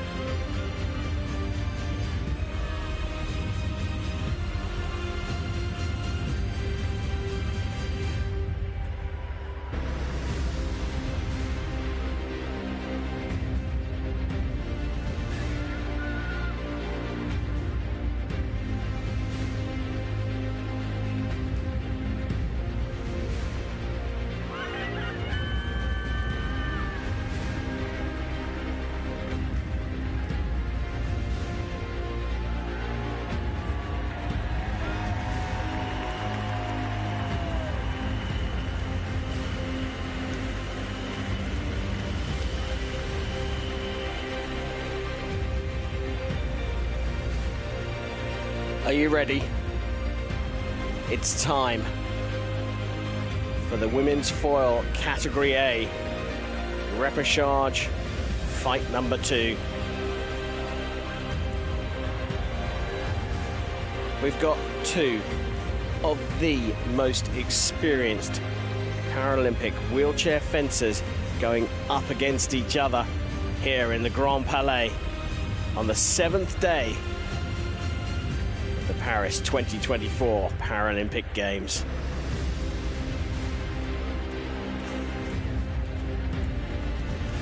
On the left, Zuzana Krajnyak from Hungary, world number 7. On the right, it's the world number 11 from Italy, Loredana Trigilia.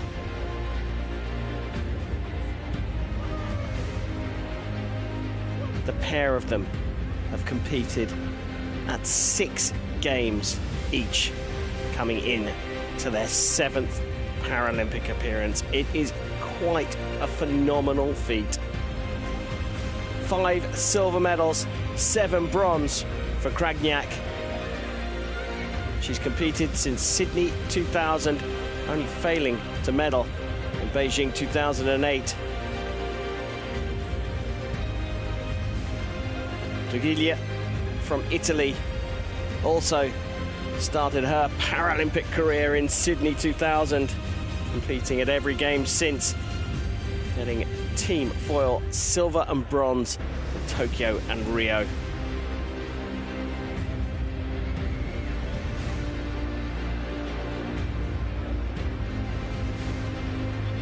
they're on the repechage side of the draw, which means they have lost a fight today.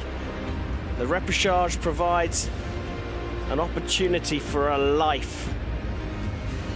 You can lose one match and still make the bronze medal match.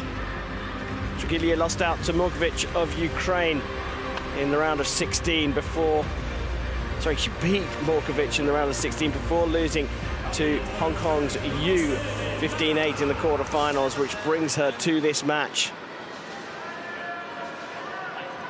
It was a 15-8 loss in the round of 16 for Krajnyak to Zhou Zhifeng of China. She's then beaten the French fencer Doloh Voipiere 15-4 in the first repechage round.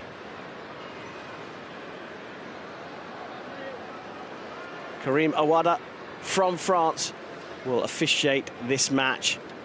The winner goes into the third round of the repechage. There will be 2 wins away from competing for the bronze medal here at the Paris 24 Paralympic Games.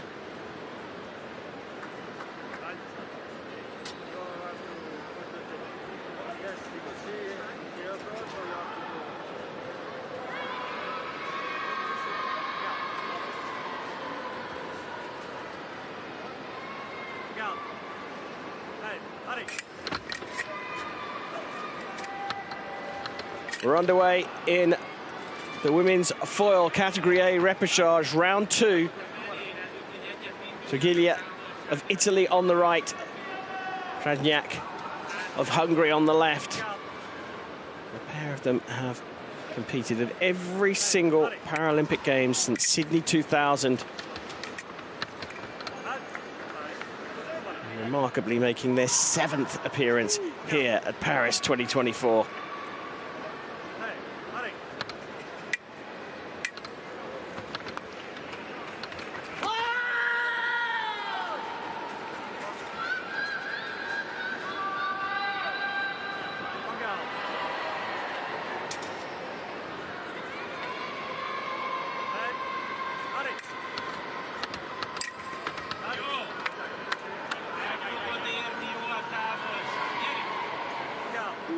Showing a variety of lines, Krajnyak.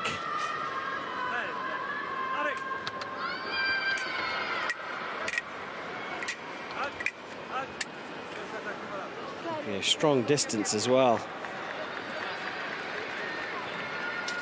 They know each other so well. Oh, that's a nice hit as well. Circumstances flick to shoulder.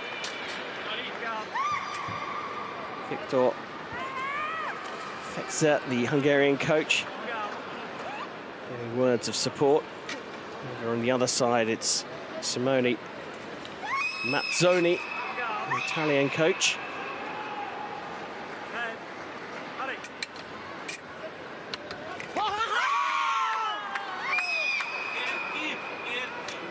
So calling for a video review.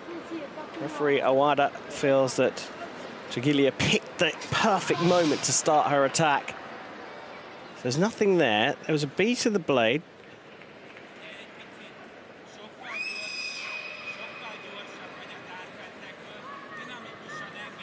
Now, did Trigilia pick the right time there? There's certainly a failed attack from Krajnyak.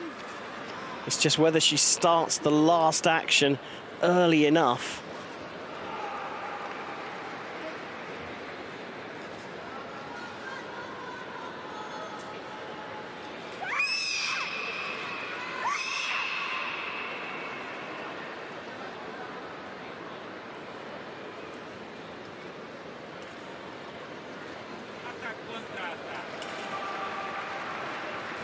It's clear what the Hungarian coach thinks.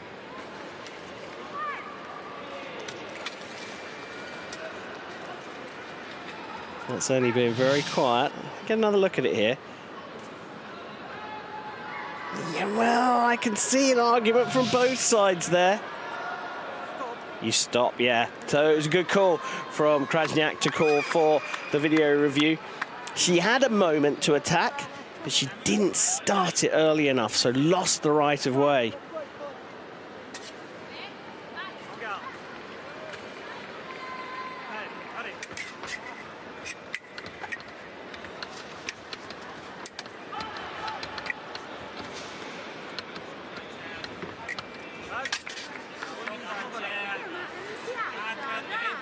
Krajnyak winning the distance battle at the moment.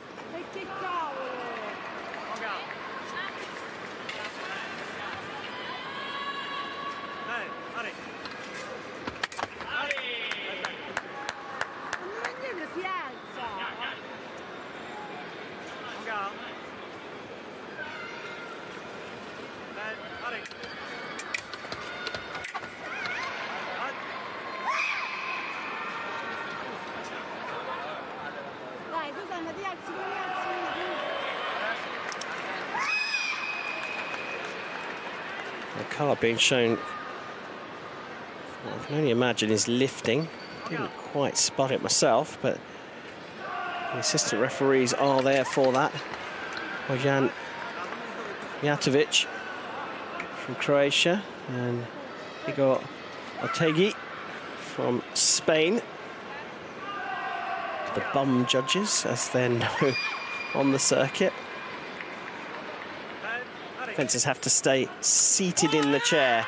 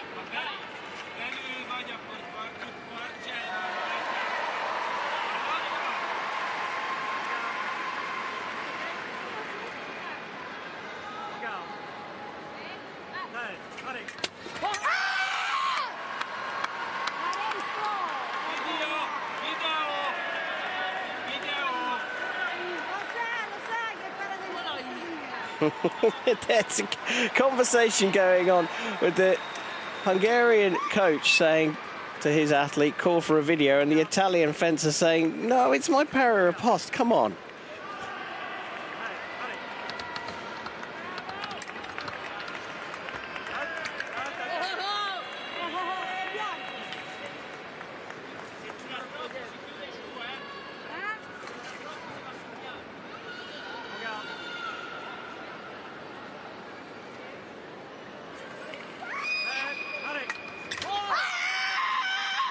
This time coming down to pick up the blade in octave, and Trigilia has battled her way back into the fight.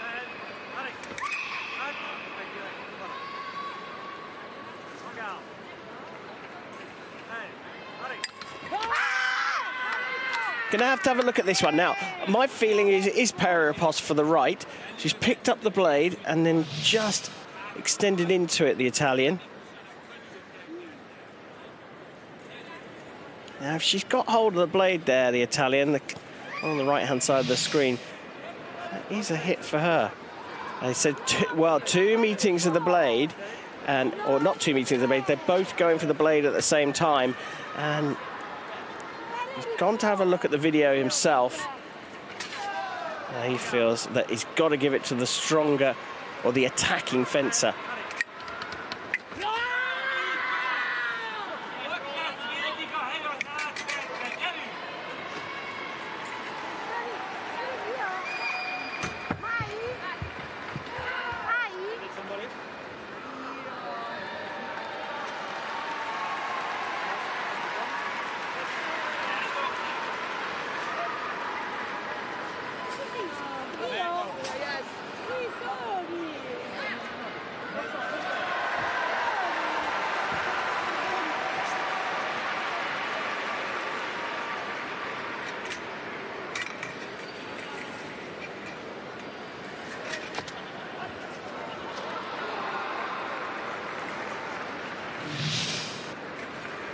Let's just see where this hit comes in. That's giving her a little injury. Oh, it's right there. As she's tried to do this big sweeping set-team parry, the Italian, she's just clipped the leg of Krajnyak. Well, smart, should be fine. And she immediately apologised for it. Right on the kneecap. Ouch.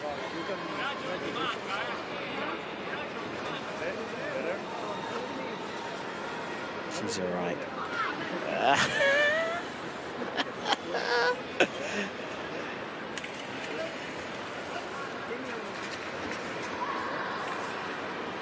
There's some character on this piece for sure.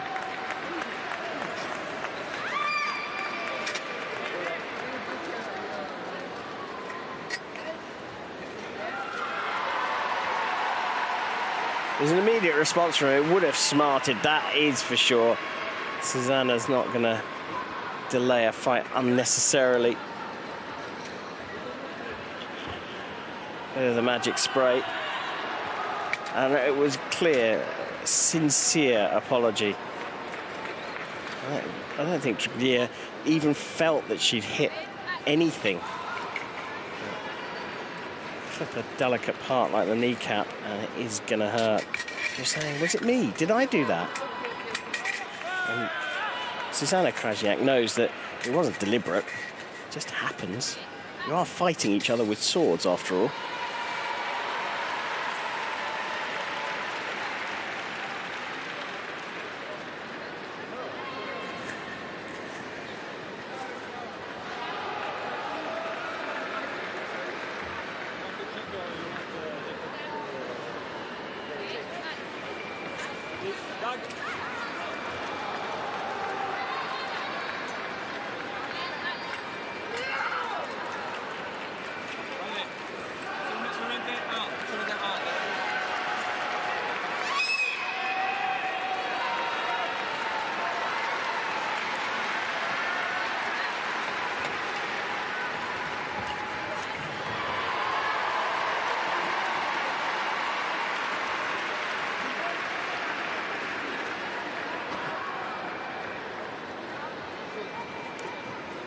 Susanna Krajnyak electing to choose a different weapon. And hostilities will resume here on our feature piece.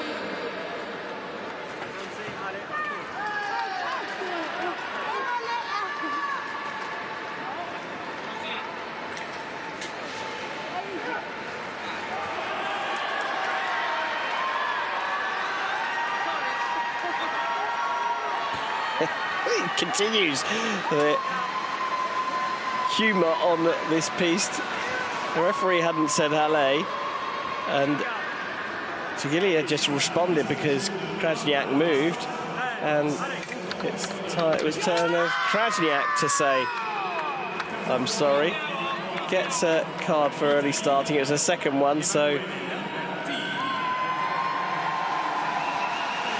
hit awarded to Trigilia. Searching for the blade there. That's attack. Oh, now. Did the attack stop? Did she change lines? Trigilia.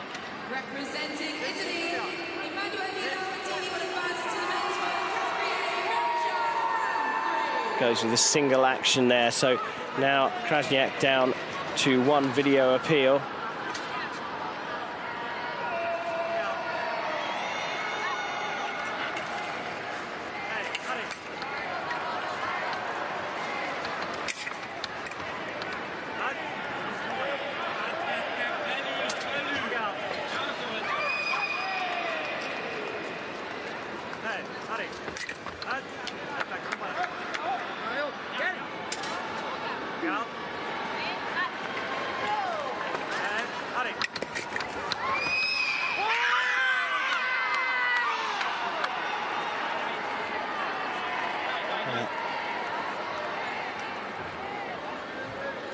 Get to the break. It's an incredibly tight matchup here. Not without its humour, as these two know each other so well, competing at their 7th games. And just piles through that attack. Krajnyak to lead by 2. Now, it's down to be corrected, but I think I spotted one of the most successful women's foilists from the Olympic Games, Valentina Versailles, in the crowd.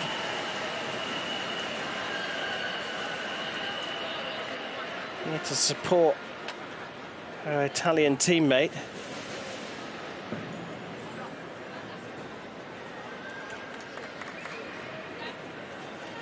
First fencer in Olympic history to win 3 individual foil gold medals in consecutive games.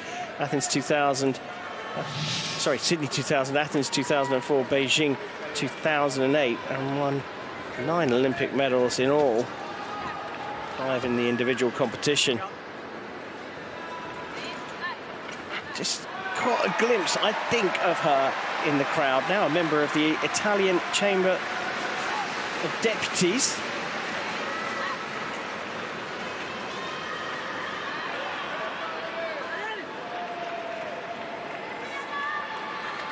Start of the second period here. Zuzana Krajnyak leading by 8 points to 6. And this clash of the Titans. Cards coming out again for an early start, and it's time it's a yellow for the Italian.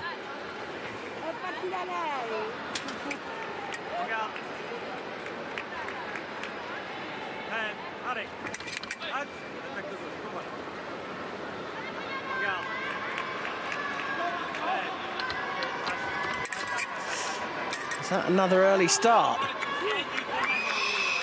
Referee has to card it.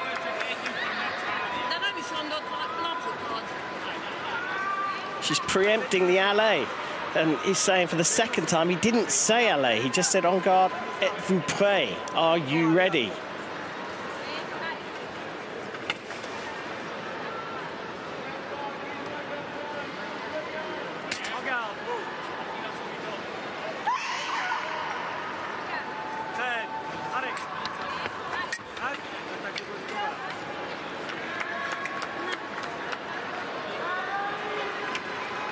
That time it's for lifting, and just like that, with 2 red cards, the scores are level.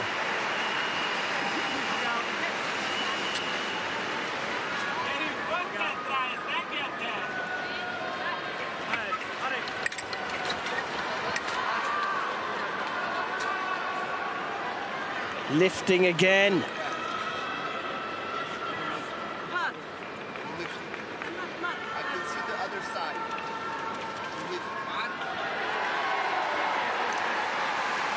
Bojan Mijatovic from Croatia saying, I can see through the chair. That is my job, to look, and if I can see clean air through underneath you, then I have to put my hand up. It's just not allowed, because we're going backwards, it just gives you a little bit of extra, well, it's actually when she's going forwards, it's if you can see clear air between the seat and the buttocks, it means that you've got a little bit of extra reach that you're not allowed.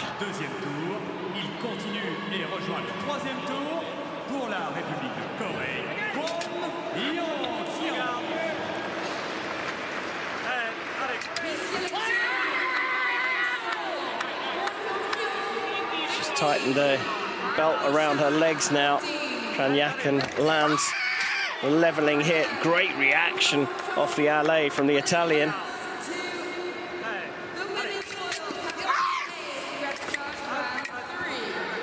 They both thought they'd hit then.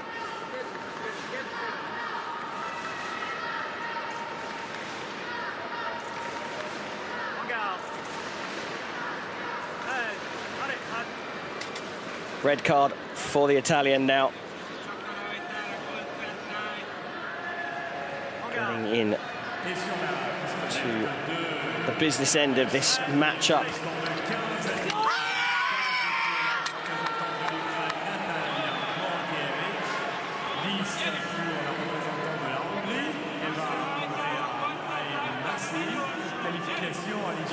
Trigilia just happy to accept that decision of taking the blade, stopping looking, losing the right of way. Krajnyak getting the attack.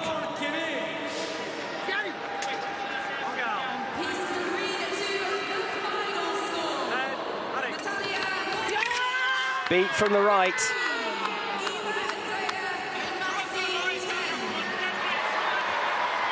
Same thing again. Referee saying, found the blade, you stopped, you lose the right of way.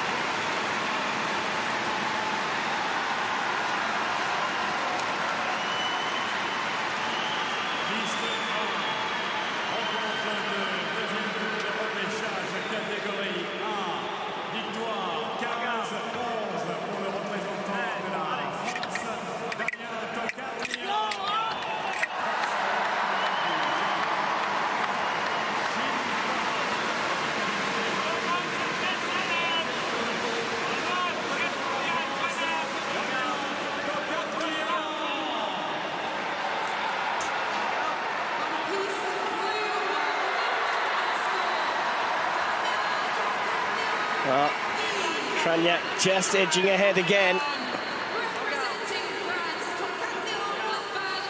to the men's foil category A repechage round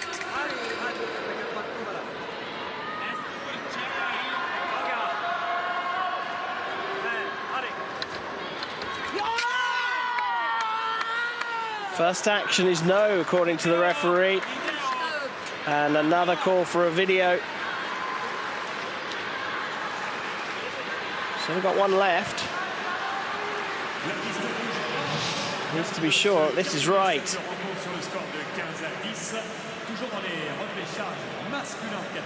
Difficult to call it from that angle.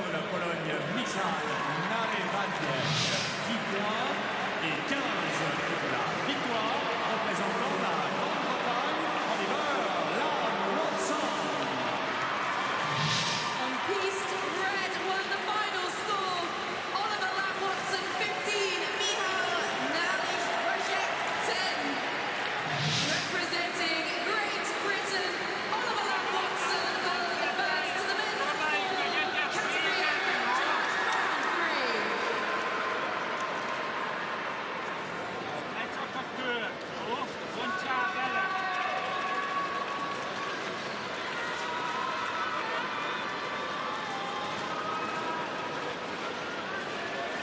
Good deliberation over this one.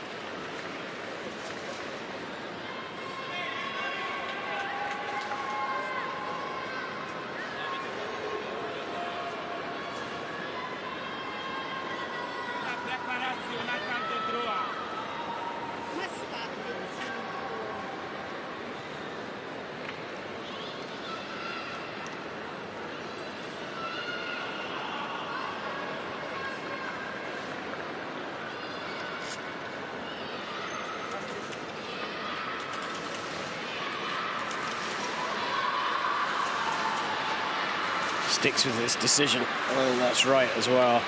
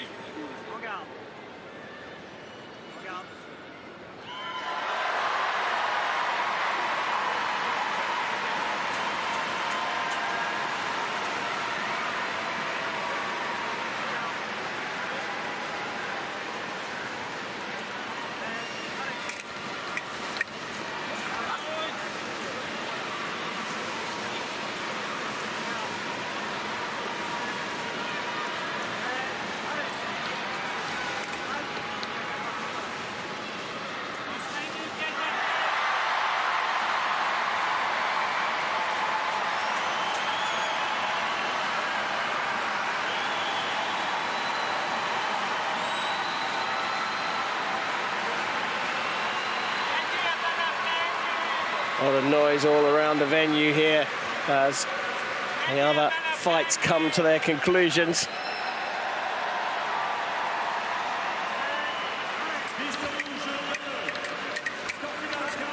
Just coming through off target there.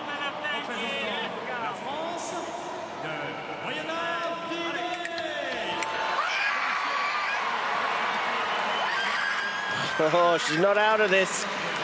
Not by a long way.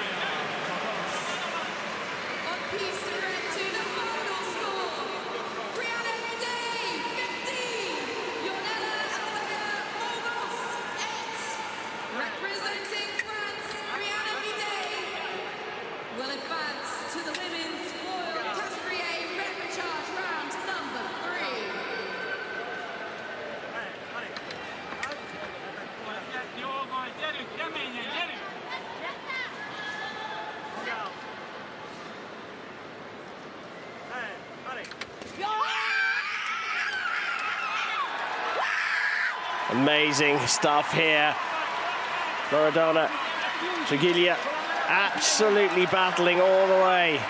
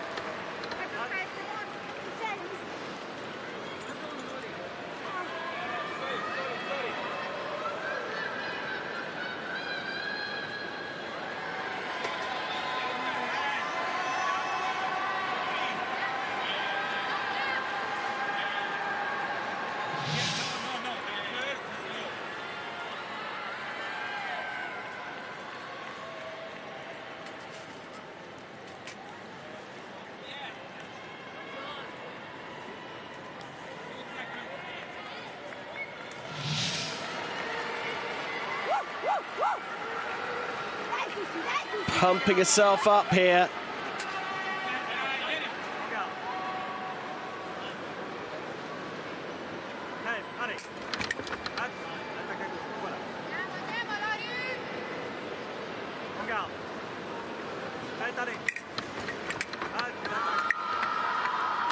The final action from Krajnyak, and it was a really, really tough battle. And look at that, the congratulations from her opponent, Trigilia, losing out 15-13. She put up one heck of a fight, though. Zuzana Krajnyak of Hungary progresses through to the third round of the repechage in the women's foil Category A competition at Paris 2024. On piste blue to the final score. Zuzana Krajnyak 15, Loredana Trigilia 13. Representing Hungary, Krajnyak will advance to the women's foil Category A repechage round number 3.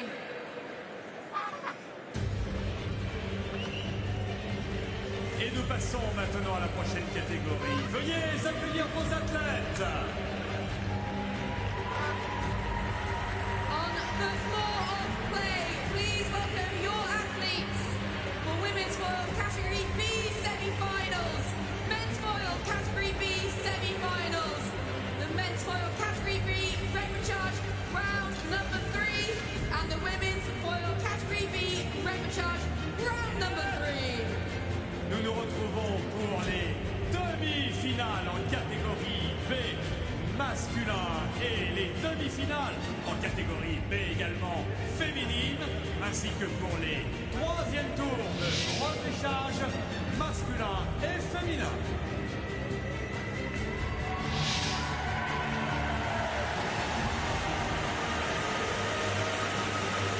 Et bien sûr, pour suivre parfaitement toutes les rencontres, il suffit de bien se rappeler que sont positionnés près du centre des pistes, les 4 pistes près du centre pour les demi-finales, et les autres pistes, elles, à l'extérieur, sont dédiées au match de troisième tour de repêchage. Bon match!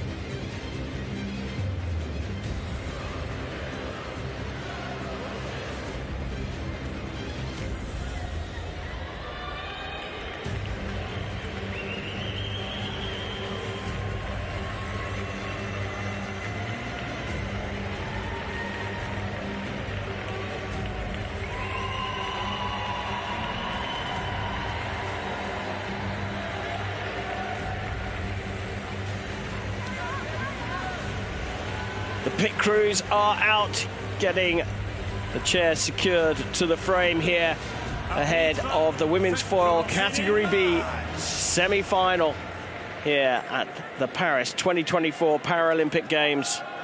7th day of this fantastic competition hosted in the French capital. 2nd day of the fencing competition. And it's a return to the feature piste of Bebe Vio on the left, and she goes up against wall number 6, Xiao Rong, Shanghai athlete representing the People's Republic of China, 31 years old, was 4th in the individual competition in Tokyo. It was part of the Chinese team that won the foil gold medal. Bebe Vio on the left, 27 years old. The Italian from Mogliano Veneto has won this title for the past 2 editions of the Paralympic Games.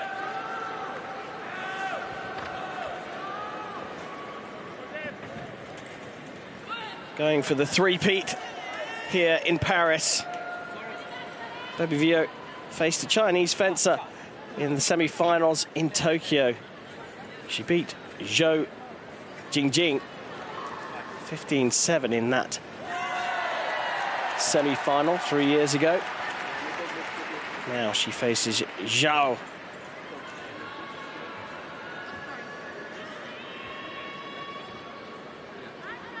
Distance being set.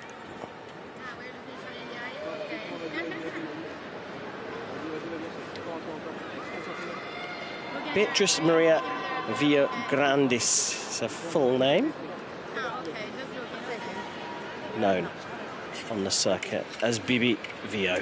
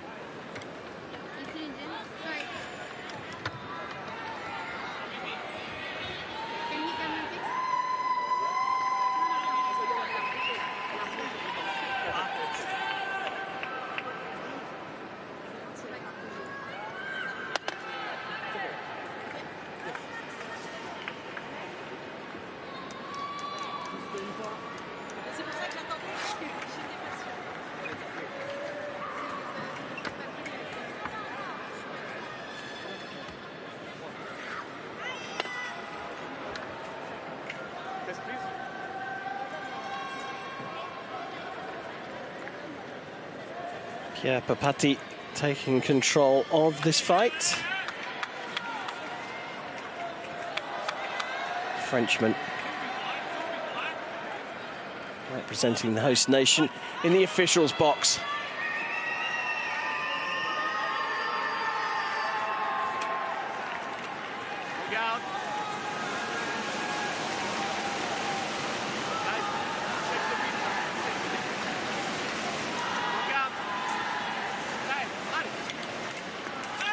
We're underway in this women's foil category B semi-final.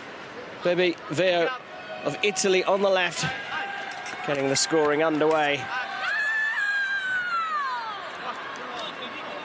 Xiao Ron, the People's Republic of China on the right, leveling up almost straight away.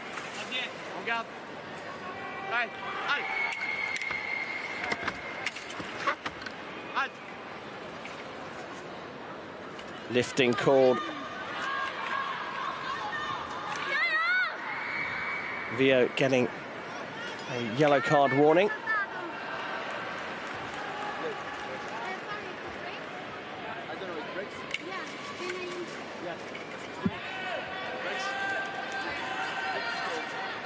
We need the time for the mechanic.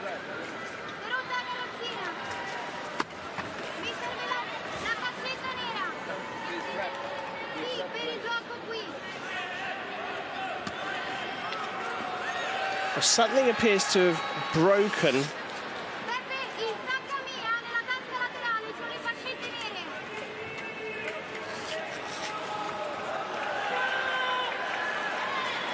Looks to be the strapping.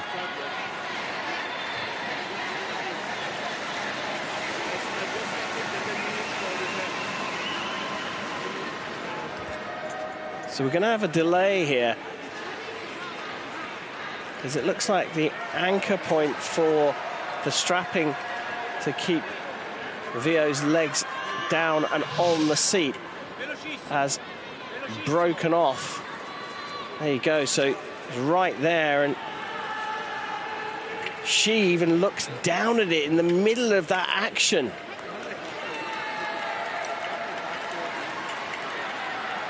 I don't think Xiao knew anything about it.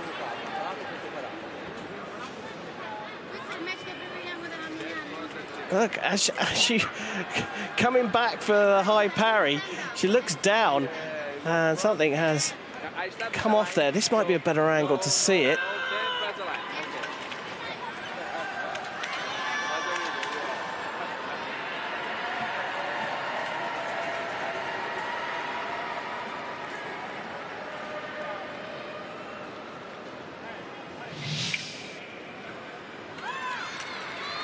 We have to wait for the technicians, but I'm wondering whether it's going to be someone from the Italian team that's going to come out. And look at how much attention Bebe Vio draws here in the Grand Palais. Photographers from all around the world are keen to see her. And look at the difference in terms of what can be done in adaptive fencing. No back arm, so she's not holding on to anything like Xiao can do. So all her movement is just coming from her body. And such is the power that she's actually broken her own equipment in that movement.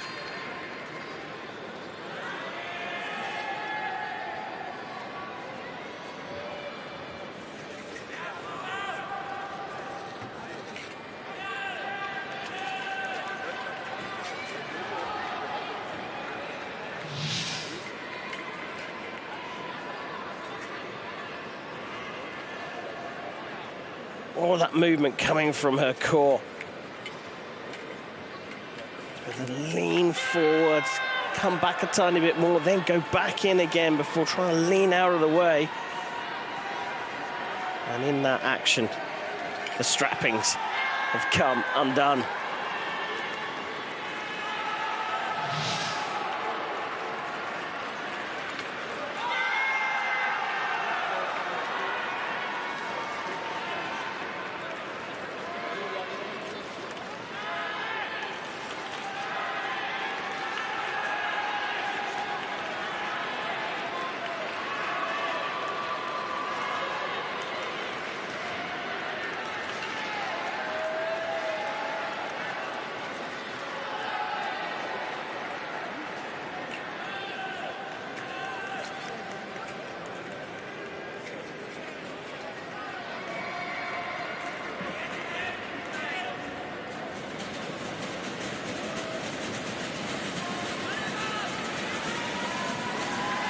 Well, the crowd look on.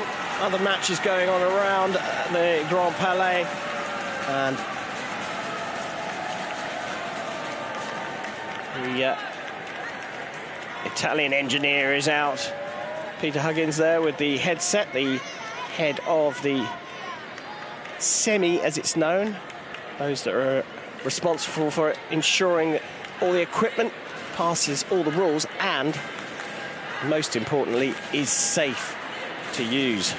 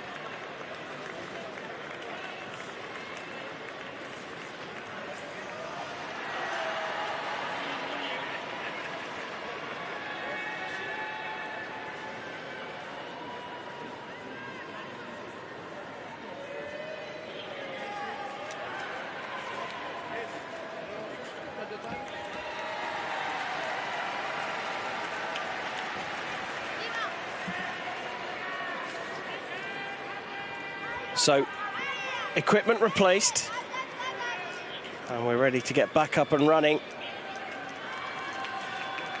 Simone Vanek called up by Bebe Vio to strap her back in.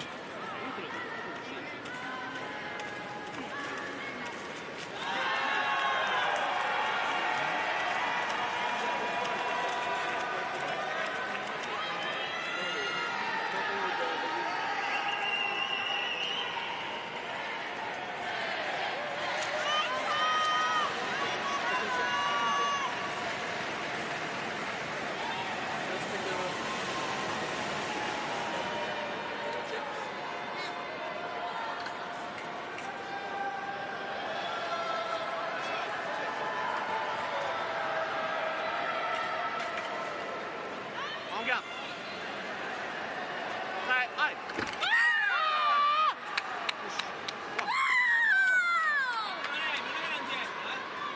En garde. So after the pause, Xiao Rong has gone 2-1 up. Strong parry from Vio.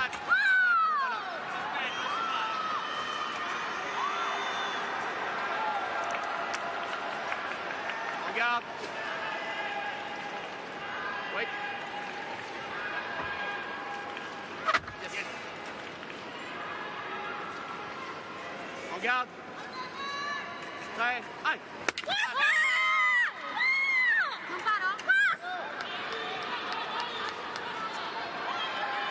En garde. Prêt, allez. Yeah, after the halt. Both you.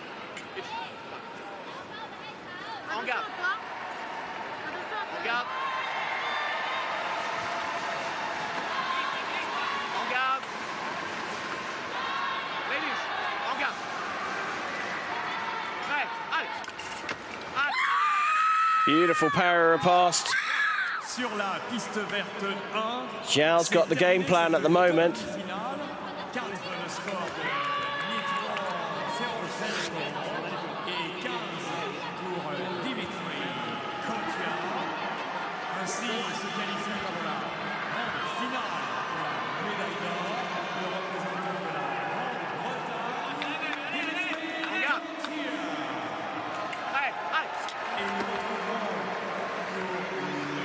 Can't quite reach her at that full distance. Trying to lure her in and pick her off, Vio, but Xiao just staying out of the way at the moment.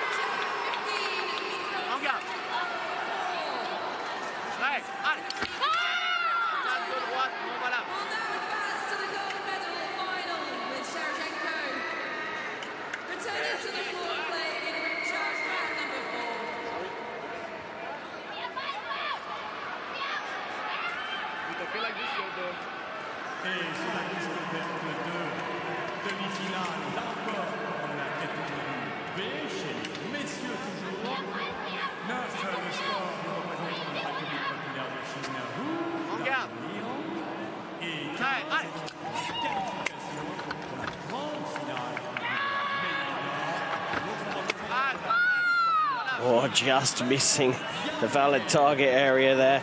This is a strong, strong start from Xiao Rong for the People's Republic of China.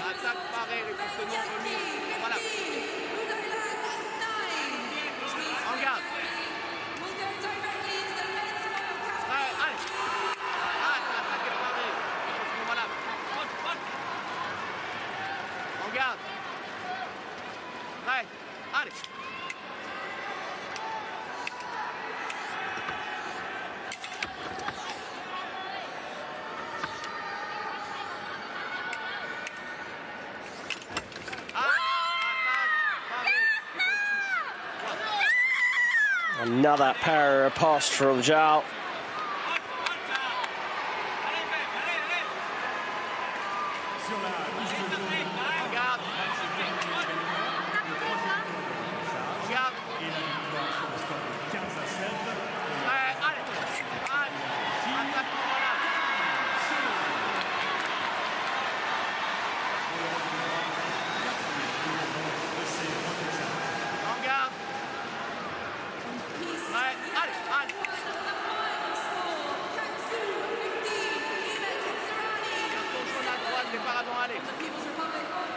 So going early.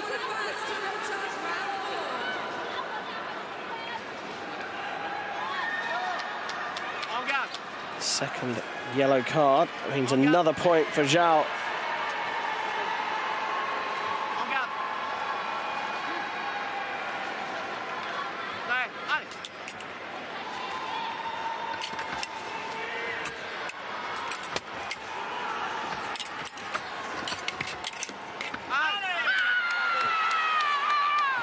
So making the tactical error there Xiao, she stayed out of the way, out of range, and then decided to go into a tussle.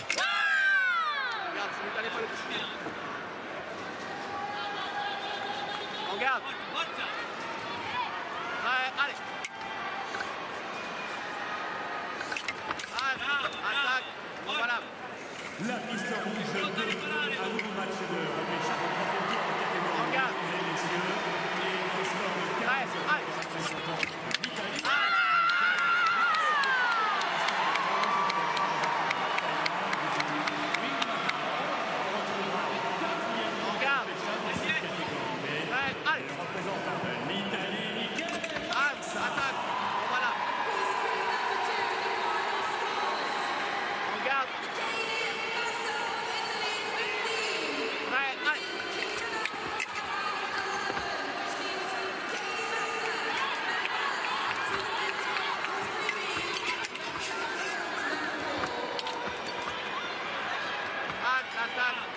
Così, devi chiamare, forza!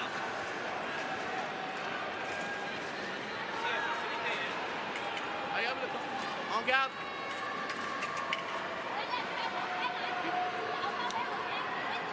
En garde. Allez. Remise, voilà. Incontro, vai là incontro a prendere il ferro. En garde. Allez.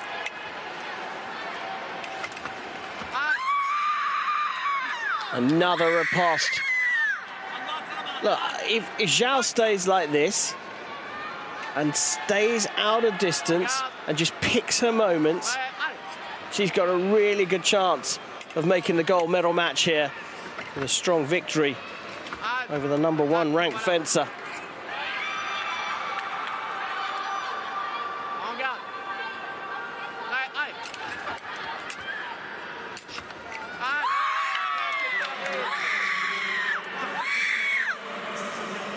And Xiao Rong takes us to the break with a 5-point lead. Bebe Vio,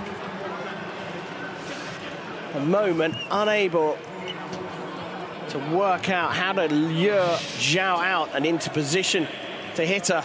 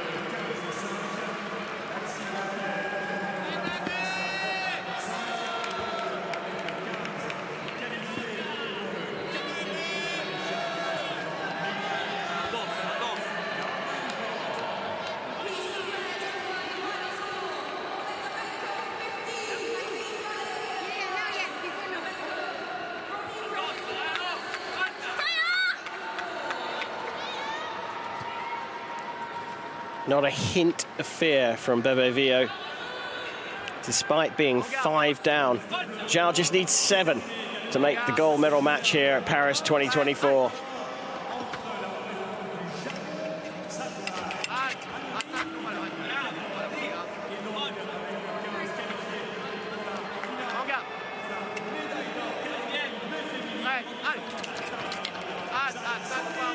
You can see now, looking for the counter riposte. Bebe Vio.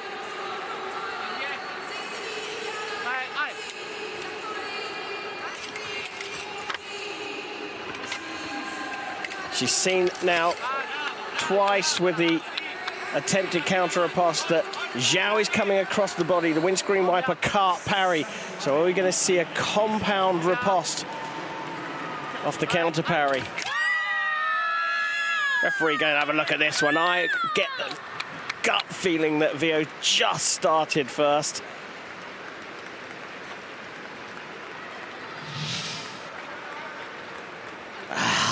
Probably not much in it, and was it 2 actions from Vio as well?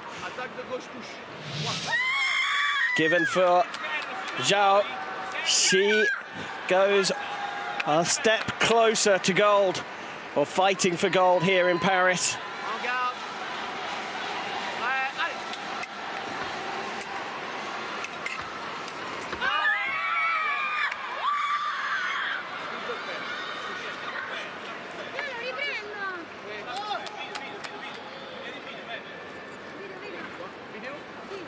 Well, they're calling for a video here at the under the guidance of Simone Vanni. It's a stronger beat from Xiao, a stronger action. So if they both go for it, we'll see it here. So that is the beat attack that fails. Then there's another beat.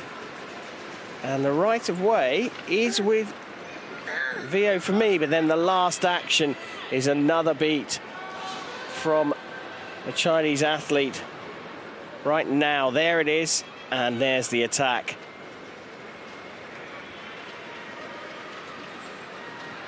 Bang. That's a strong beat attack. Referee's got to give that. Certainly, if she's hit with one action off the beat, Chinese athletes should get this.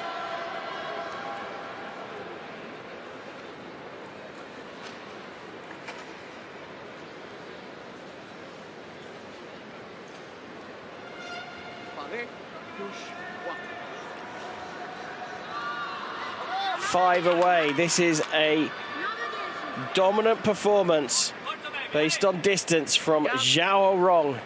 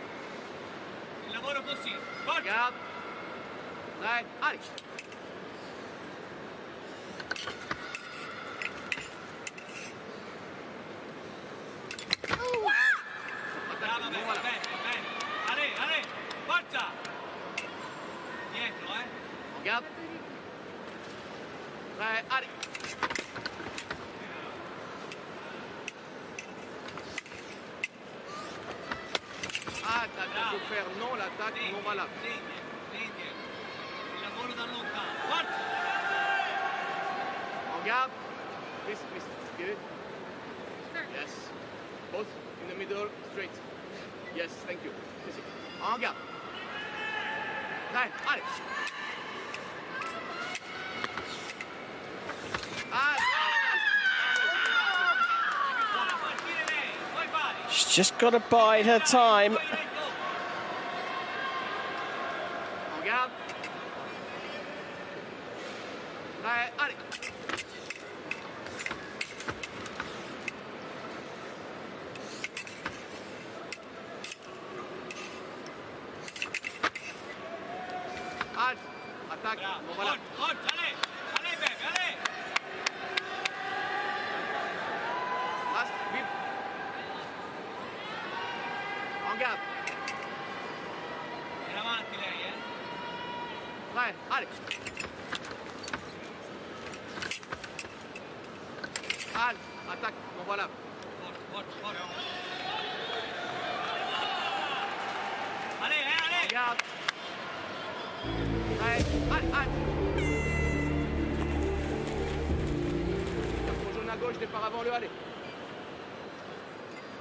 So going early, getting a card.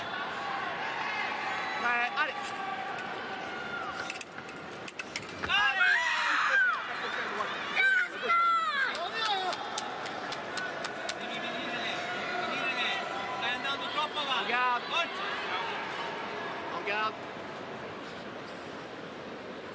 Allez. No chance of Vio's head going down here.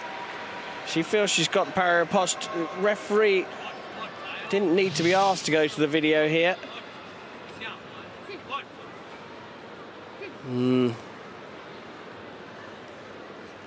Does look like the blade's picked up early enough.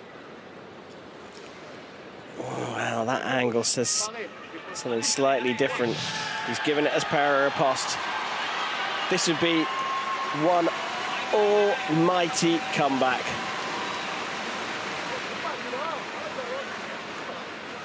Xiao just needs to remain at distance.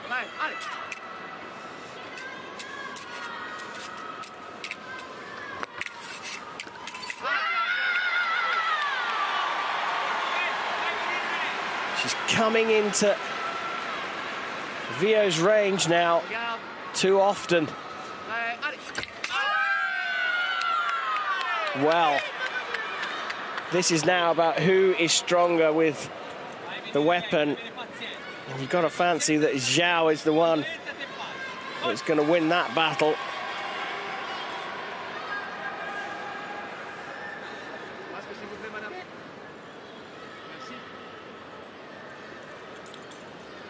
Attaque de gauche, touche. Non.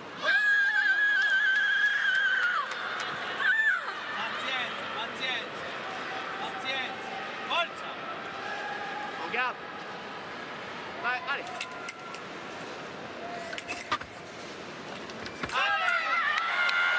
Secondary attack. She ain't going to give up. There's no way. Regarde. Allez. Attaque, nous voilà. Brava, brava. E avanti, va indietro. Regarde. Allez.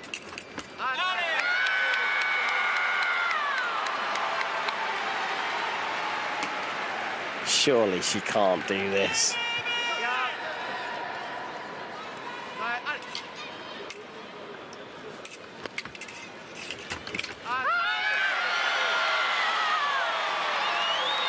Called para riposte for the right off target.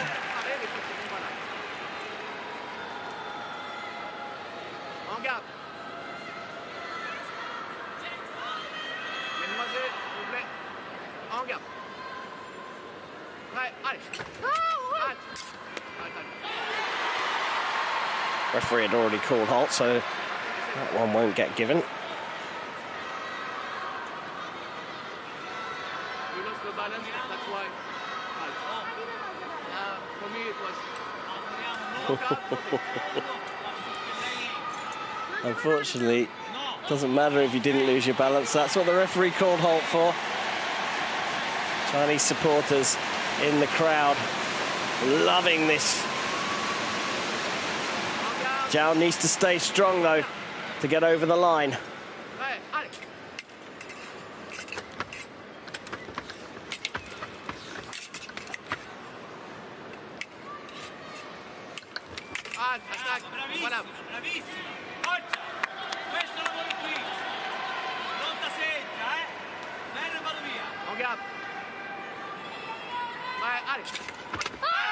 Another para riposte.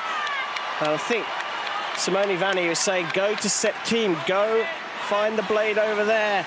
And then that's Septime coming across the body in the low line and then just flicking onto the shoulder to get the riposte on. Really clear instruction. Does that attack go through? No, para riposte. Video called from Xiao.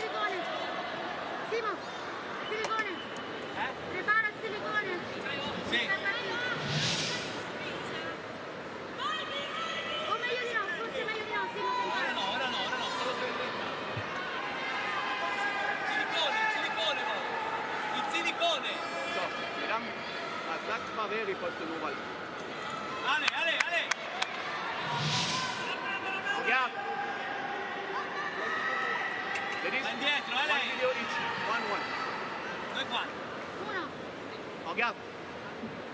Vai, vai. Attaque. Bravo, lavora, lavora con pazienza. Forza. Ale, ale. On garde. Vai, allez. Attaque. Allez. Non ci andare laggiù sdraiata. Non ci andare. On garde. Vai, allez.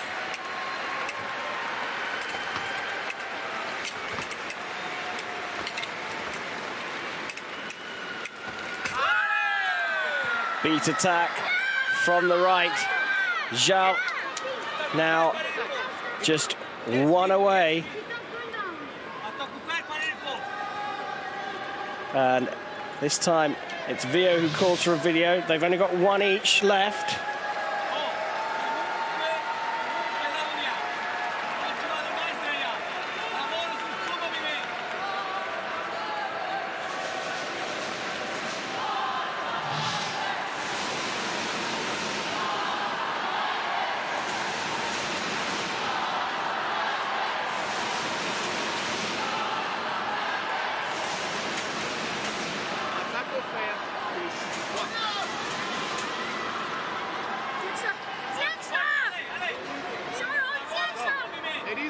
Ladies, 0 video, 1 video. En garde. So hit stand. Right, allez. Oh, close there on the flick to body. And again, Xiao going back to staying out of the way. Just waiting for Vio to come into range and find a parry or a pass. This time it goes off target. Vio going back and protecting the area that Xiao's been coming in at. Thank you. En garde. Right, allez, allez. Card coming out. Is this going to be it for Vio? I was not finished with the alley. And that is it. Vio goes out on a red card. But you have to say, Xiao Rong got the tactics completely right in that match. Keeping her target well out of the way. And she progresses to the gold medal match here at Paris 2024 with a 15-9 victory over the two-time champion Bebe Veo of Italy. People's Republic of China have won in the gold here in Paris 2024. Xiao Rong 15, Beatrice Maria Vio-Glandis 9. Xiao Rong will advance to the gold medal final where she will face Seisoni Yana from Thailand.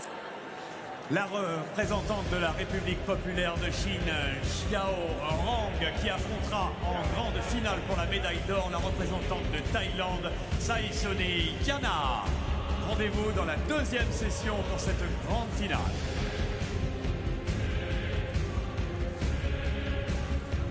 Et maintenant, mesdames et messieurs, veuillez accueillir vos athlètes. Ladies and gentlemen, please put your hands together for your athletes of the women's foil category A semi-final, men's foil category A semi-final, and the men's and women's foil category A repechage round number 3. Au programme, les demi-finales en féminine catégorie A, ainsi que le troisième tour de repêchage. Et les troisièmes tours de repêchage catégorie A encore pour les masculins, ainsi que les demi-finales.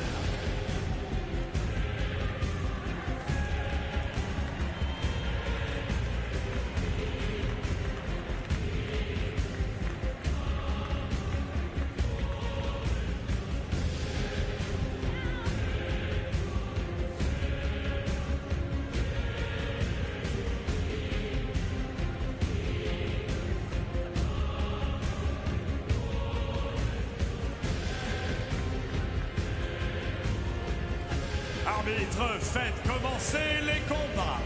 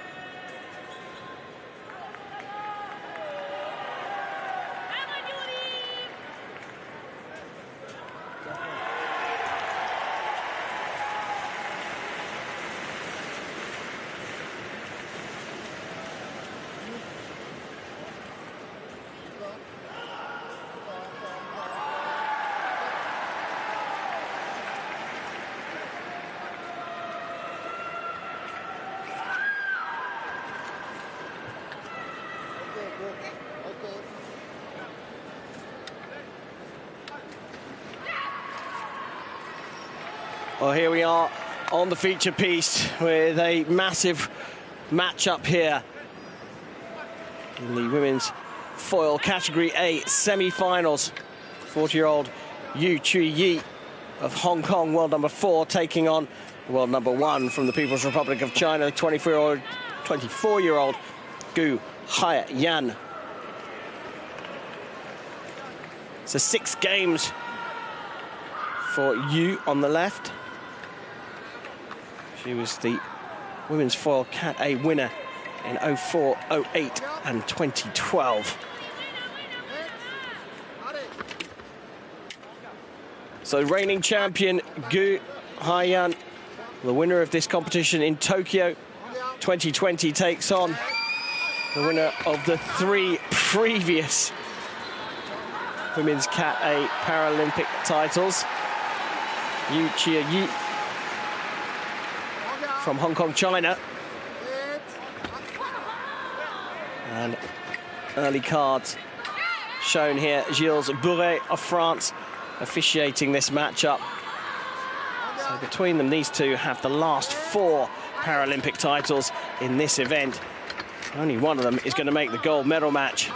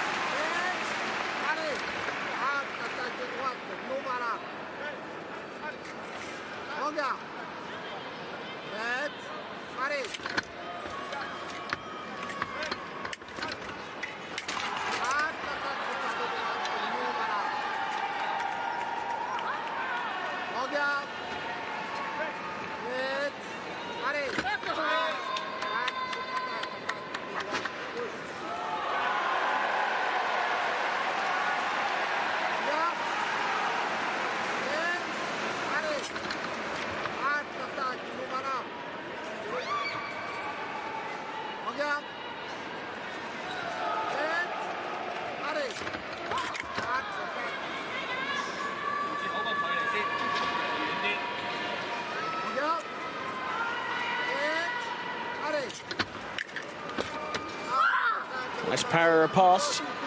Gu coming from behind to take the lead.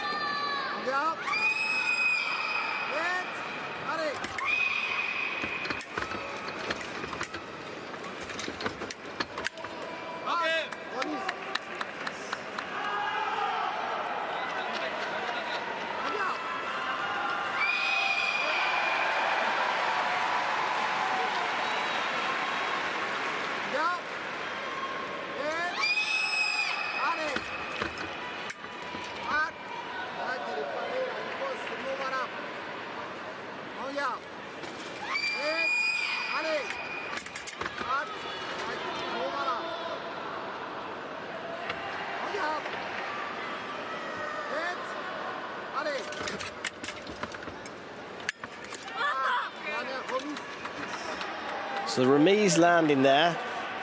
Gu had the right of way with the parry.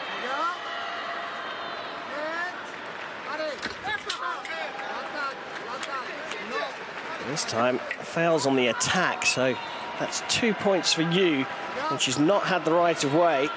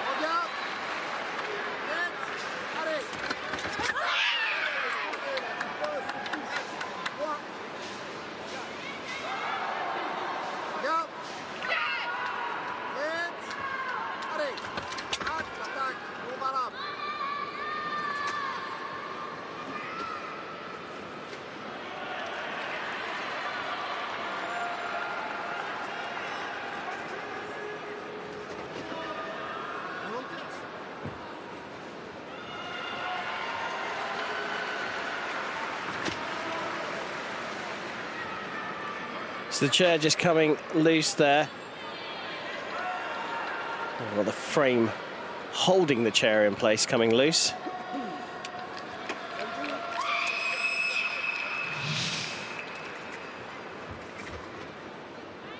Much more movement in the kate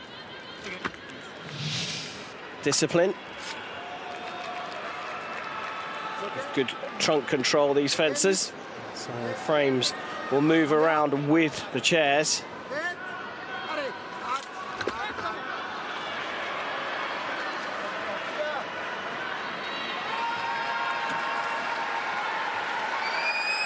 Second early start.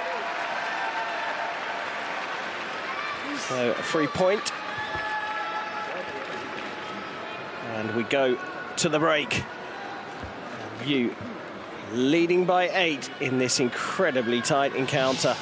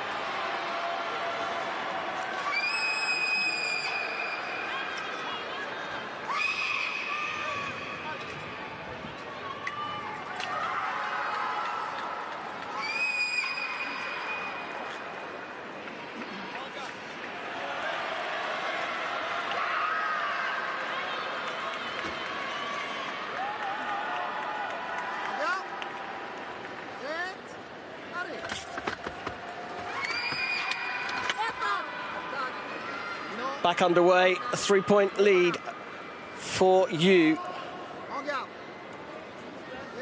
Looking to win this title for a 4th time here in Paris. Having taken it in Athens in 2004, Beijing in 2008, and London in 2012.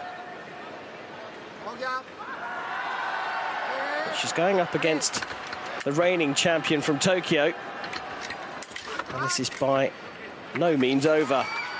And now we're going to have a call for lifting. I think it's going to go to Gu, so this will be another point for Yu.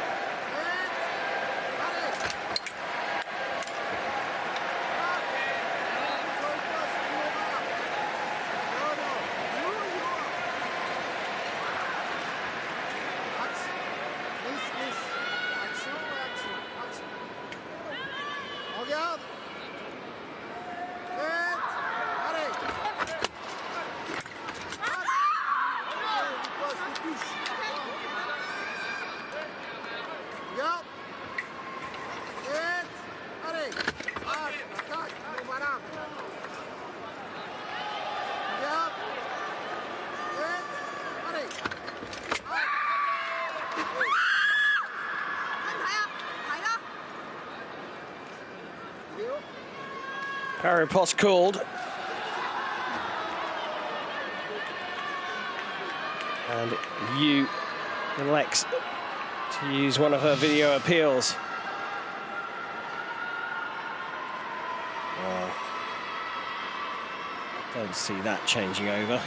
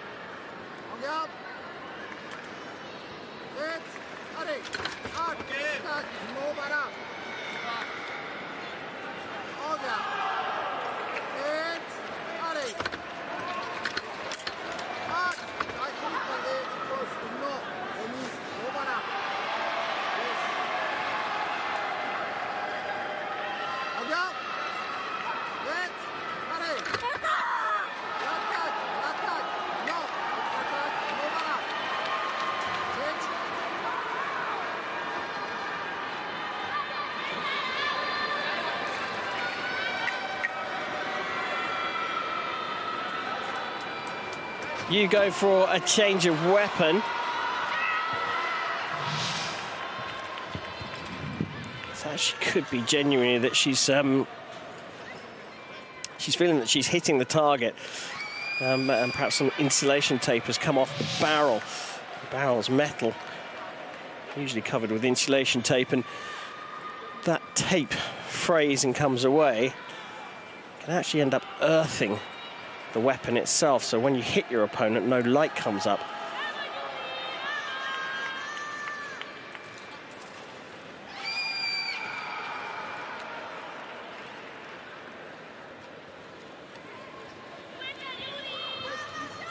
Switch effectively not working for you, would be my guess.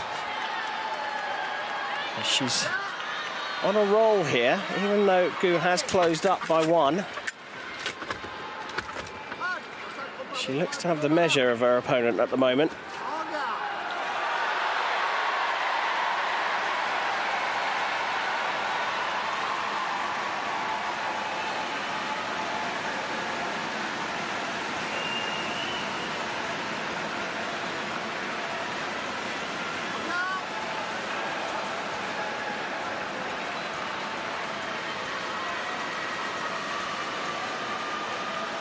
Winner of this match goes into the gold medal match. And loser goes into a repechage round 4.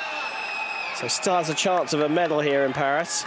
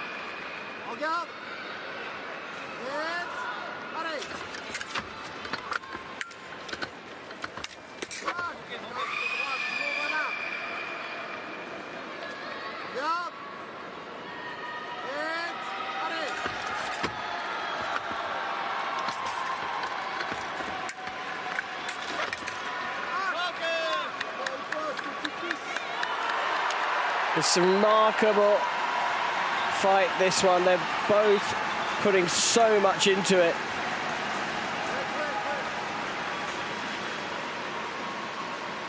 Piste rouge 1 et c'est terminé 15-4 ce match de catégorie A et troisième tour des repêchages messieurs. 4 points pour Gu trying to stay positive despite landing off target after off target. She's got to keep in mind that she's preventing you from getting over the line here. And at the moment, she's keeping pretty good distance when she's being attacked and limiting you to off-target hits as well.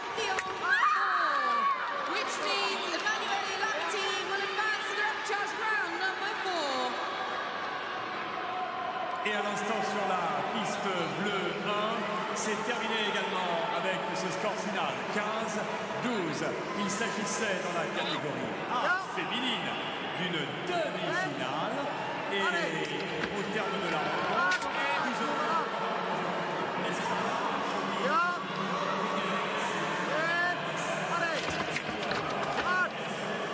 oh, really close there to leveling up.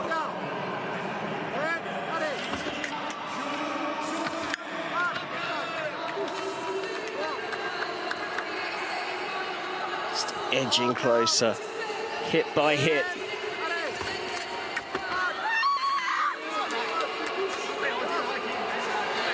Trading hits, but at some point, Gu has to open the door and take a risk to try and level up, if nothing else.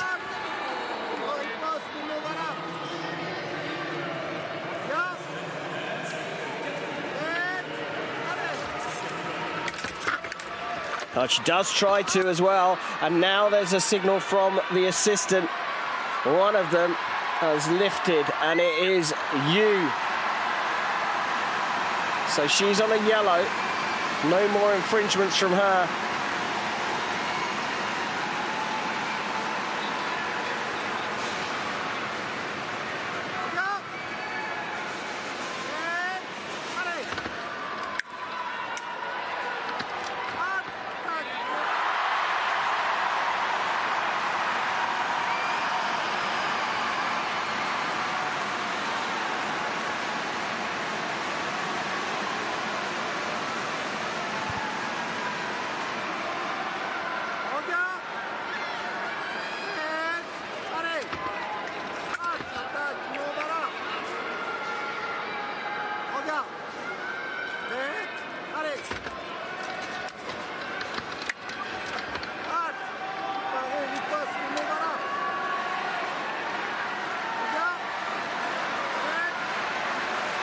On a knife edge as the crowd here in the Grand Palais make noise.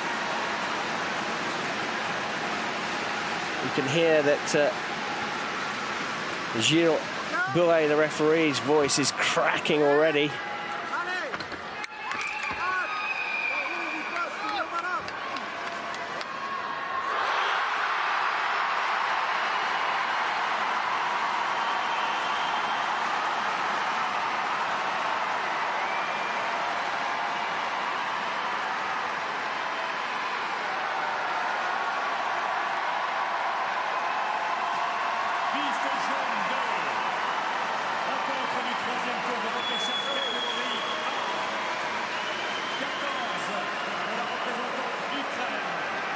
Well, I wouldn't be surprised if these two need a bit of a bonus rest, because that's what they're getting right now.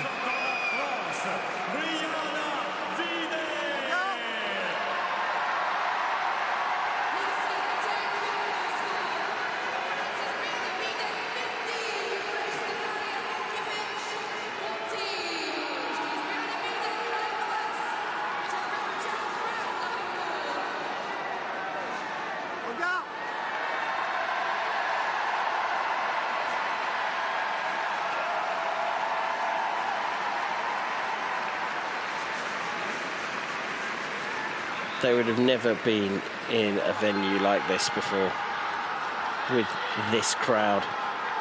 It is massive.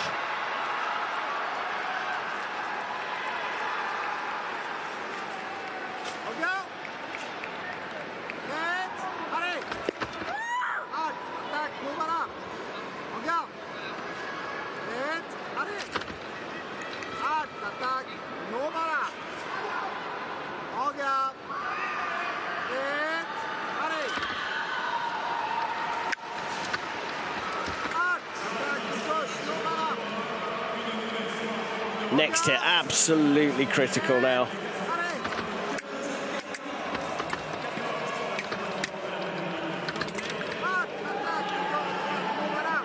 Gu deploying patience. She doesn't want to close up the distance too much. She's happy for this to go long. And that's a yellow card for starting early. And the crowd, she's going to protest, but there's nothing the referee can do. He has to show this card, and that levels the match up. 13 apiece. 4 titles between them in the Cat A women's foil at the Paralympic Games. Referee cautious now, waiting for that crowd just to quieten off.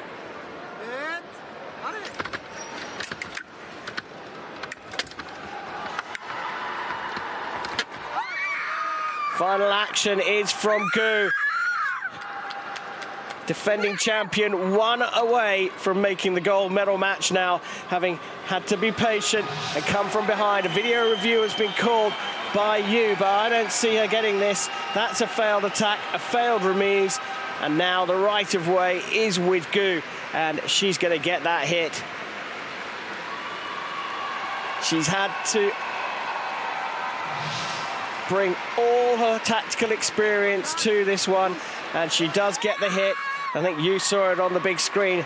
That was wishful thinking rather than accurate judgment, calling for the video. And there it is, Gu Haiyan from the People's Republic of China has fought back from behind to get herself into the gold medal match here at Paris 2024.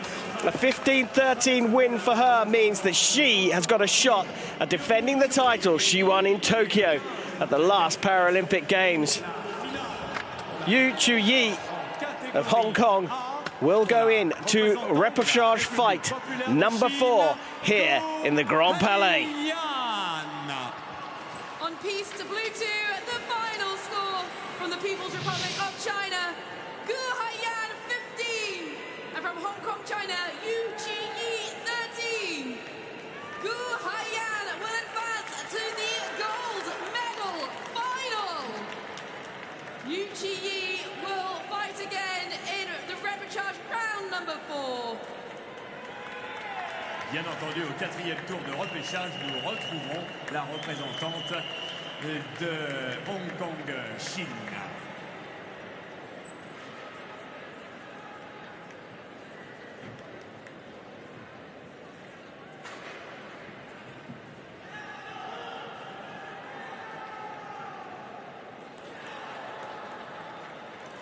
Sur la piste rouge 2, définitivement toujours 14-15, toujours un seul point de différence. 14 c'est pour le représentant de la Grande-Bretagne, Oliveira Watson, et 15 ce qui signifie la qualification pour le 4e tour de repêchage pour le représentant de la Hongrie, Richard Osvat. On piste red 2, the final score, Hungary's Richard Osvat 15, Great Britain Oliver Lamb-Watson 14. We shall see Richard Osvat progress to the repechage round 3 in men's foil category A.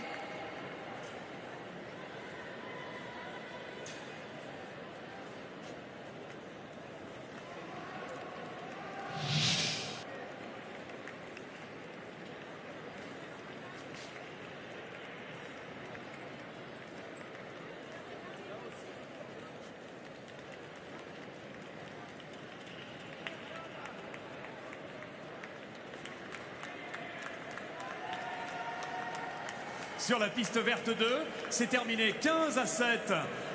Il s'agissait de 2 représentants de la République populaire de Chine, du côté des messieurs en catégorie A. Avec 7 points, Zhang Saishun est battu et rejoindra la grande finale pour la médaille d'or avec les 15 points de la victoire donc. Sun Gang. On piste green to the final score. The People Republic of China, Song Gang 15. And the People's Republic of China, Zhong Saishon 7. Which means Song Gang will advance to the gold medal final. But we will see Zhong Saishon again as he competes in the repechage round number 4. Nous retrouvons en effet au 4e tour de repêchage le représentant de la République populaire de Chine, Zhong Saishon.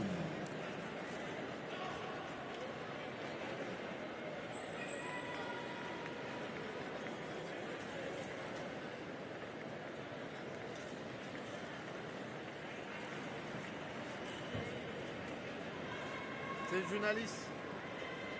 Journaliste.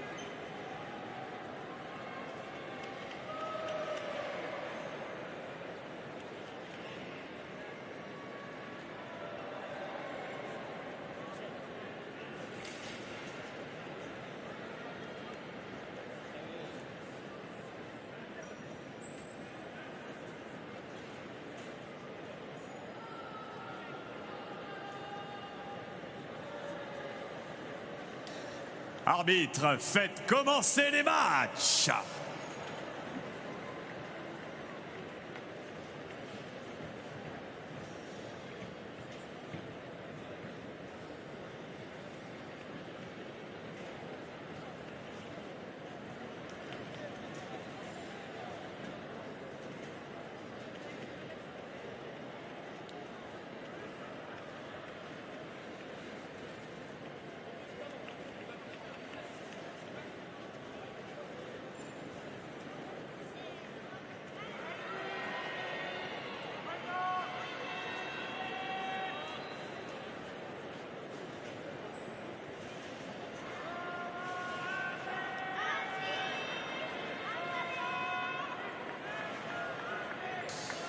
Mesdames et messieurs, sur la piste rouge 1 du Grand Palais, 4e tour de repêchage dans la catégorie B pour les hommes, avec la confrontation des deux représentants de l'Ukraine, Oleg Naumenko et Dmytro Serozenko.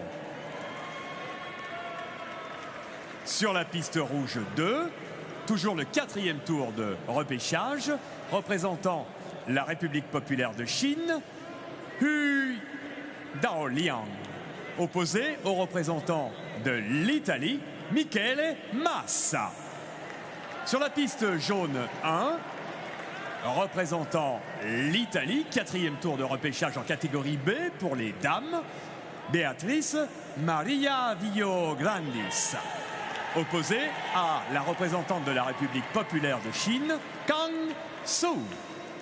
Sur la piste jaune 2, nous sommes toujours dans le 4e tour de repêchage, catégorie B pour les dames, représentant le Japon, Sakurai Hanri, opposé à la représentante de la République de Corée, Cho Eunye.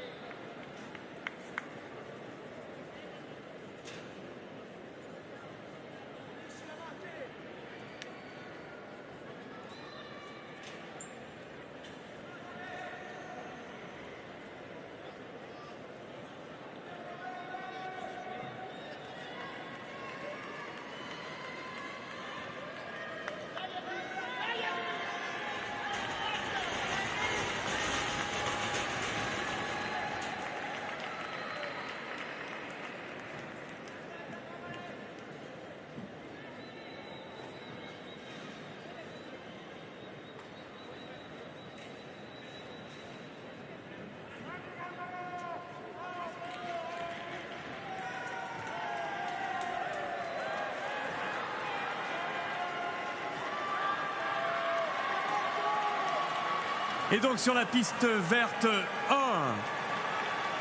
dans cette demi-finale de catégorie A homme, celui qui va accéder à la finale pour la médaille d'or à l'issue de cette rencontre remportée sur le score de 15-9. 9 pour le représentant de la Turquie, Hakan Akaya, et donc 15 pour ce vainqueur représentant l'Italie, Matteo Betti. On piste green one, the final score.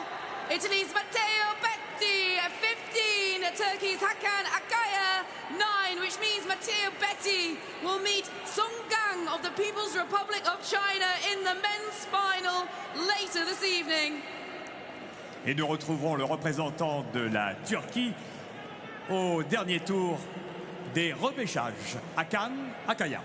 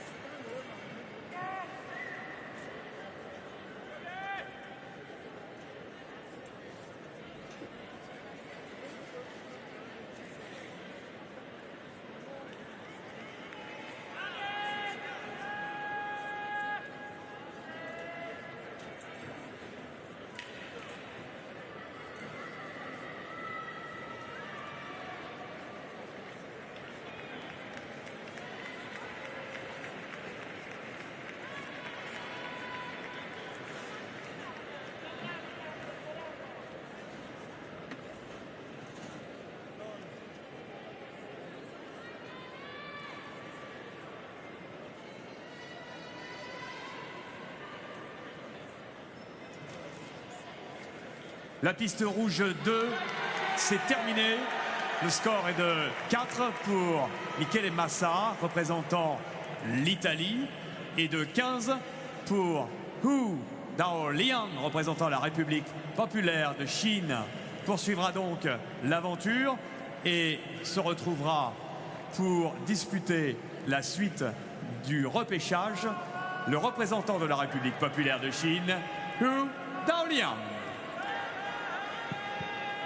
On piste red 2, the final score.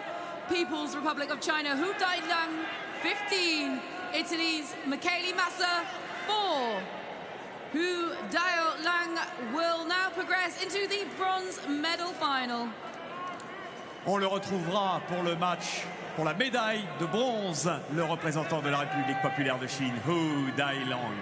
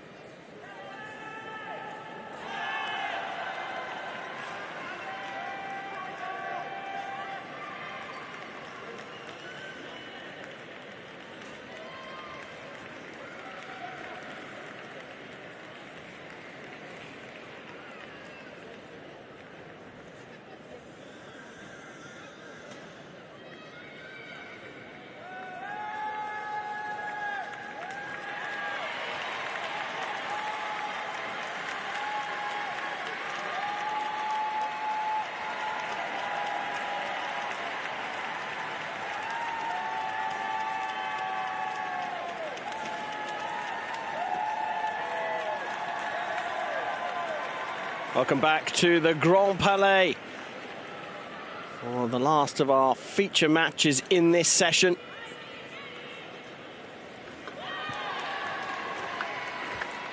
We're in the women's foil category A, repechage round 4. Winner of this fight will go into the bronze medal match. Have a shot at a podium spot here in Paris 2024. The Grand Palais has provided great entertainment throughout the day.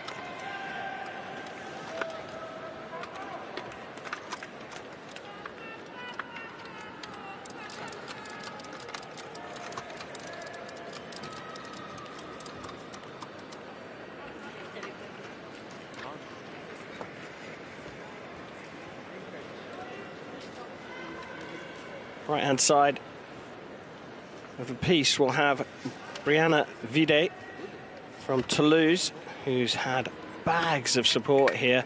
She finished 4th in the women's sabre competition in category A, and she's had some day today. Started in the round of 16 with a 15-3 victory over Loredana Trigilia, ranked 21 in the world against the world number 4. She lost out in the quarterfinals to Gu Haiyan, the reigning champion, 15-9. So not a bad result, but then went into the repechage and has had 3 victories. One over Brest of Ukraine, 15-10, then Collis of Great Britain, 15-10, and then... Sorry, all over the place here with my notes. She went through the repechage round 1 against Tibialashvili, 15-5, a 15-8 victory over Mogus of Italy, and then a really tight one, 15-14 over Morkvich of Ukraine. This is her 4th repechage fight. So she's had a long route to get through to here. She goes up against a 3-time champion of this category, 2004, 2008, 2012. And that's Yu Chi-yi. Yu Chi-yi made it all the way through to the semi-finals, losing out to Gu Haiyan. And that's put her into this repechage fight.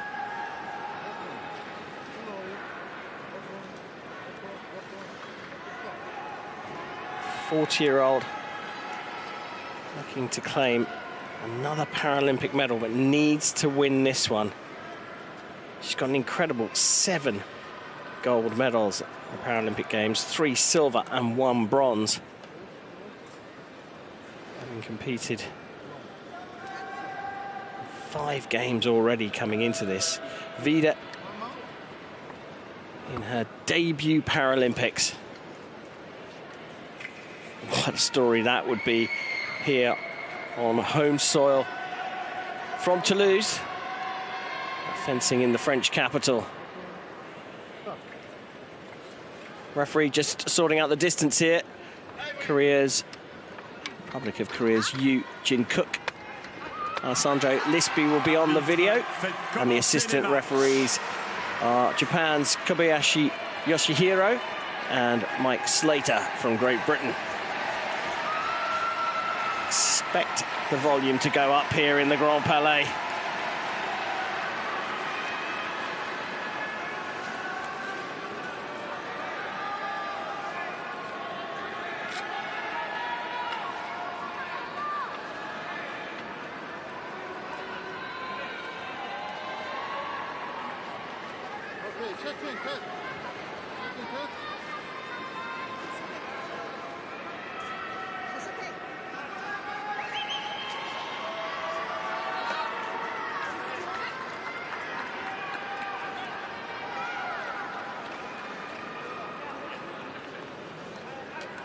And if you're just joining us, this is foil.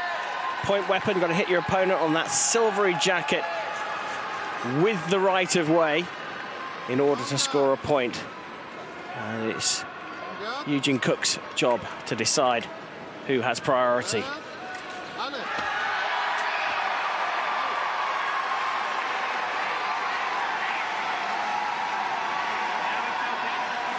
La piste jaune 1, 4e tour de repêchage catégorie B en féminine. Le score final 7 pour la représentante de République populaire de Chine, Kang Su, et 15 pour la représentante de l'Italie, qualifiée pour le match pour la médaille de bronze, Beatrice Maria. So immediate yellow card for an infringement for Yu.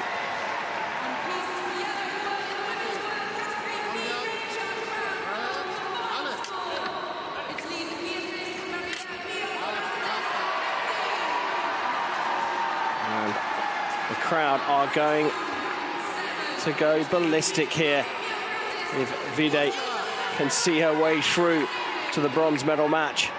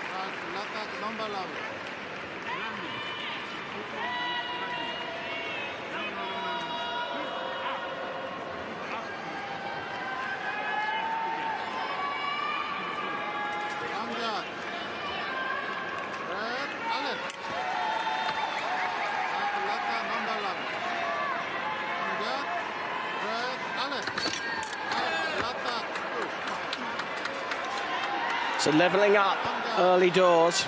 We'll see what Brianna Vide's tactic is to get out of the way. Sort of exhaust Yu on the attack. She's exposing that front hip, so You can expect to get a few touches on there.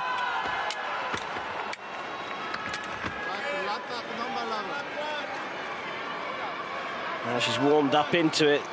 She's launching an attack, getting out of the way, and then as Yu comes forward, trying to find the blade. But it's Yu, with all her experience, goes into the lead.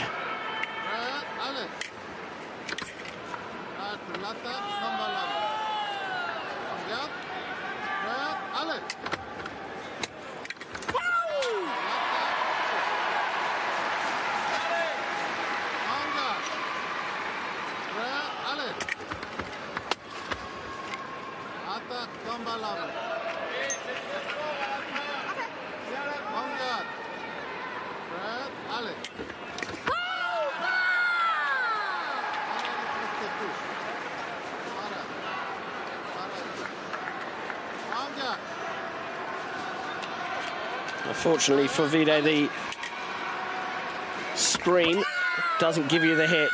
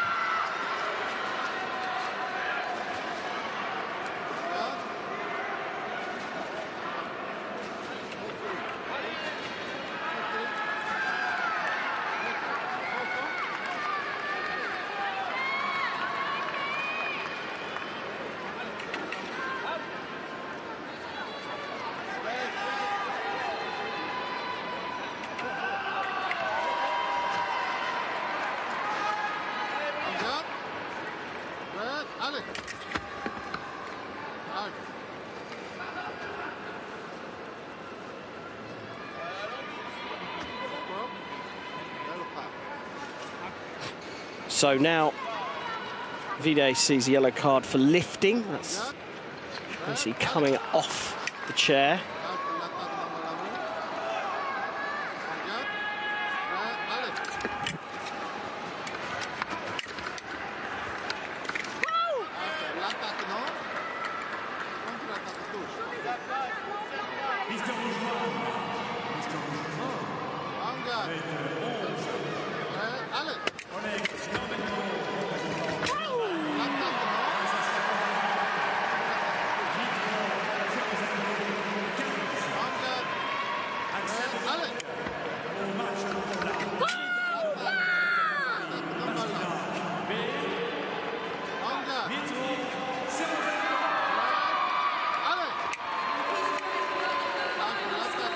Well, certainly keeping Yu honest here.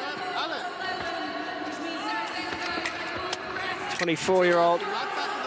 He's got Team Épée silver at the latest edition of the European Championships, but in their debut games, coming all the way through the repechage is some feat.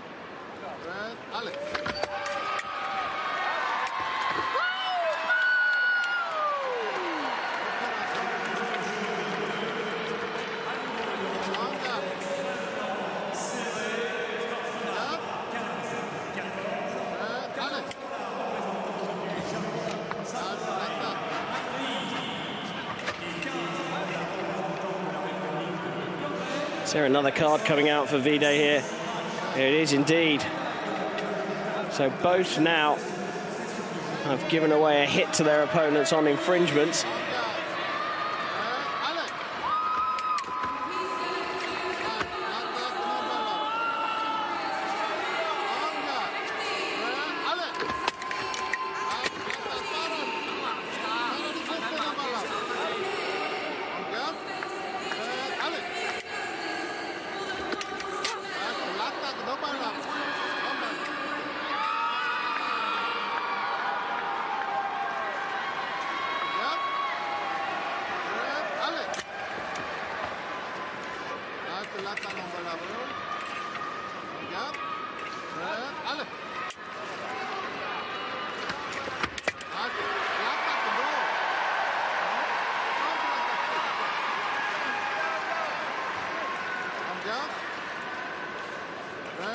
Allez.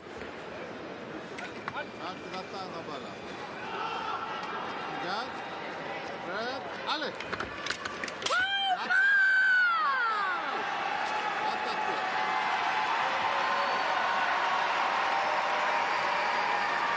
Our first video appeal called from you. Referee had given that as an attack from Vide.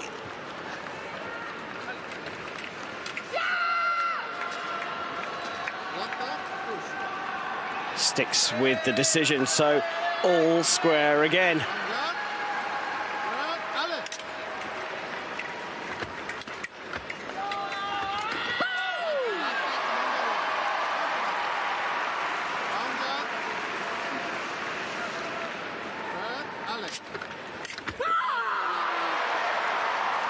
And coming from behind,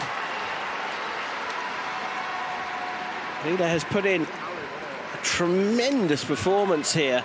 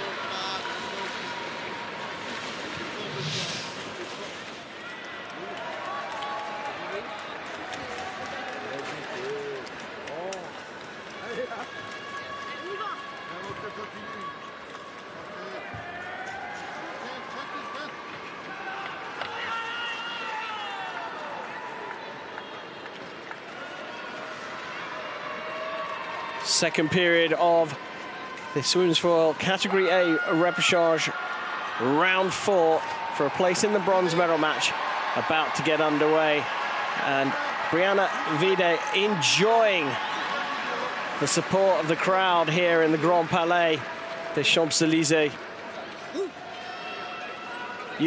Chui from Hong Kong, China, only one behind, certainly not out of this. Super sharp off the line, though.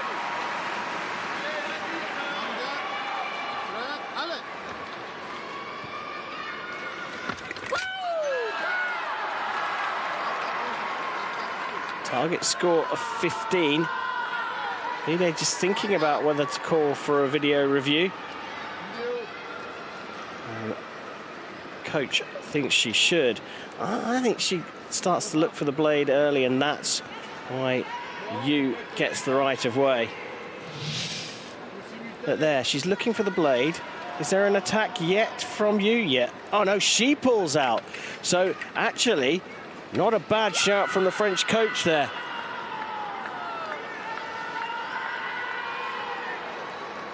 Yu had the right of way, but she gave it up by stopping her attack.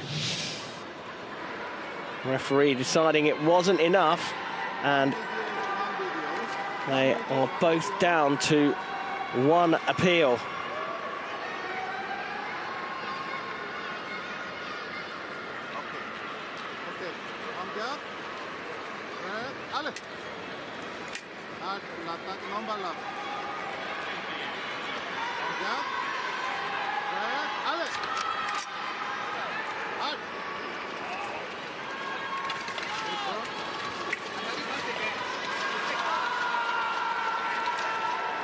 Again, Yu levels up with a freebie, an infringement from Vide. Another red card.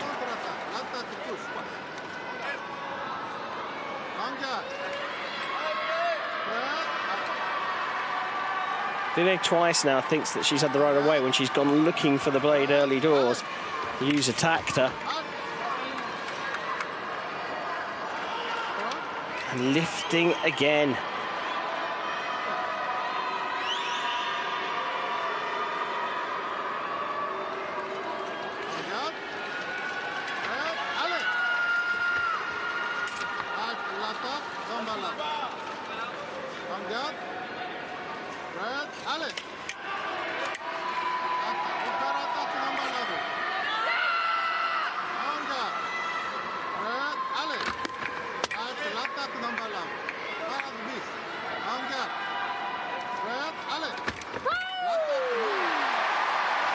Again, a counter-attack, but it scores this time because the Hong Kong China athlete missed.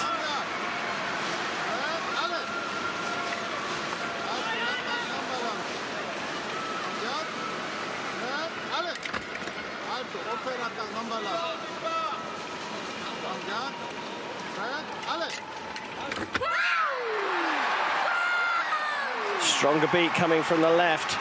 Vide needs to just calm down a tiny bit. She's getting a bit carried away. She's not thinking straight at the moment. We'll have a look at this one because they've both toed and froed a little bit. And referee going to look at the video without being requested by the athletes. Arm comes back for me from Yu. There was a bit of toing and froing in terms of the exchange of right of way. Point stands for Vide, and she's drawn level again. Now I wonder if the coach has had an opportunity to say to her, perhaps you might want to look for an octave parry. That seems to be where Yu's going all the time. Has she got that in her bag? If she can go octave then up to body. She just did it there.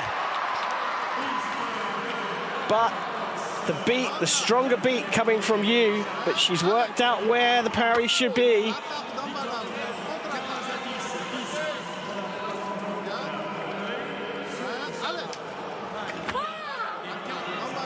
She's getting all the beats here, Yu.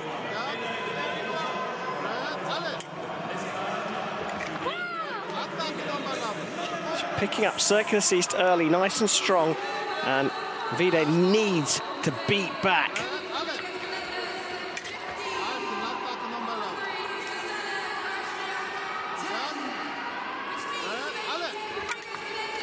Gets out of the way and avoids the attack, lifting again. This time it's on the other side, so all square in terms of gifting points to your opponent.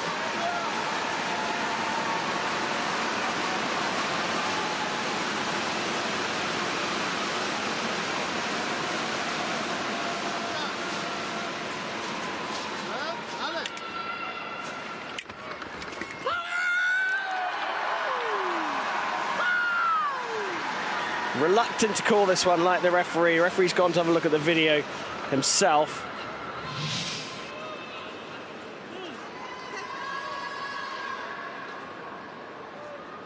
There's a beat from Yu, but does she use it straight away? That's the beat. They're both actually going for the blade, but let's say the stronger one is Yu's. And the question is, does she beat and then bring her arm back?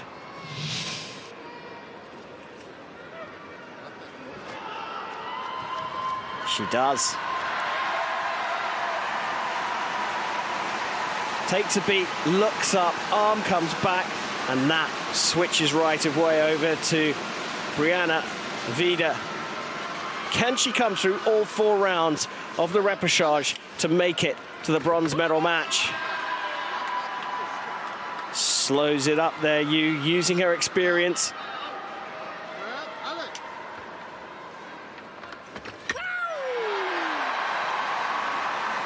Yeah, she's just taking the beat and then waiting for the counter-attack to come before finishing off. Vide needs to be careful there. She got away with an off-target this time.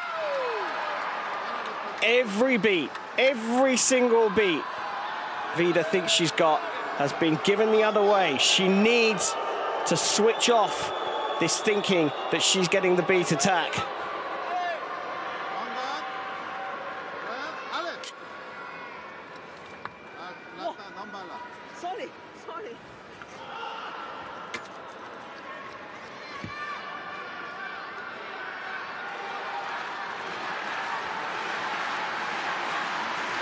Yu just checking her opponent's all right. This is a tight one. Vide nodding her head, I don't think to the crowd, but to the instruction that's coming from the coach.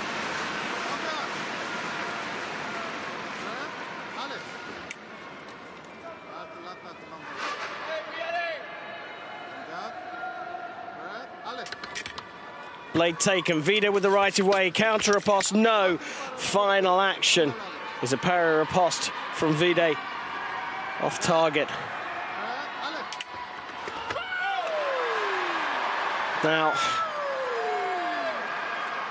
it's one sound of the blades, one clash of blades, and so far referee has given this always to a Hong Kong China athlete. Now, this is a case of whether that's a beat and a pause, and then the attack starts from the right as we look at it. The beat for sure for me is for you, but is this the second time where she's waited too long before finishing off the attack? Exactly that.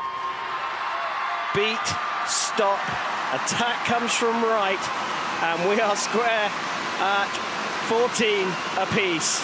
The French crowd being kept on the edges of their seats right the way through to the end of this. The winner going into the bronze medal match here at Paris 2024.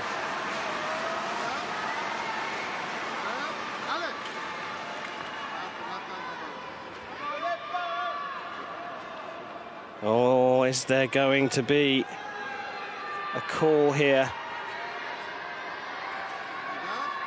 No, no card to finish this one off. I think for me, it beats from the left-hand side and it's off target. I don't think there was enough of a pause from you off the beat. Or does she go looking for the blade? Oh, this could go to Brianna Vide here. Beat to get the right of way. As soon as she starts to search for that blade again, the right of way switches over to the French fencer. What a moment this would be in the Grand Palais.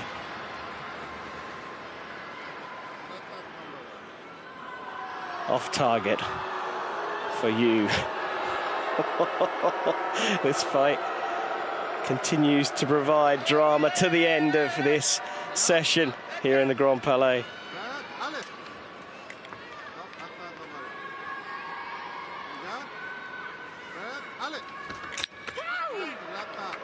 Got to be careful of that.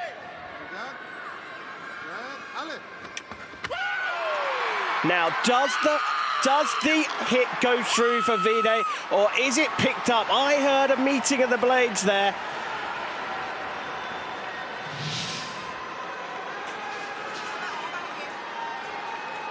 Is that picked up early enough? Repechage for you, Chui, and she breaks the hearts of all the crowd here and Brianna Vide, but Brianna Vide's had a cracking day to come through to the fourth round of the repechage after losing in the round of 16, but it'll be you, Chui of Hong Kong, who goes through to the bronze medal match here in the Grand Palais in the women's foil category A with a very tight 15-14 win. The final score on blue, piece 2, 15-14 to Hong Kong, China, Yu Ji, who will go on to the bronze medal final and face Judith Rodriguez-Menendez later on tonight. Sur la piste verte 1, le match est également terminé sur le score de 15-11. 11 points pour le représentant de la Turquie, Akaya, et 15 points pour celui qui disputera donc la rencontre pour la médaille de bronze représentant l'Italie, Emanuele Lambertini. Piece green won a final score. Emanuele Lambertini 15, Hakan Akaya 11, which means the Italian Emanuele Lambertini will advance to the bronze final, where he will take on Jean Saichin for a medal.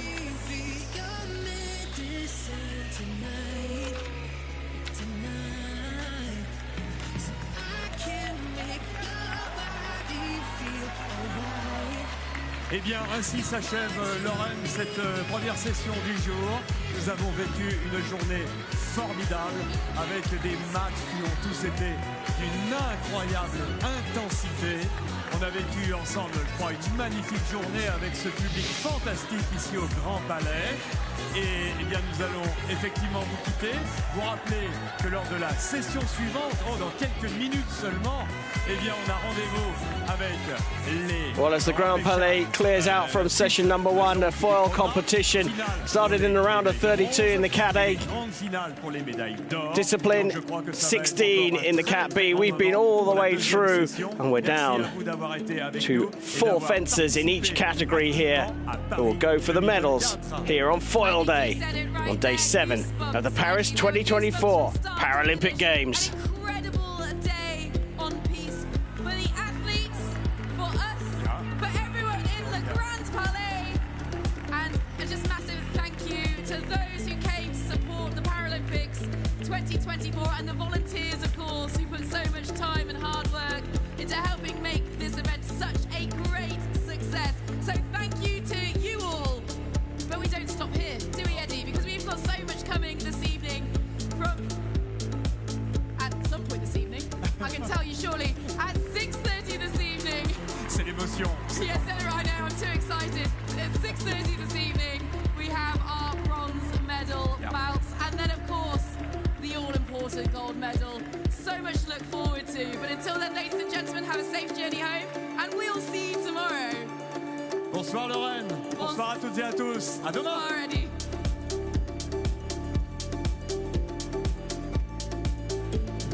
Ça y est, la flûte a fini de manger. Que va-t-elle faire de ces déchets? Elle se concentre. Et bam dans la marron. Et bam dans la jaune. Waouh, ça c'est du triathlon.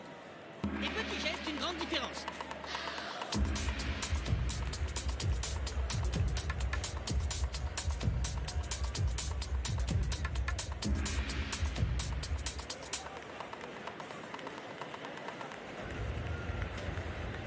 Merci. Merci. Merci. Merci. Merci. Merci. Merci. Merci. Merci. Merci. Merci.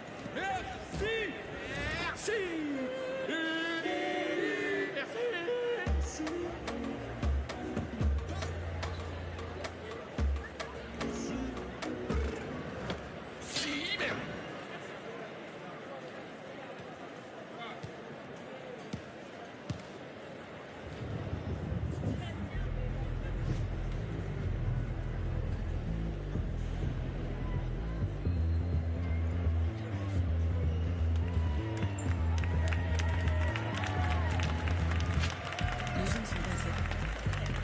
Prenez place pour les Jeux Paralympiques.